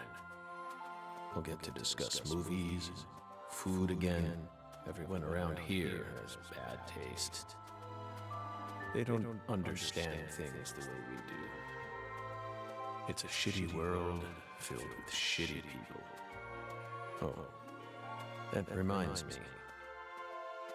There are movie theaters and restaurants over there, right? Cutscene. As soon as I get there, let's go grab some peanut butter hamburgers and yogurt smoothies. Peanut butter hamburgers? So excited, York. Is that a real thing, peanut butter hamburgers?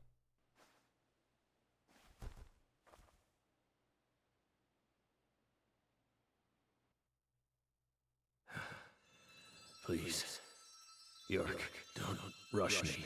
You just need to wait a bit longer. I still have... Is it any good? One job left to do. I need to finish it. I have to. Or else I'd never be able to face you.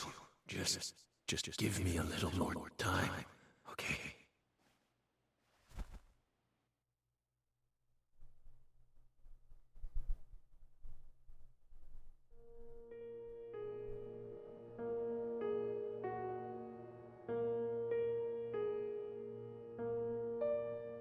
Oh great, we're back in the apartment.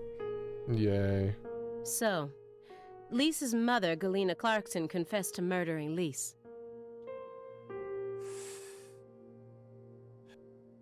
But then immediately afterwards, she went insane. So you had no choice but to detain her.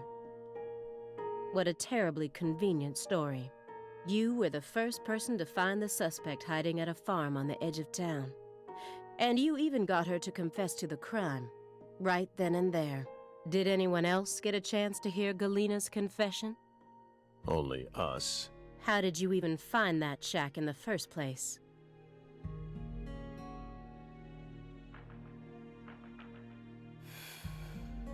Metaphysical offender profiling. Meta what? Should I know this word? Metaphysical offender profiling. The term appears 6 times in the Le Carré report and 14 times in the 2010 Greenvale report. As long as you're solving cases, the people in charge don't really care what sort of words you use. But we're different. You utilized a highly abnormal method to instantly hone in on a suspect. Then you did it again and again. And every time you used it, one term kept appearing in your files. Metaphysical offender profiling. Mr. Morgan, would you mind explaining to us what this term means? We could try. But no matter what words we used, you'd never be able to understand. You see, it doesn't pertain to this side. Come, my fairy. Stop hiding back there and give them the explanation they so desire. What? You're too shy? Mr. Morgan? Mr. Morgan! Come on out. Is that all you have to say? Don't underestimate me, Morgan. I know you and the Clarksons share a deeper connection, much deeper than how it appears on the surface. I need to shake him with something else that's directly connected to the Clarksons. I'm gonna jog his memory by force. Oh, now we're playing. Okay. Let's see. What do we got? Old messy letters. Oh, let's look at the old messy letters. Those letters look very old. The postmark suggests they were sent out from Louisiana. And I suspect that dragonfly mark belongs to the Clarkson family. She'd be right. So what if it does? A stalker has been harassing Patricia Clarkson for several years now. Did you know about this? Constant silent phone calls, unmarked letters. She also spotted a suspicious figure lurking near her mansion several times. And just last week, her employees spotted a strange figure lurking in the vicinity. The day someone else coincidentally used your alias and traveled to Louisiana. That's very intriguing. Aligned symbolism. Lise Clarkson also reported being harassed by a stalker just before she was murdered. You're aware of this, correct? Because I didn't find any mention of this in your report. No direct connection to the case. That's what we must have thought. The visionary lies to himself, the liar only to others. Which are you? That's enough for now. This all has nothing to do with the case. Besides, there's no evidence that proves those letters are from her. Isn't that right, my fairy?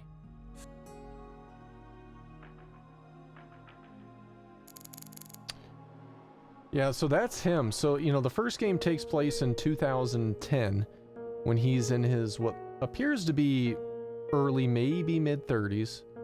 The game we're playing now, when we're in the Bayou, is 2005. So 5 years earlier. And now, in this game, it's 2018, and supposedly, at least if you look from the first game to this one, he has aged a lot in those 8 years. So it's kind of interesting.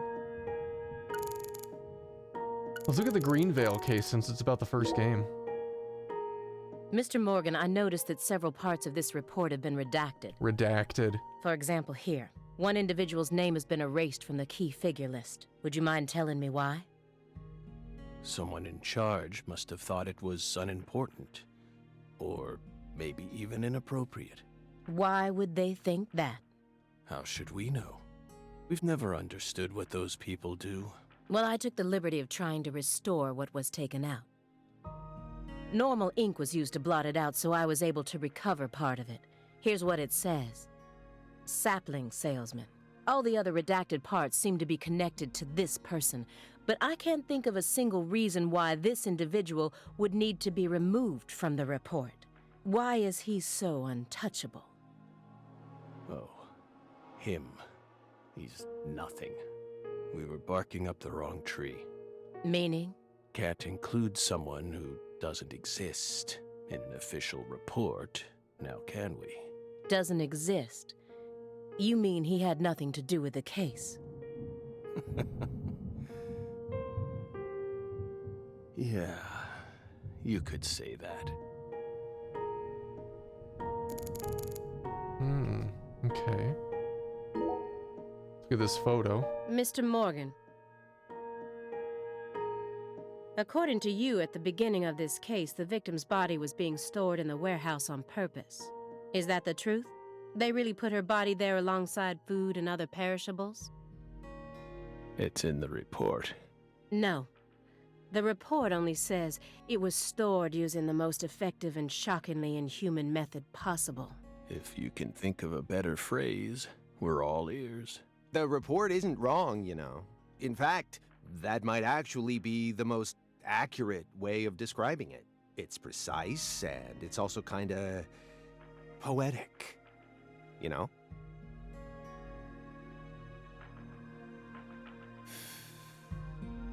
Wow, Simon. We never would have taken you for a poet.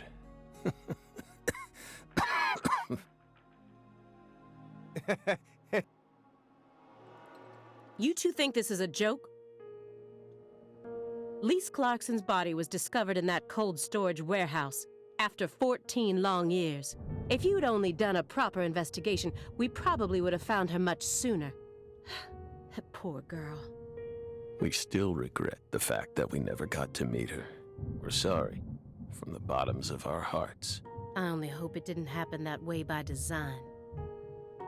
Will you comfort me? Thank you, my fairy.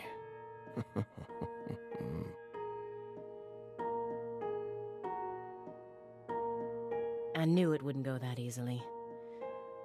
Maybe I should try asking my questions in a different way. I could use Agent Jones here.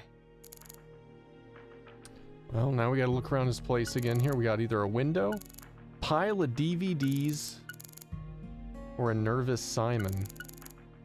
I guess we could go look into his DVD collection. Dude loves movies.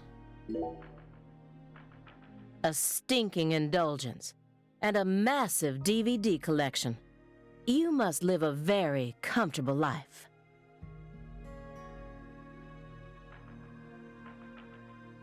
We're retired, remember? Retired in your 40s. So he's I'm only in envious. his 40s? But who doesn't love movies, Belle? I'm not a fan. Oh, that won't do. You should dedicate all the free time you have to watching movies. It's practically an unwritten law. What the hell happened to him? God, films are filled with every important life lesson there is. Is that so? For example, They Live. I love They Live. 1988, That movie's directed awesome. by John Carpenter. That film taught us a valuable lesson. Always put on your sunglasses before a fight. David Keith. You know, you And, got a point. Movies teach us about the hell was his everything we name? need to know. I learned about the right way to eat frozen pizza from Cobra. It's one of Stallone's best films. Before that, I wouldn't Roddy be Rod caught Piper, that's dead it. trying to eat frozen pizza. I thought it wasn't fit for human consumption. But that film changed my life. Simon, that has nothing to do with the film. You're just talking about pizza.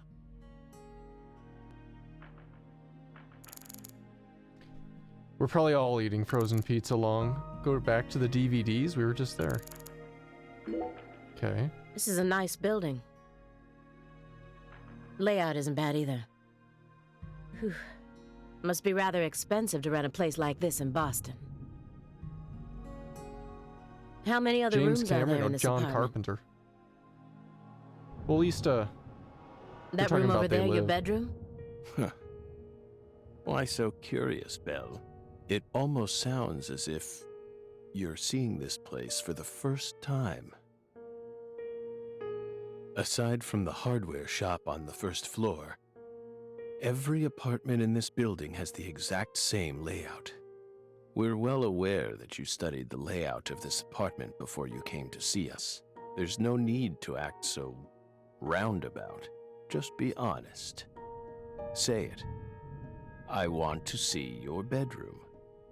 Well then, Doesn't mean we'll let you see it, though.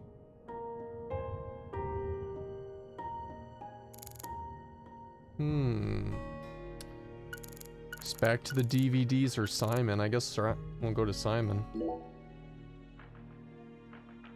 Agent Jones. Are you paying attention? Or do you intend to waste Mr. Morgan's precious time? No. Sorry. I'm just a little tired. I'm listening. Funkadeli, how you doing? Welcome on Take your in. hand out of your pocket. Didn't they teach you any manners at Quantico? Oh, right. Guess they slipped my mind. Yeah, we finished the My first bad. game yesterday. I'm actually kind of nervous. I'm not used to this sort of thing. Data analysis is my specialty, you know. I'm sure I'd be able to calm down a bit if I had some pizza, though.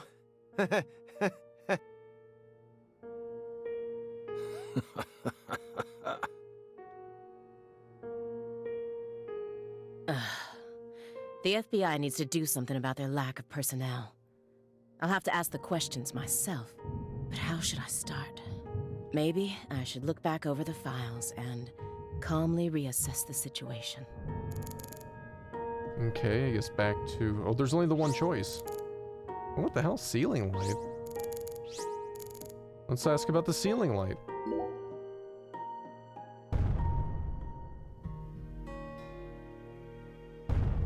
JJ Mari, how you doing? Welcome on in. Just the usual around here, no need to worry. The usual? Yes. A strange person lives upstairs. Every now and then, he makes noise. What's strange about him? Several years ago, a woman was murdered upstairs. Her husband still lives there. Yikes. He's ex-BPD, and apparently he's still searching for the killer. But it seems like they cut all support for the investigation due to decreased funding. The team on the case wanted to keep working on it, but the suits wouldn't hear of it. A tale as old as time. Due to his situation, perhaps. He's been making a lot more noise recently, like you just heard.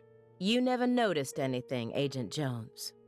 Well, I did hear some loud noises every now and then, but I didn't think they were real noises coming from upstairs. I mean, look at him.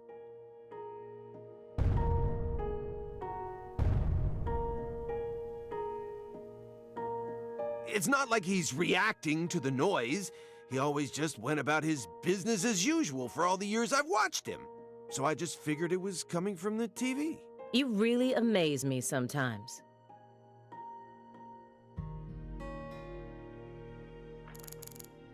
Well, we only got the one thing left to look at here. Let's, look at the files again, I guess. After you arrested Galena Clarkson, you had a run-in with the Clarksons. At least that's what it says in the report.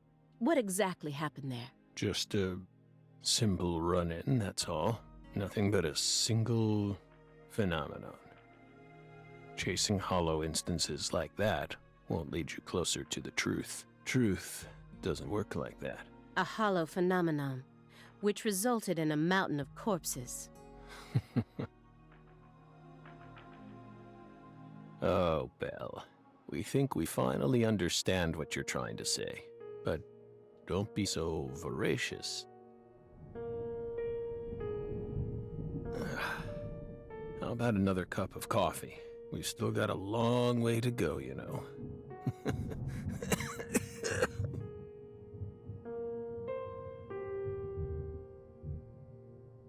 Crispin, how you doing? Welcome on in. Yes. Hey, we're making coffee. It's coarsely ground, so there should only be 4 teaspoons per cup. No more, no less. Next, the coffee travels from the funnel to the siphon. Simon, normally you only do surveillance in order to gather data, correct? Hiding microphones and cameras, sifting through garbage, wiretapping, shadowing, tracing credit card histories. You'll do whatever it takes to gather data in order to prevent crimes. That's how the FBI works. Well, yeah, you're right. No reason in hiding it now, I guess. Why do you ask? Our Southern Belle has adopted a very peculiar MO. It's almost like she has a special power, just like us.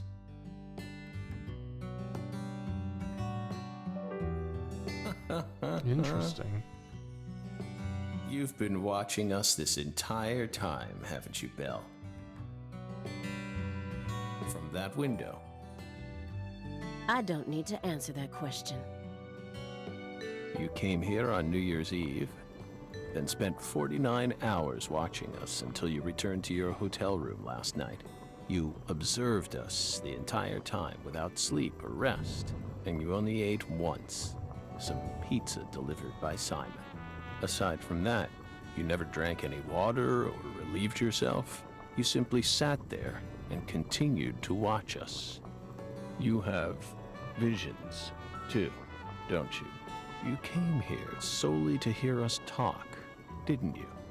But then, why bother watching us for over 2 days beforehand? You didn't come to talk with us. You came because you wanted to see this apartment with your own eyes, and because you're already convinced of something, isn't that right? He who fights with monsters should see to it that he himself does not become a monster. And if you gaze long into an abyss, the abyss also gazes into you. But I... Oh, coffee. Coffee! Time for Thank you, the percolator. If you hadn't been paying attention, this coffee would have all gone to waste. The pus in our brains. It really has a way of interfering with our lives. It's going pretty good, just making our way through the game. So waiting for a French press with cold brew to be done. Nice, very nice.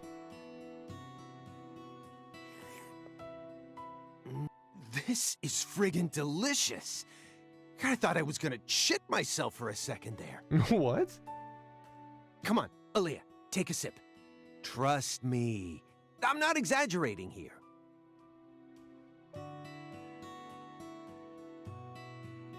I don't believe it. That's one, excuse me, damn fine cup of coffee.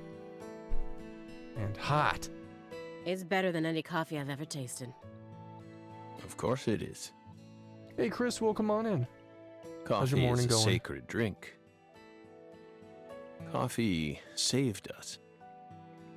If not for its oracle, we would be on the other side right now. So I never forget to pay my respects to coffee, especially at critical moments like this. The coffee. Big black cumulonimbus clouds are in the sky. And that sound. Thunder snow is coming. Thunder snow. Alright, so what's left here? We got the window again, lightning in the sky, photo, the body, and Simon. Start with the lightning.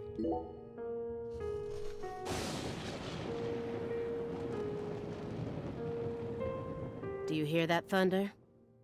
It's probably gonna snow soon. We're in Massachusetts. That's the norm for this time of year. Well, I'm not used to the cold. If possible, I'd like to finish this up before we get stuck in a snowstorm. Agent Jones, after we're done here, Agent Jones, is something the matter? Snap out of it. Oh, sorry. Yeah, I know. Do you? Then stop daydreaming. What's this dude's problem? Okay. I just... You just what? My stomach's been letting some thunder loose, too. Yeah, it's been getting a bit better. Thunder? A bit more interesting. That coffee was just so good, It what? We don't have all day here. The coffee was just so good, it, summoned forth a massive tsunami from within me. Ugh. Excuse me? What is wrong with you? Now is really not the time for this. Right door at the end of the hallway. Thanks, pal. Hold on, you can make it.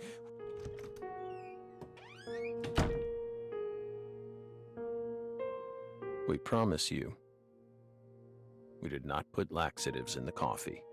Coffee is a sacred drink, remember? Motherfucker.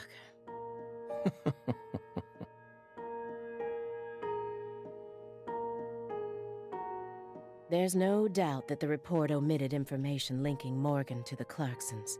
I need to get him to confess. Oh yeah. That reminds me. There's a secret weapon in Agent Jones's briefcase. The briefcase? Where is it? Hey, let's talk about his weed. Mr. Morgan, I heard that you were always a smoker. Did you ever wonder if that was the reason you contracted your illness?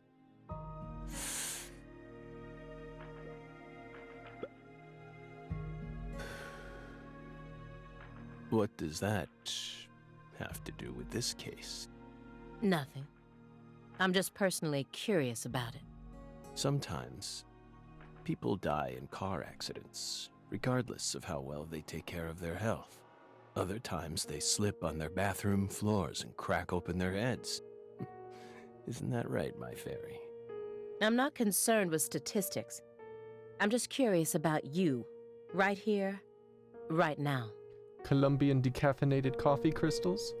We switched over from nicotine to this. It's less addictive. That's one step in the right direction, isn't it? Perhaps. If we're talking about withdrawal symptoms or physical dependencies. But it still seems like you're smoking too much at once. Honestly, it looks to me like you have a mental dependency.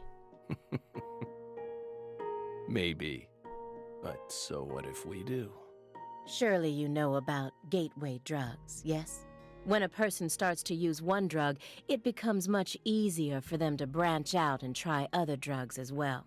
The first drug acts as the gateway that leads them to stronger substances. Oh. Are you trying to say that's going to happen to us? No. I'm simply saying there's a possibility. Okay. Conversation didn't go anywhere. Have you ever seen this before? And please, don't say no. Sang Rouge. The drug we once chased. What about it? Sang Rouge is still circulating. It's changed shape and its composition is slightly different now. But it's still very much alive. But only in a very limited part of Louisiana. You aren't surprised? Did you somehow know this would happen? But Sang Rouge is special. He skipped over that whole thing. The inimitable That was a big block of dialogue. powder, the origin. It has many names, and no one was ever able to copy it. We've also been trying to figure out what it's made from ever since it appeared, but it's impossible to analyze. After all, it appears to be made from common ingredients that can be found anywhere. But if you try to use those ingredients, all you'll end up with is a mundane hallucinogen like DMT. If you're lucky. No. Sang Rouge requires a special recipe. The original recipe, which someone's been guarding this entire time. Someone who survived the incident in Le Carré.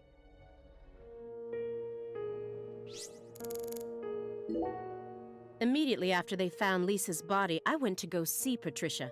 In order to interrogate her, of course. So you told us. But I was unable to meet with her. She refused to speak with you, didn't she? That's so like her. No, she didn't get the chance to. You see, she's gone missing. What? To put it more accurately, no one's seen her since the afternoon of the 28th. According to her employees, she shut herself up in her room for several months before she disappeared. But since that sort of thing happened often, they didn't think anything of it. On the morning of New Year's Eve, they noticed her window was open, and when they went up to check on her, she was gone. But no one knows how long her window had been open for. This is just my hypothesis, but on December 28th, a strange man visited Le Carré and was spotted near her mansion. That man must have found some way to lure Patricia into his car, the '89 Cadillac that he bought used. Then, The two of them drove north to Trenton, where they boarded a train to Boston. They would have arrived here around midnight on the 29th, or perhaps early morning on the 30th. I believe this man is the same Billy Bishop whose name was previously recorded by the airline. So, what do you think of my guess? I'd love to hear your opinion as a former FBI special agent. Now we get it. We cutscene. aren't persons of interest. We're the suspects. But what about our alibi? What alibi? I've had enough of your bullshit. You expect me to believe you haven't taken a single step out of this room? That Agent Jones is your witness?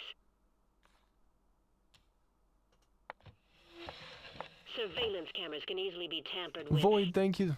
Be just a moment after this cutscene, but thank you very Especially much. by someone like you, who knows all about how the FBI works.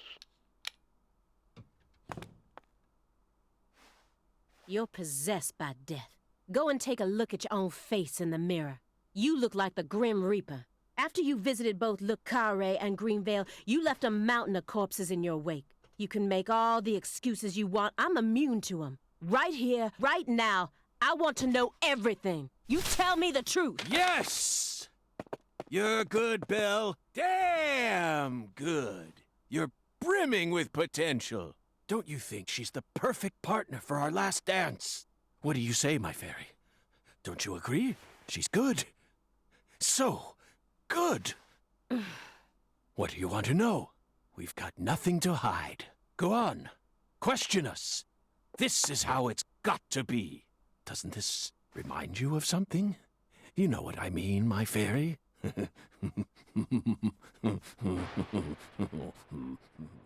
Okay. Okay. Here, since it's loading. You are wearing a very well-tailored Void, thank you so much for the 5 months. Into this. PSN heart, PSN hype. I appreciate that continued support. Thank you very much. Can we get some hearts in chat for Void and that 5-month resub, please? Thank you very much. Hope you're having a really good day today. Uh-oh. Son of a... How did this happen in my town? God damn it!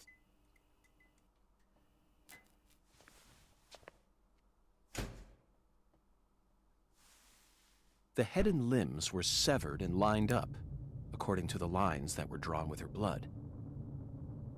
Just like migratory birds flying systematically across the sky. Hey, Zach, what do you think this means? They're severed roots. Severed roots? This is the way the Clarksons kill someone when they want to cut him off from the family. And how do you know about this?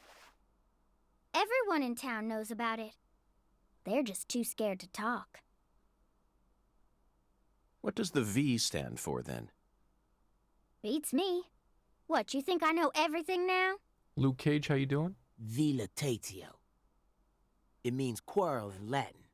That's what the V stands for. Latin. Intriguing, isn't it, Zach? There are no defense wounds on the corpse. In other words, Galena showed no signs of resistance when she was amputated. But, strangely enough, there are small traces of subcutaneous bleeding around the wounded areas.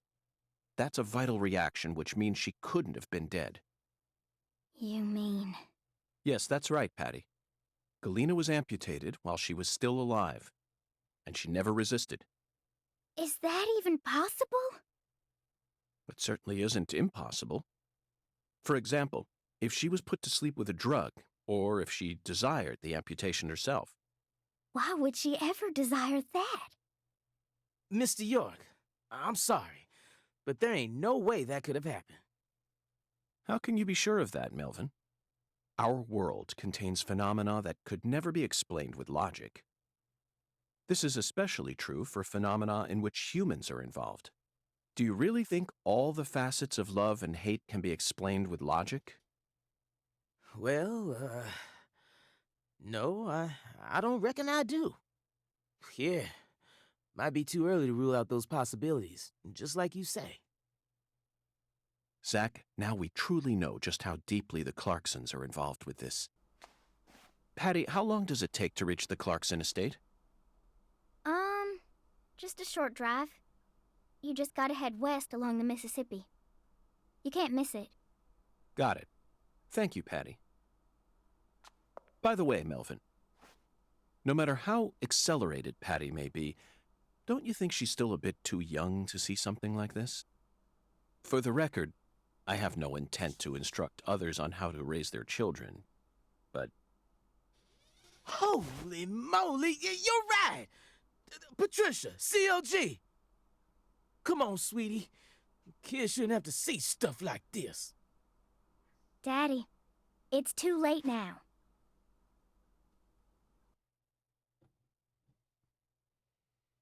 Yeah, he really goofed up with that. That was a big mistake.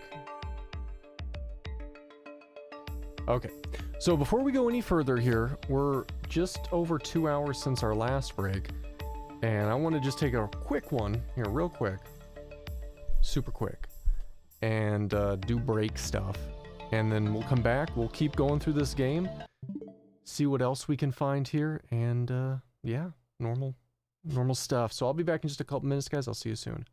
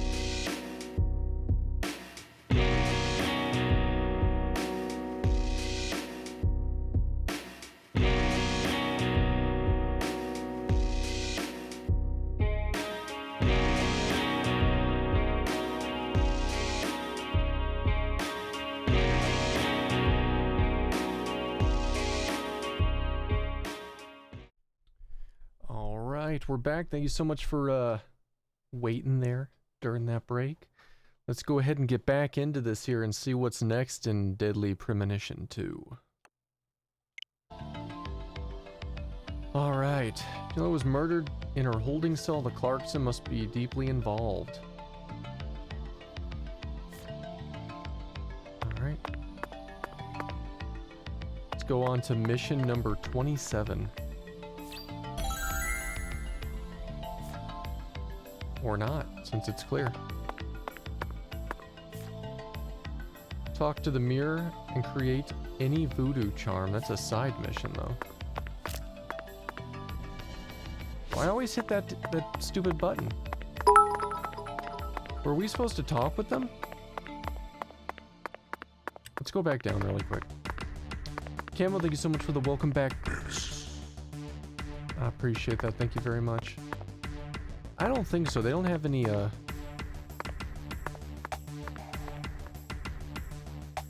red, red signs on them, I'll say. What's this? Oh, cutscene.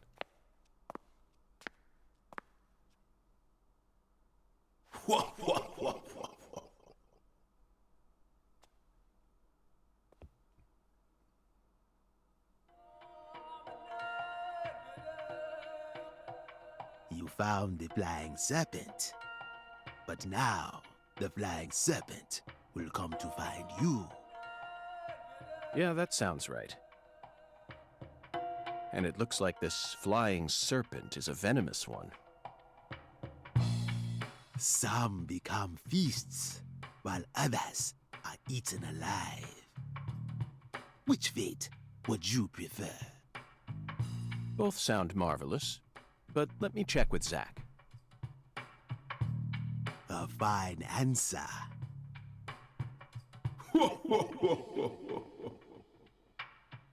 Find the one who fired the pistol at heaven. Within the white hall of beds, brandish the ticket to the goddess. And once again, you will see the other world. Do you comprehend the oracle? Zach, it looks like he's hell-bent on leading us back into that other world. Follow the oracle. Oh, I will, Hoongan. There are only two types of things in our world. Things that should be resisted, and things that should be accepted. And I believe this oracle is something to accept.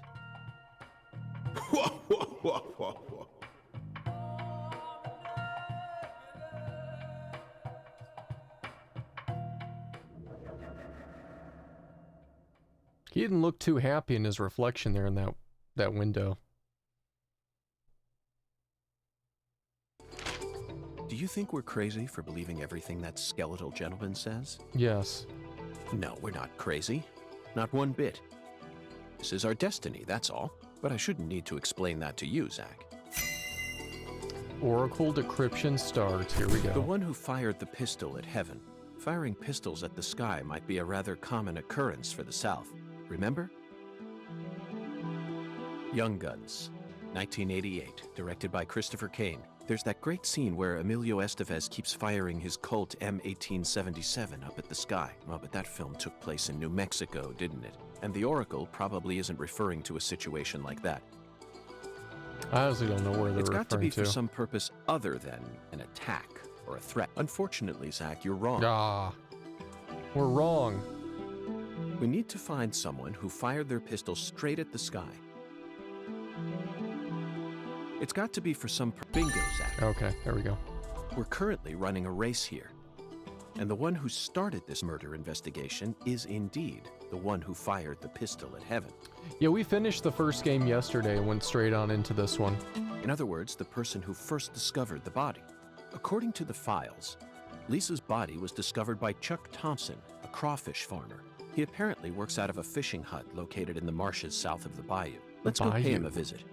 Who knows? We might even get to see some crawfish. What? Why isn't the murderer the one who started this race? Zach, this isn't like you.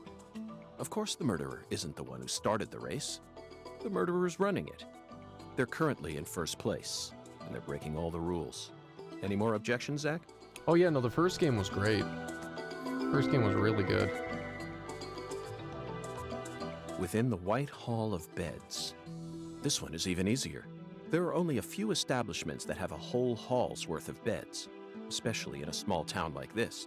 I'm sure you've already got a pretty good idea about what the answer is, Zach. Beds all lined up. Only an amateur would hear that and think it must be referring to a brothel. You really think that's a White Hall? Yes. Sorry, but I have to disagree. There's a more obvious answer out there. A place that anyone would think of when they hear the words White Hall. Beds all lined up. Only an amateur would hear that and think it must be referring to a brothel. I mean, maybe the church because it was a clinic. You never disappoint me, Zach. It's a medical facility. They invite their patients into rooms full of beds where they're tended to by doctors and nurses clad in white. It's definitely a White Hall where people are invited into beds.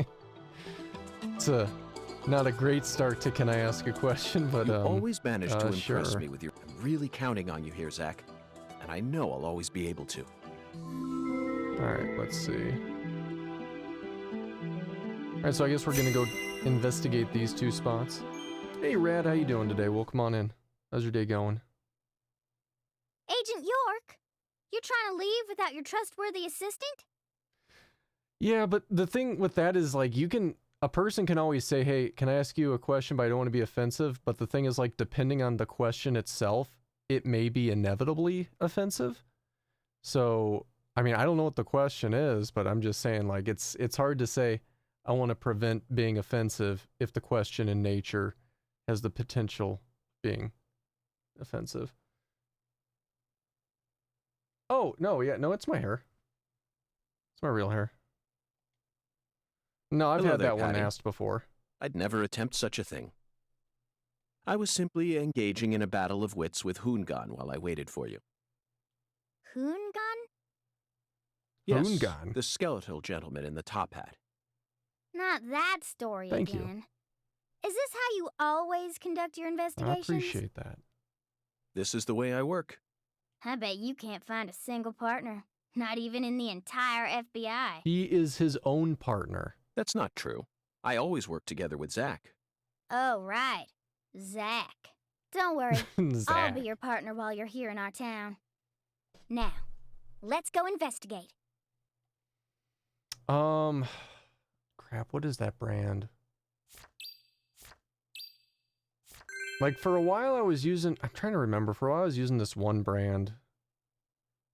Comes in these weird small bottles. God, the name is escaping me. Honestly can't remember what the hell brand it is. And I think lately I've just been using, what's it called? I don't know, Chris could probably answer this question better than I could. Because I can't remember what the hell I use. Have slight shell shading? Oh yeah, no, the game's definitely shell shaded. Absolutely.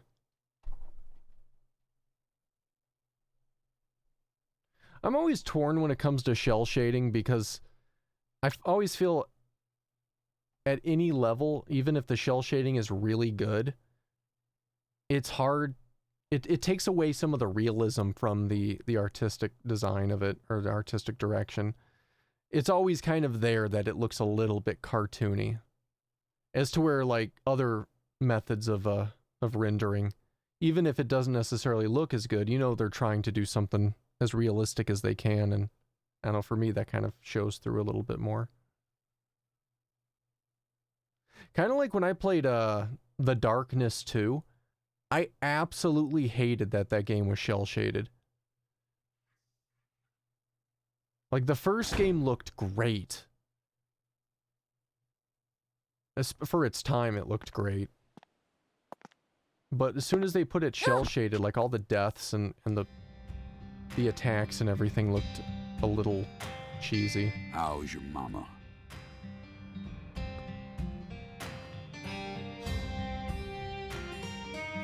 So, you're that hot I might be shot saying shell because I'm FBI tired. I keep hearing Cell about. shading.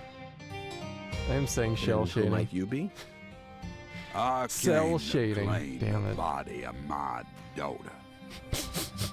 My daughter, who was murdered in a holding cell after you detained her yesterday.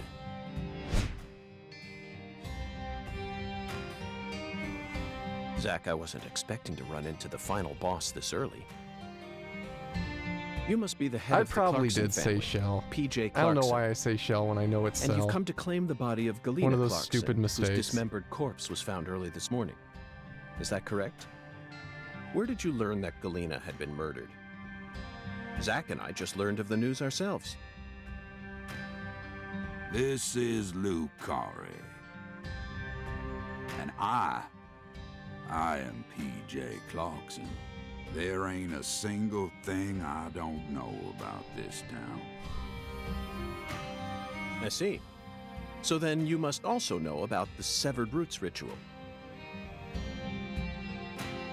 I have a question for you, Philip. We suspect that Galena was murdered by someone from the Clarkson family. Have you given that possibility any consideration? Listen up, you FBI piece of shit.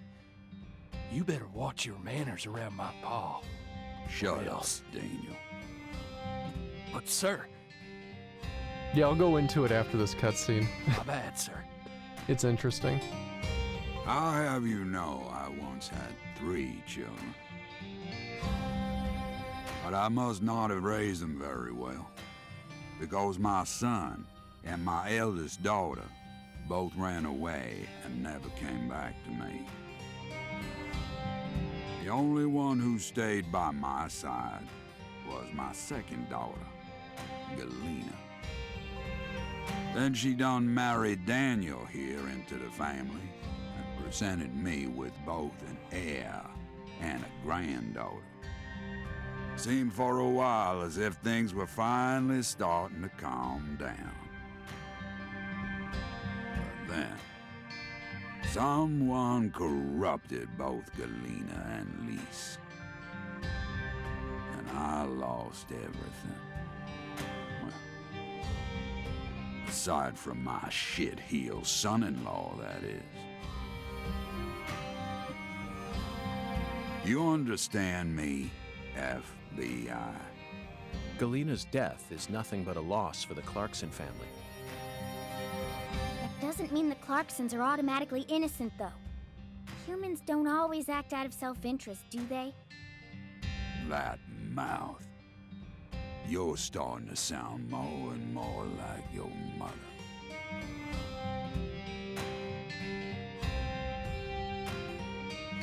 We're leaving, Daniel. What? But my treasure...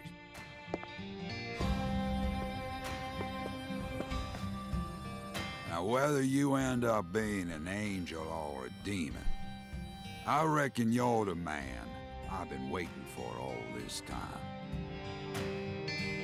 Once you finish that autopsy, and we're clear to take her home, I want you to give me a call. They're phenomenal, Patty. So perfectly rural. Ominous statements, foul-mouthed insults. This town possesses a complicated system of communication that you just can't find in the city. Work-centric emails are so cold and lifeless. This is what true human connections feel like. Connections as visceral as blood itself. So, Agent York, what's next on your agenda? The last boss may have gotten the jump on us, Patty, but I didn't let him shake my resolve. I intend to obey the skeletal gentleman's oracles, and that's that. First, we should head to either the home of the person who discovered Lisa's body or to the town's medical facility. Well, Zach, what do you think?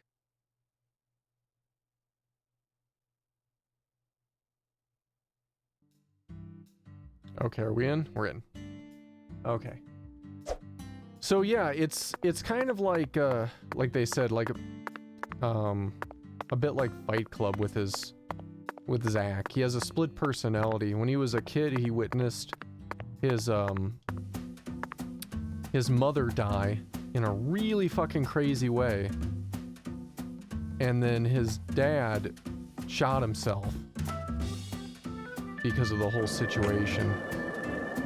It's like a little bit deeper than that too, because of how she died. Like, it all has to do with the end of the first game, but I don't want to necessarily spoil it if somebody hasn't played it. But that's largely why. When he saw his parents die, he fractured, and it caused him to create a separate personality.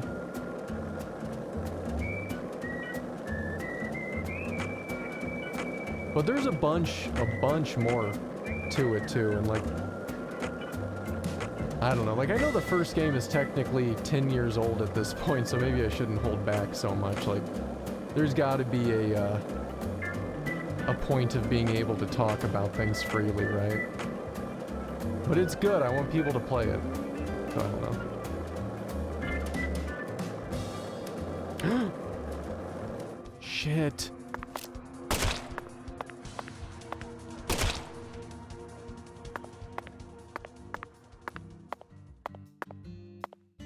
By the way,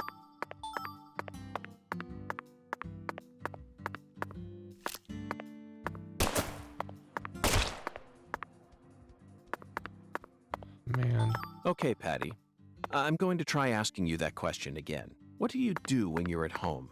I watch TV and look up stuff on the internet, I guess. Ain't much else to do when you're out in the middle of nowhere. Really? The For squirrels some are reason, enemies. I They will envisioned you working attack you. hard to take care of all the chores around the house. Well, of course I do stuff like that too. But doesn't everyone? Why bother talking about it? Other kids your age don't help out their parents. Hence They're the, too busy enemy talking with their music friends when on we the were near phone them. or through emails.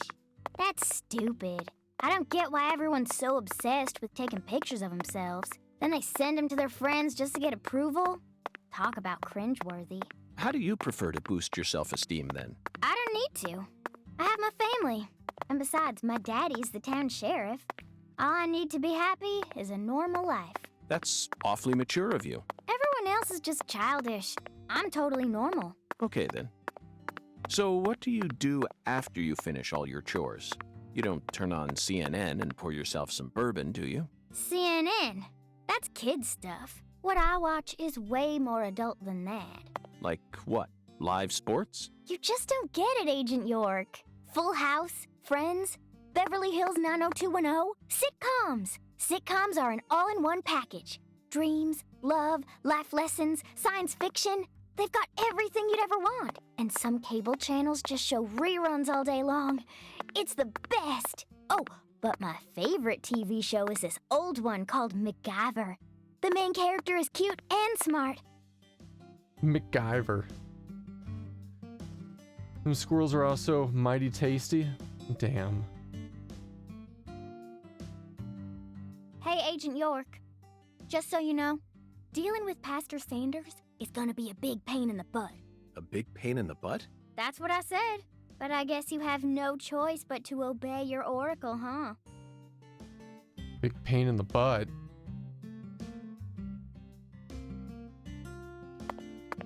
Alright. Let's go get irritated.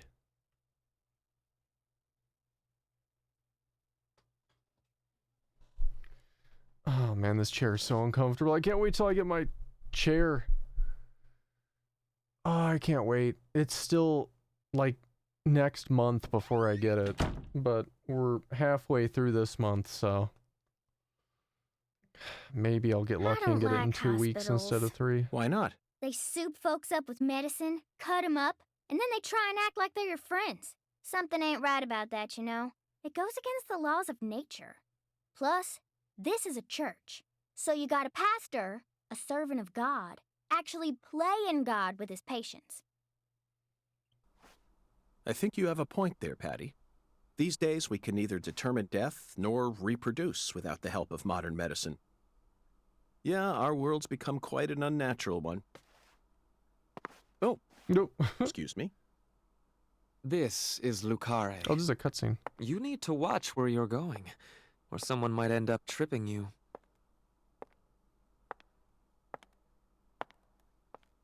Yeah, Zach, she's it's a her. child. She's like 10. The stylish woman who watched Lise die.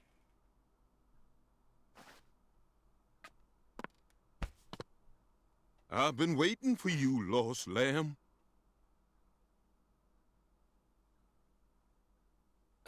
Hi there, Pastor. Would you mind letting go of me? I'm in a bit of a hurry right now. So pitiful. The Lord hungers. Here we go again. What? Pitiful. Truly pitiful, my little lamb. No, neither Zach nor I. Oh, so pitiful. So pitiful, just pitiful. The Lord hungers. 1 can of Spam, 1 can of red beans, and 1 can of spinach. You are to offer up the taboo trinity. Taboo? Don't you mean the holy? Oh, how I pity you. Unlike us humans, the Lord never errs. Now, my pitiful agent, bring forth the taboo trinity at once. For it is the will of the Lord our God. See? I told you this was gonna be a pain in the butt. But Zach and I need to go after that stylish woman. Too late now. We need to obey God's will.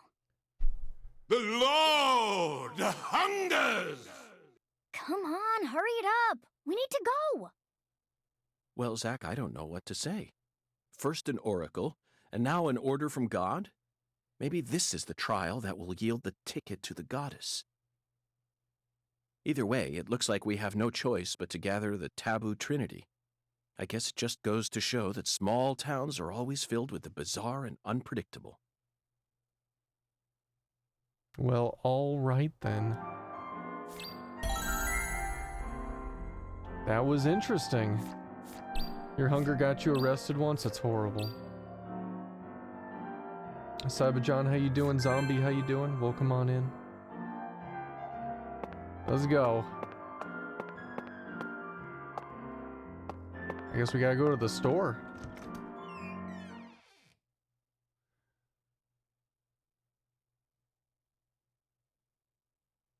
Is York's voice meant to be so robotic? I wouldn't say it's robotic. Though funny enough, you know who else the voice actor for York voiced? Seaman, the Dreamcast game. The voice actor for York was Seaman. Just throwing that out there for anybody who remembers Seaman.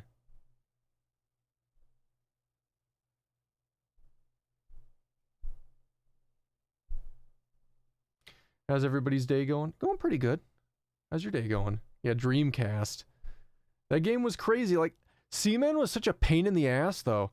Like, I remember, like, I finally got Seaman to be, like, baby Seaman. Because you gotta, like, babysit the crap out of that game. It all works in real time. And you gotta go and, like, make sure you're feeding them and checking the tank temperature level and it's filtered and all this stuff. And if you don't do it, he'll die. And then, like, I spent, like, a long time finally getting him to, like, evolve a little bit and learn a couple words. And then, like, I forgot about him for, like, a day and I came back and he was dead. Fuck, man. You know? Like, it's so irritating.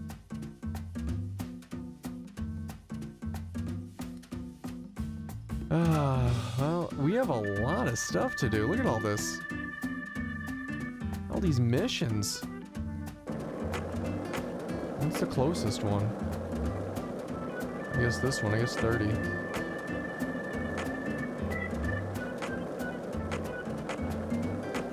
Seaman had a really cool premise to it, but like it was just too involved. It was way overcomplicated. Dreamcast had a couple games that were just like really stupid complicated. Like I'd have to go and look and see what the name of the game was, but it had one game that was essentially like genetic engineering. And it was just it was so complicated. Like, you had to, like, change, like, the genome around and create creatures, and you were trying to have, like, a creature that would, like, survive and be, like, the top of the food chain. But it was so hard to do. I can't remember what the name of the game was, but it was just ridiculous.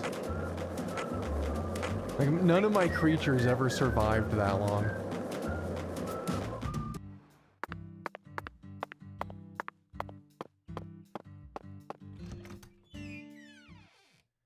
What the hell was the name of that game on Dreamcast? Spore? I never got to play Spore. But I heard it was pretty good. So I'm gonna look up this game now, because it's bothering me. Dreamcast.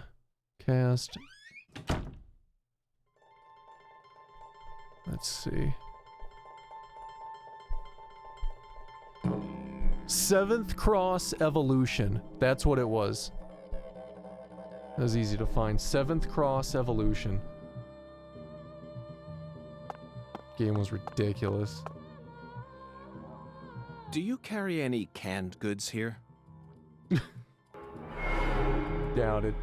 Grand Obelisk, thank you so much for the follow and welcome into the soup. Canned goods? Hope you're having a good day. The vermin of the grocery store?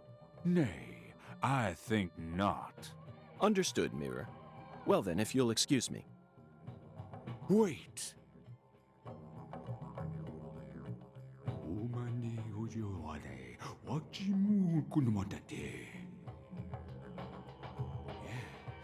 I can see it. I can see the canned good thou seeketh. Oh? How intriguing. Well then, where is the canned good I seek? In a place where no man could ever peddle it. I see. In a place where it can't be bought from a person. Got it, Mirror. 'Twas but a trifle. For the Lord hungers, doth he not? Zack, it's in a vending machine. It appears that God wants us to go on a wild goose chase all around town. It's in the vending machine. Buy canned spinach from a vending machine somewhere in town. Just about caught up in Tori's to be eating out soonish. Hey, no worries. Thanks for stopping by, though. I get it when it comes to spoilers.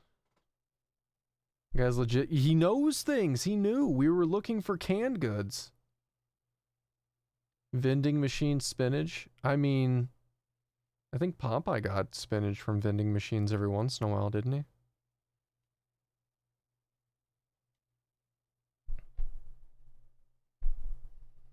It's canned, so it'll probably be fine. Speaking of spinach, like, when's the last time you guys actually saw canned spinach in a store?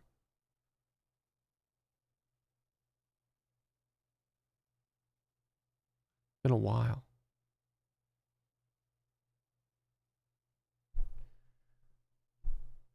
It's loading very, very slowly.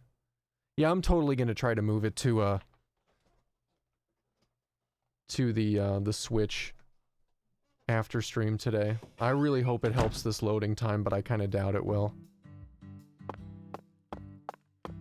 Doubt that it will. Alright, where have we seen vending machines? At the hotel.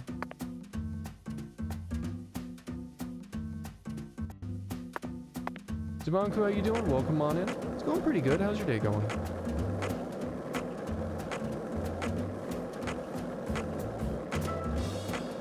You guys have canned spinach in the store? Not here. I don't know why, but not here.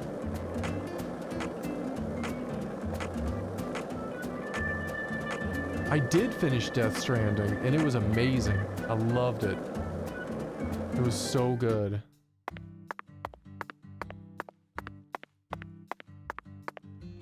Something I would definitely love to play through again at some point in the future.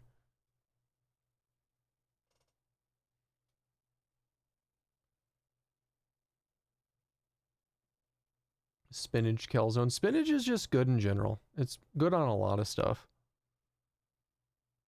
It's delicious.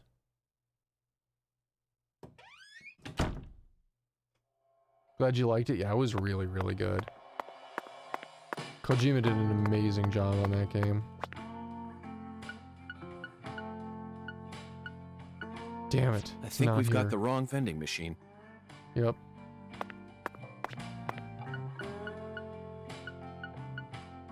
I think we've got the wrong... Yep, not here. Let's leave. Bummer. Hey, liking this versus the first one? I like the first one better. For sure. This one isn't bad though. It's getting more and more interesting as we're going through it. It just had such a slow start. But it is starting to pick up a bit. And I'm liking where it's at the moment. But it took a while to get started, for sure. Much longer than the first game took.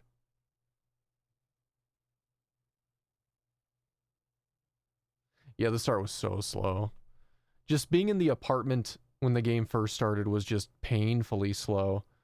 And then, like, after that, going around the town, like, it bombarded you with so much dialogue and A to B, you know, destinations without any real, I don't know, any real other substance than that. And then the initial dialogue wasn't, like, super entertaining either.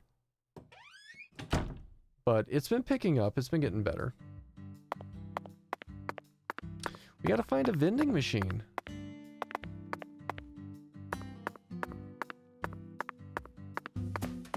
Or maybe we can find one over here.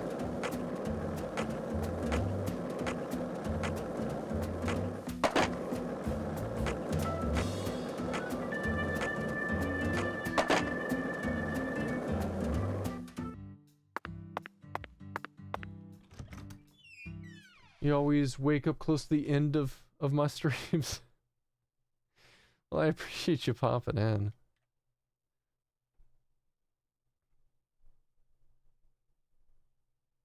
Look at this tree. The loading tree. Alright, what are we doing? I doubt there's a vending machine here, but it sent us here for a reason.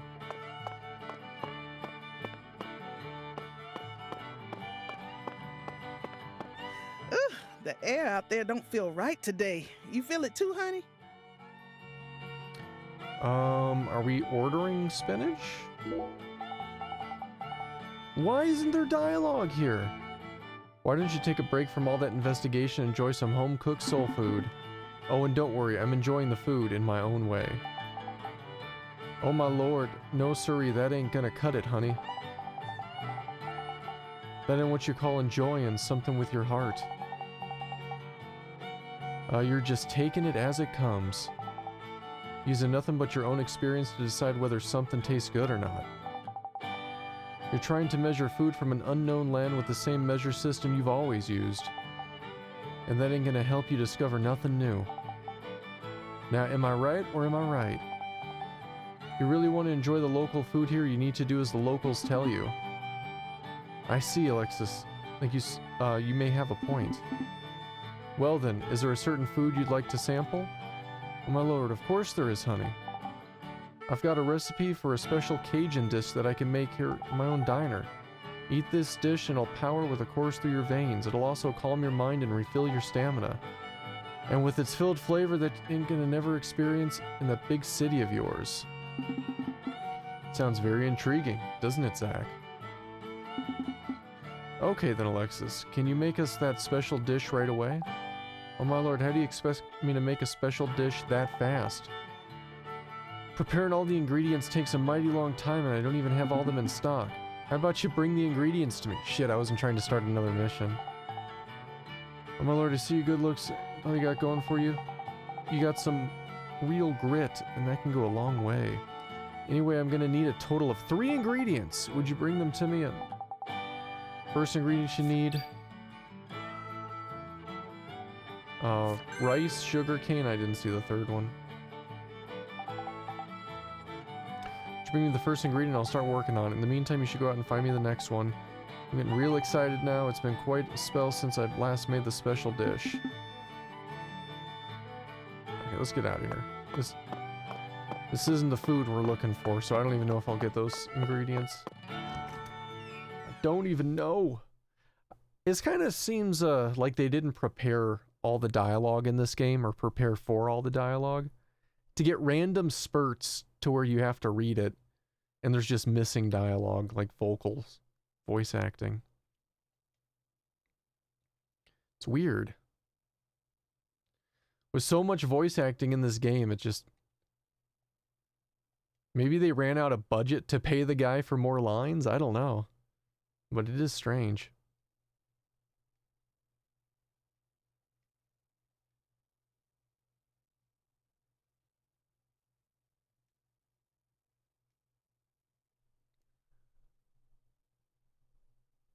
We're loading.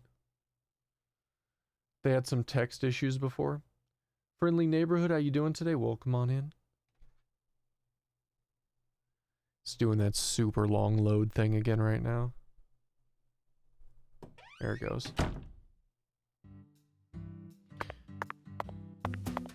Alright, where to next? Something behind us here.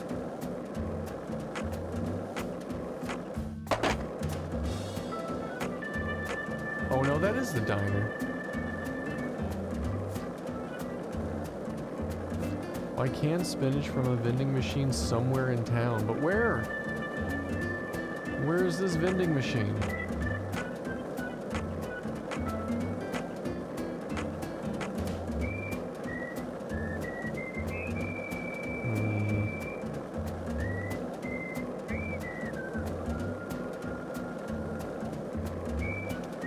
Sheriff's Department, maybe? I bet they have a vending machine. What about this? So, Mr. York, what do you think of my castle? Pretty cool, ain't it? I've been curious about it since the first time I saw it. You've got excellent taste, Melvin. I dub it Lou Crawfish. I'll have you know, crawfish is pretty much its own food group in this town. Yeah, she just disappears when we get on the skateboard. Since this store carries all the bare necessities you'll need for daily life, I reckon it was an apt name. If it's sundries you're looking for, there ain't much you won't find here. All right, let's buy. Spam. That was one of the ingredients, wasn't it?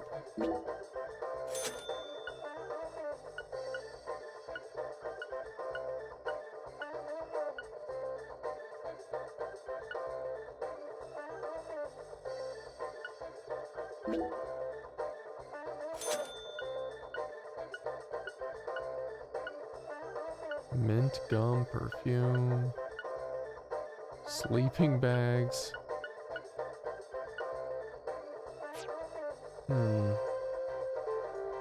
Mr. York. Spam, huh? You a potted meat kind of guy? No, Melvin.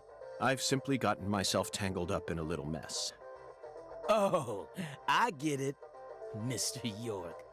The Lord hungers, right? Yeah. Yes, apparently the Lord is starving, and I'm a lamb with no sense of direction.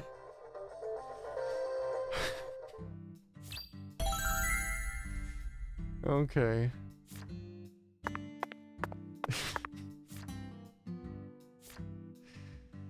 Oh, man. All right. Yeah, we're not looking for that. Buy canned spinach from a vending machine. Pay a visit to check the menu first discovered. Oh, red beans. No. Gotta find this spinach.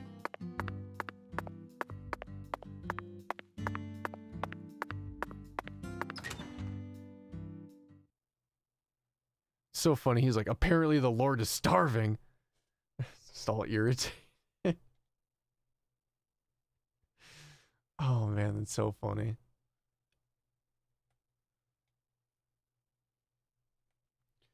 I'm hoping the police station has a vending machine. I feel like there's a good chance it does.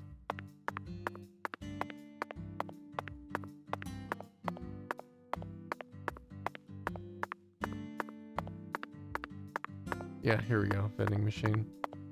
Just drinks, though. It's probably not going to have what we want. This vending machine does not carry what God seeks. Let's move on, Zach. No, it does not. Damn it.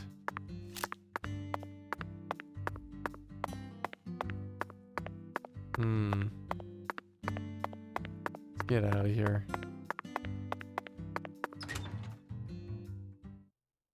Apparently, he's probably given it a lot. Like, the mirror knew, Melvin knew. Is that a purple gun? Yes, it's a tranquilizer gun that shoots rubber bullets. Tranquilizer gun that shoots rubber bullets. It makes 0 sense, but we have it.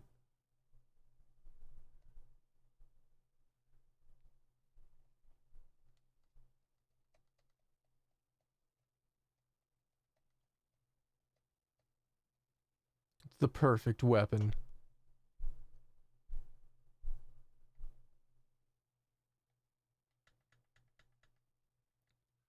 Load game.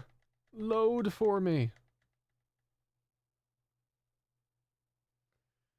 Oh man, what did you expect at the beginning of the game? Saw someone in your car traveling using a skateboard? Amazing things were gonna happen.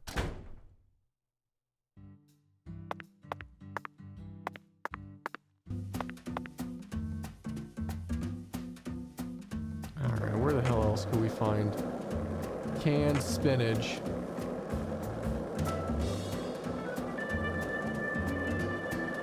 I don't even... Let's look at the map.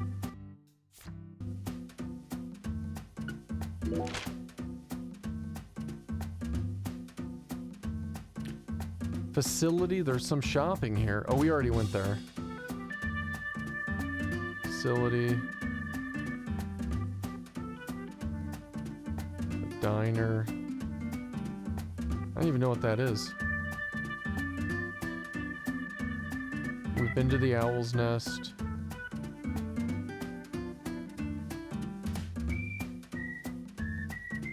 What the hell was that?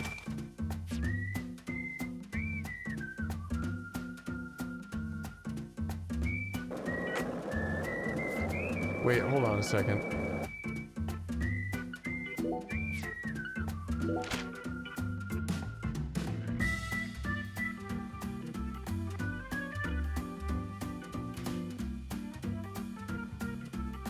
See, those are vending machine logos on the map. With these things?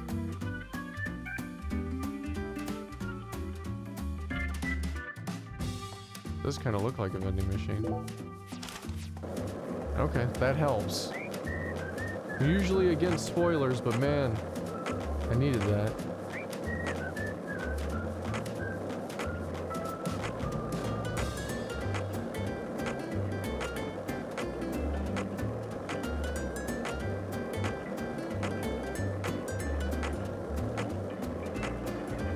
Apparently they have fixed the frame rate. I guess it was a lot worse. I don't know if I'd say fixed, but they've improved. Crewmate, how you doing today? Welcome on in.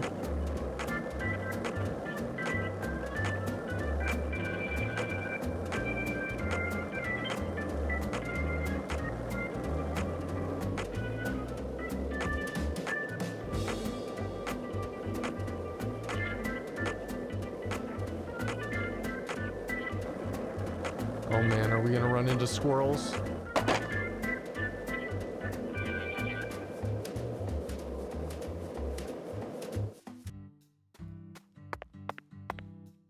Okay. No. Not a single can of spinach in sight, Zach. No. Miss Potato, Let's how you try doing? somewhere Welcome on in. else.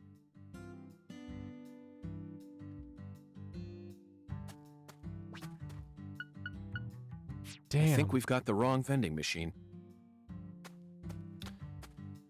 All right, not here either.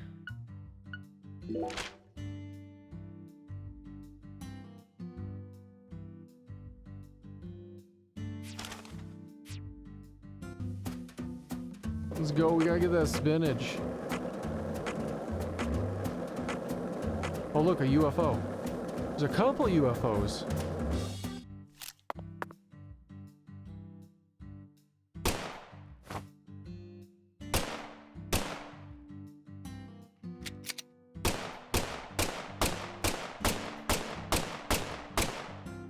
Damn. I don't think we can get them. They're just too high up.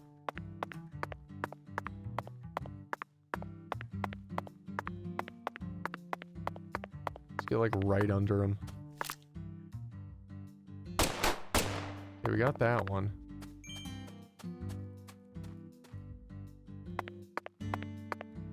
Looked like it dropped something, but then we didn't get anything.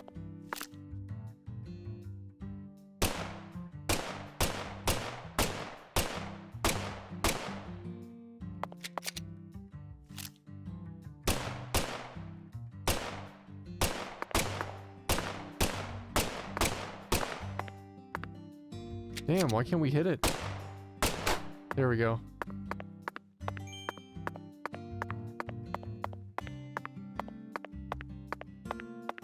It's just the accuracy on this gun is horrible.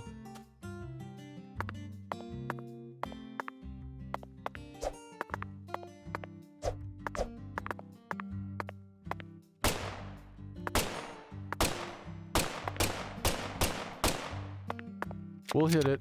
We just gotta keep firing. We'll get it eventually.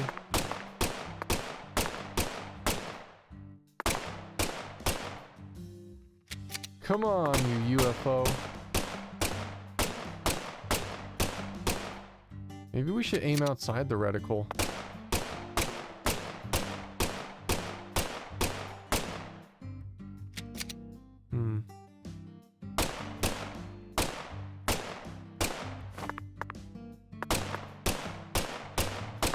Come on, shoot it!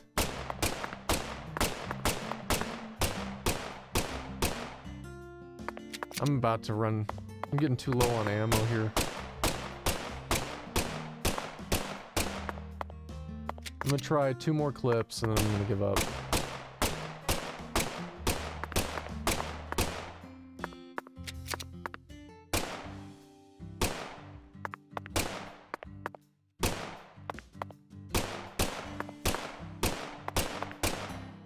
Damn, wow.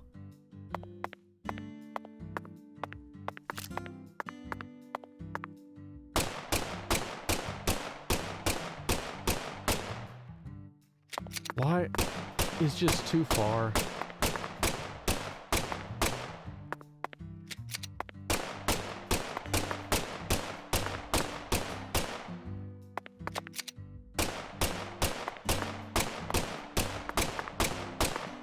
Damn. Last clip, because then we're going to be under 300.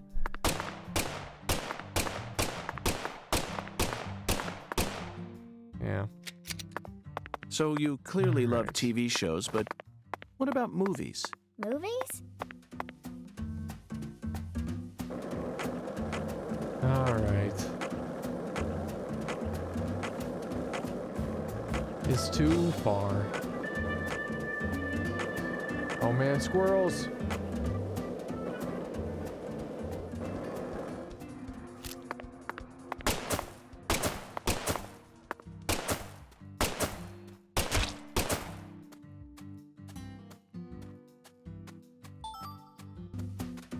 Okay.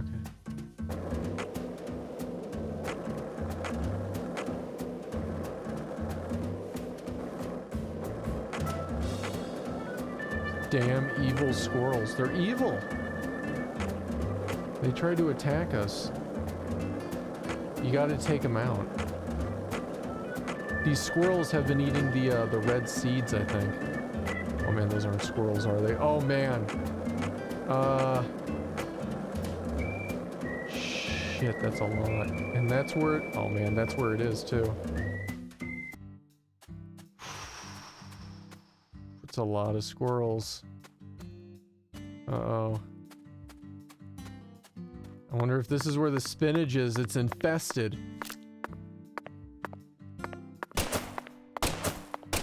They're not running at me. Oh, this one is?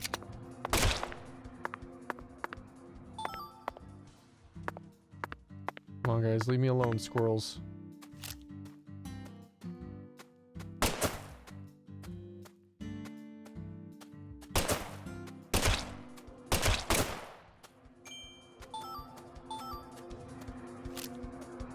Hey, you hear that music? That's the squirrel music.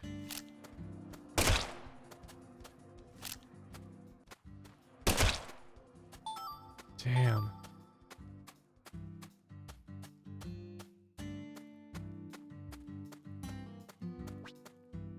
Spinach! They were protecting the spinach. Zach, we finally found our can of spinach. Look, Zach, even this vending machine is managed by Clarkson Food Delivery Services. But who in their right mind would sell canned goods in a vending machine in the middle of nowhere? I only hope that it's not expired.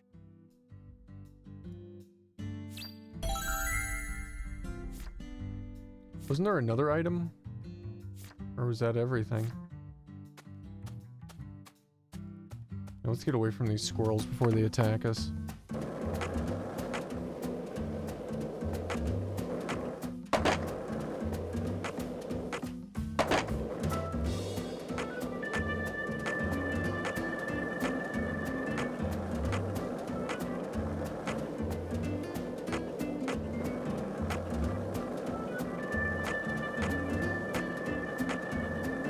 What is she doing when I'm skateboarding? She's, trying to catch up. Oh shit.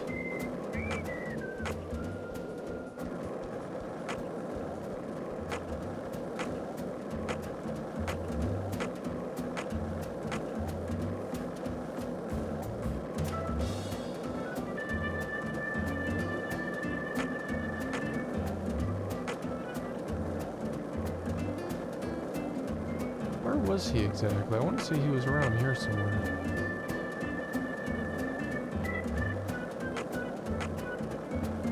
That might be him. No, this is a police station.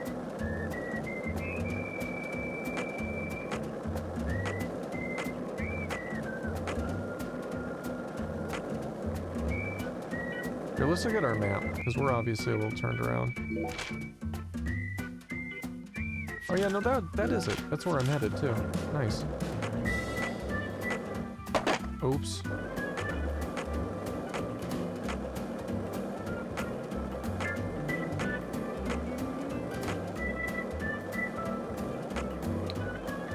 Passed it. Ooh, did you see me ollie over those squirrels? That's right. Squirrel tactics.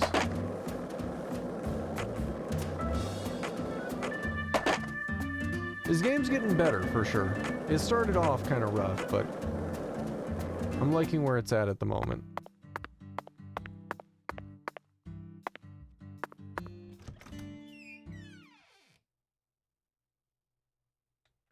Alright, dude. I got your spinach. I got your spam. Are you satisfied? 2 frames per second? That's too many. 1 frame per second.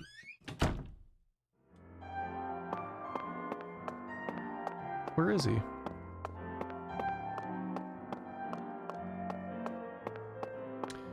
We're just gonna go interrupt him in the middle of his sermon and be like, dude, I got your spinach. Have you come seeking salvation? I'll be happy to guide you. I just got your spinach. He disappeared. I heard when Clark's passed away. Is that the truth? It was mother and child suffering. Okay. Just take your spinach. Is the game frozen? Huh. I think the game might have locked up. I can't do anything. I'm pretty sure the game locked up. I think we soft locked. Because it is completely frozen. No one's doing anything.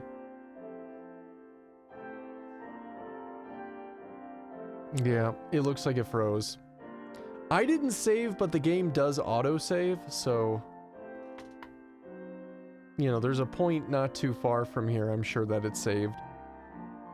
Either when we came in the church or when we picked up the spinach, one of the two, it saved. I'm sure.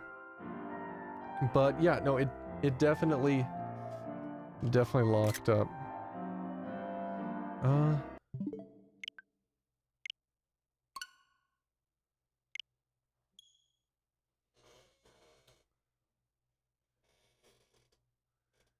Game crashed. It's horrible. All right. Let's wait for it to come back up here.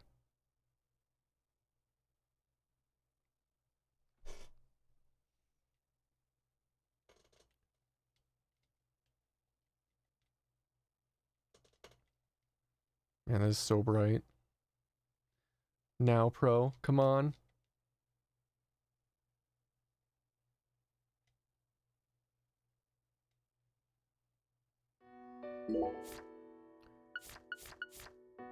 Alright, so the auto was at 9:13:28, so yeah, it's it stopped saving after we got the spam at the sheriff's station. So it didn't save when we got the spinach, but we know after the sheriff's station we got to go get the spinach next, which that's not too bad. We probably lost like 5 minutes of gameplay. So not too bad. Little bit, not too bad. All right. I think on that note, is going to be a perfect time to go ahead and call it for today. But no one go anywhere. If you can hold on for a minute, we'll go ahead and do a raid. Get you guys on over to somebody else for the rest of your morning. The game is thankfully picking up a bit, which I'm happy about. It definitely started off really slow and kind of was making me feel like maybe we should have done the other game first because of how slow it's going, but it's been picking up. The whole first area, especially in the other world, was interesting.